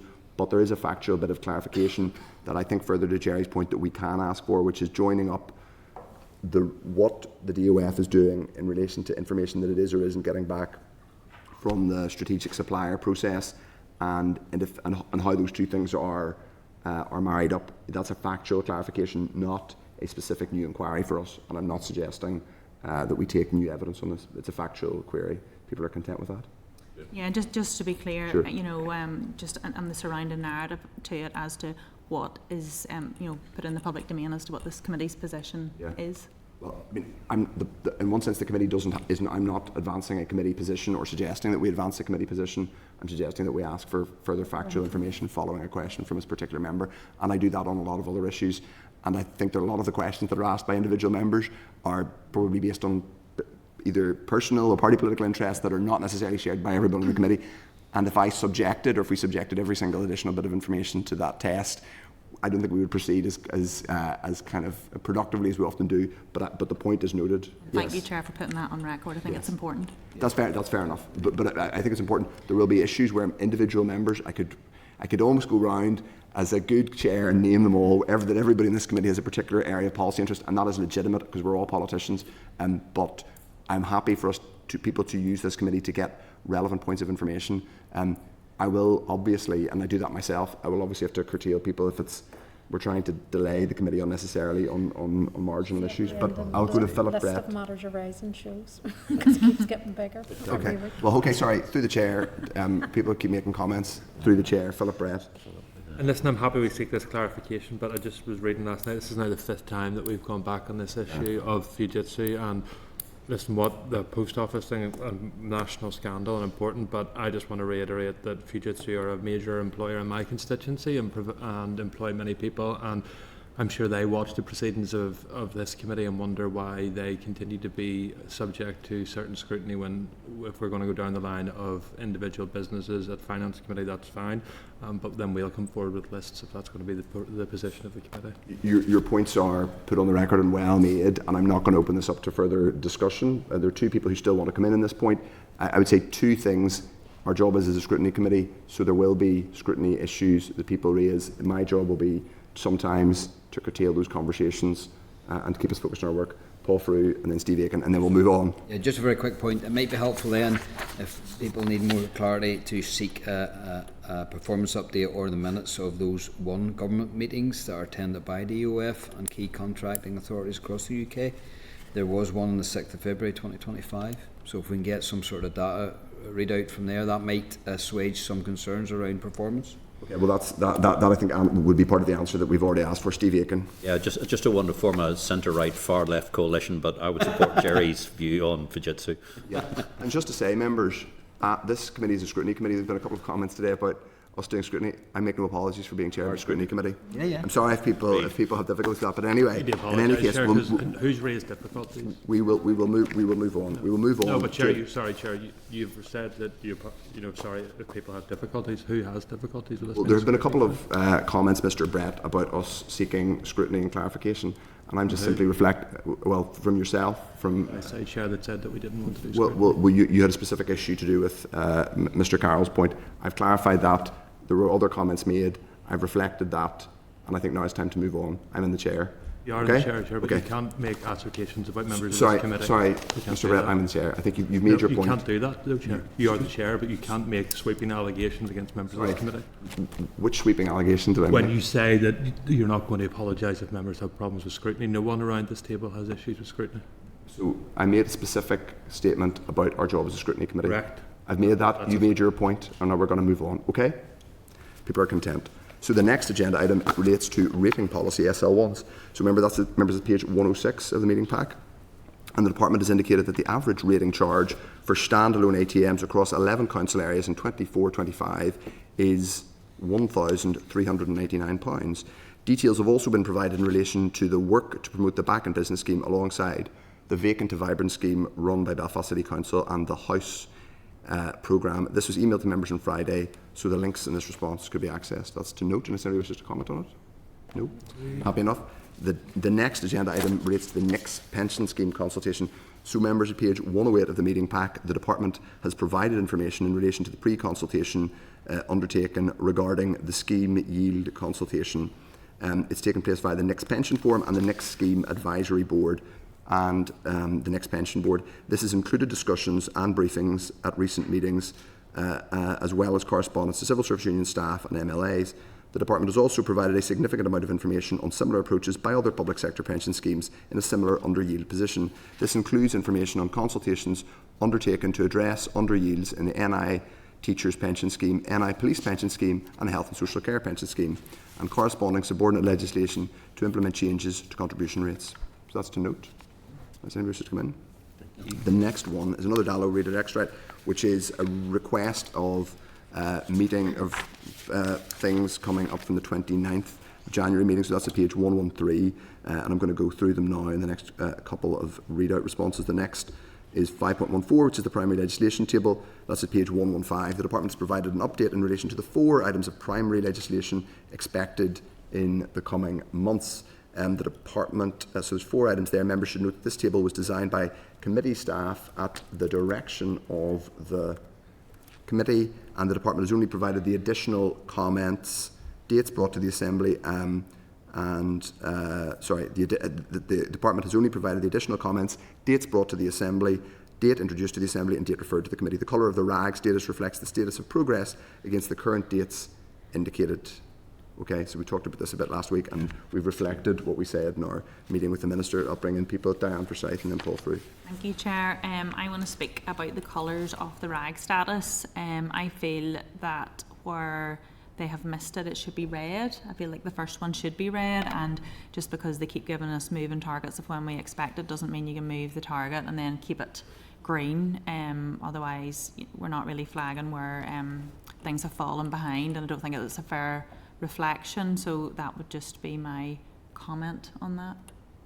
Okay, Paul Free. Yes, if we take them at their word now that the bill will be introduced to Assembly in April 2025, that's nearly a year since we were promised the secondary legislation piece at the very start of this process. That is totally and utterly unacceptable. And I do note that in our forward work programme we are going to be looking at the SR1 for the Coronavirus Act 2020 Registration of Deaths and Stillbirths Extension Order Northern Ireland 2025, and I have always stated that I have no problems extending this a further time if we have seen and have in our hands the actual piece of primary legislation. That will not be the case, and so they should not take for granted that that SL1 will go through. Okay. I think people have put their comments on the record. In relation to that, Stevie, you can Just a very quick one on the Fiscal Council bill. I've just noticed the comments about resourcing challenge and scheduling constraints have delayed progress compared to initial expectations. I mean, we've been doing this for years. I would, it's not amber, it's red. I would ask the question, what has the actual resourcing challenges been? Because we've been told all the way along that this has been progressed to quite a degree. So I would probably like a bit more information on that, please. Well, so on a couple of points, we are going to get briefing obviously soon on the registration point, and those comments that Mr. Free made will be able to be talked about.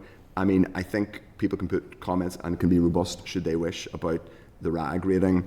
I think people will hear this. I'm not sure we need to go back and have a kind of back and forth debate about the appropriateness of their RAG rating. I do think it's a bit absurd to rate everything amber whenever they're months and months late. But can I suggest that we return to this when we have so we now have further target dates for the department in terms of when they intend to bring these bits of legislation to the executive, and we will be coming back to this, I imagine, on a regular basis to discuss. Just to say, Chair, on that, compare this to the Department of Communities. There are 4 bills in the system. 4 bills. The Department of Finance have no bills. No bills in the system. I completely agree. Yes, and it's not good enough. And we raised this with the Minister yesterday. I think we will invariably come back to this because this is now effectively a standing item. Okay, members, but we will, and we'll have the opportunity to talk about it again.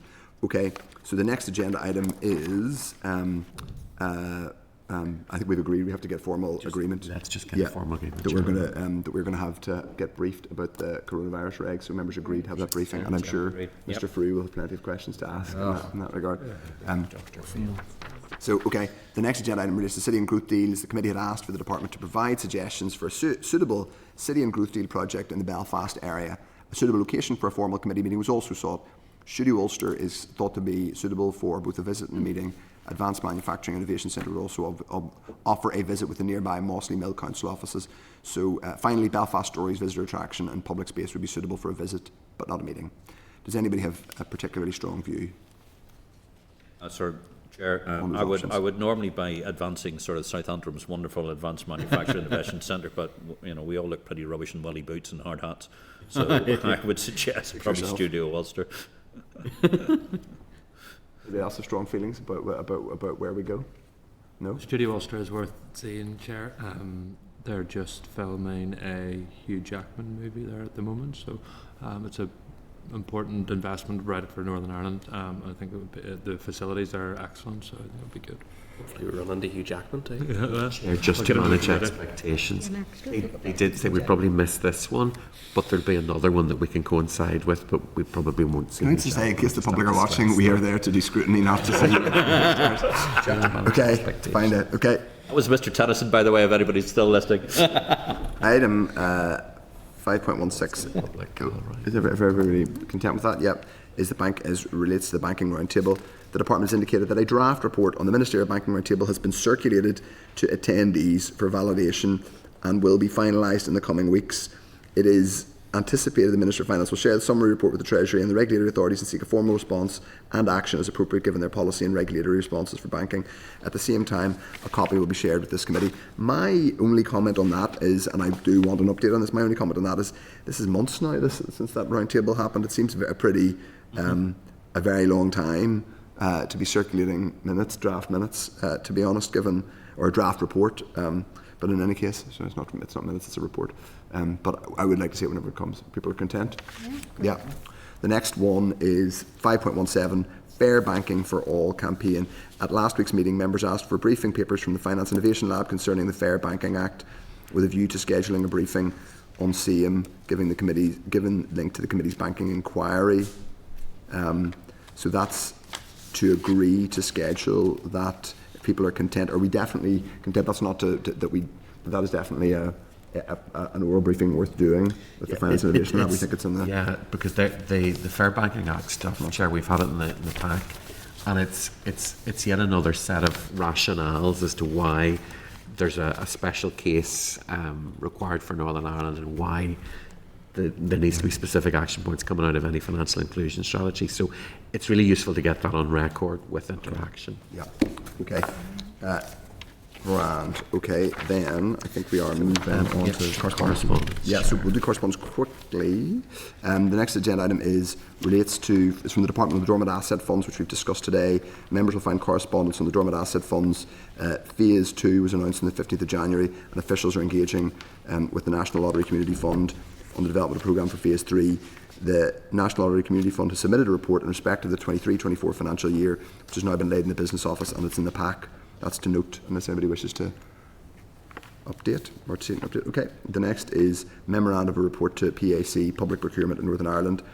The department has laid its memorandum of reply to this PAC report in the Business Office. PAC made a total of 11 recommendations in this report, the majority of which have been accepted by DOF.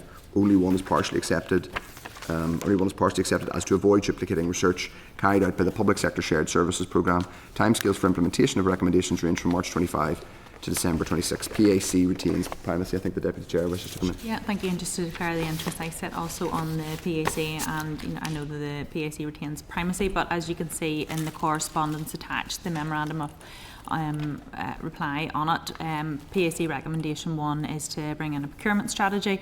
The Department of Finance accepted the recommendation and has an implementation date of 31st of March. They've already consulted on this, so I was just wondering, as a committee, have we scheduled any briefing in terms of what this new public procurement strategy is going to look like? Not yet, Chair, but if members want to agree that now. Yeah, people are content. Yeah. Okay, anybody else wish to come in on that?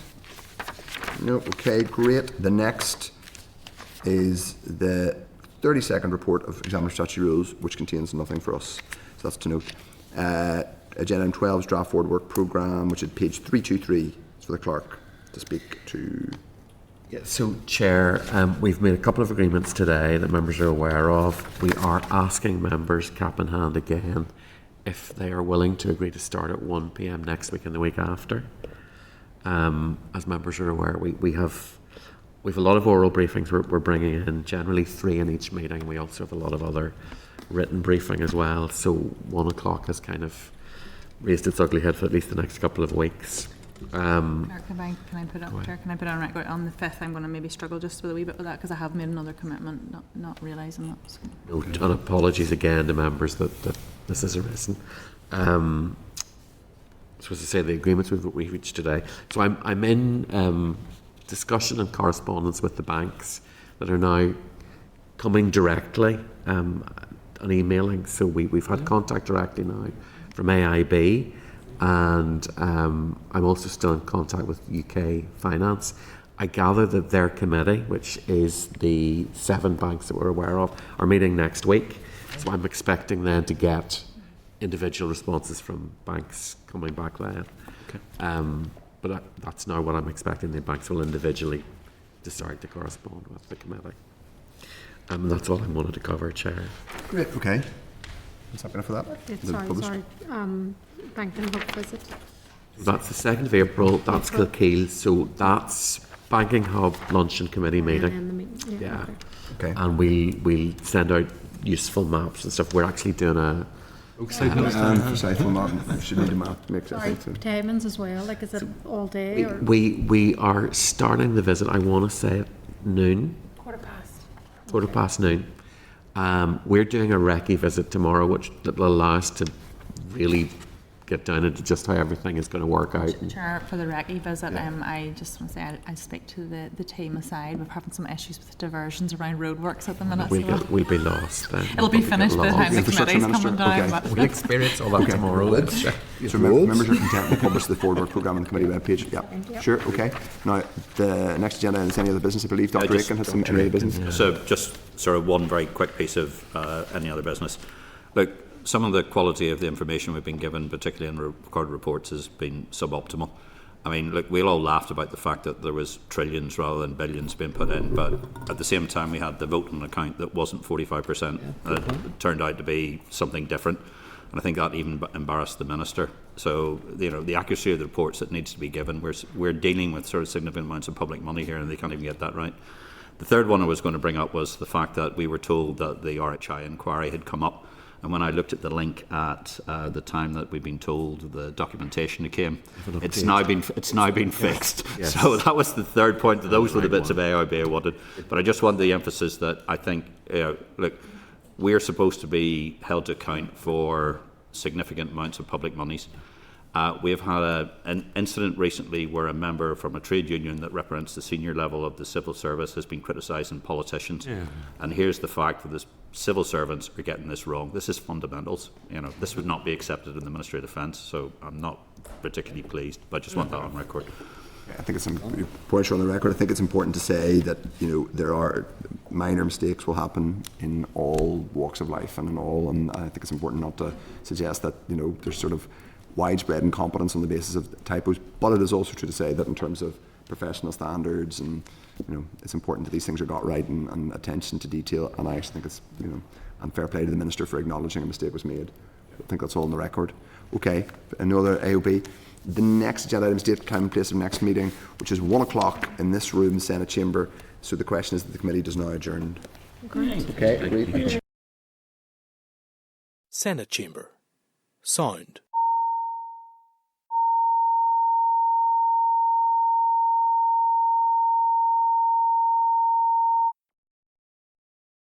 Senate chamber. Sound.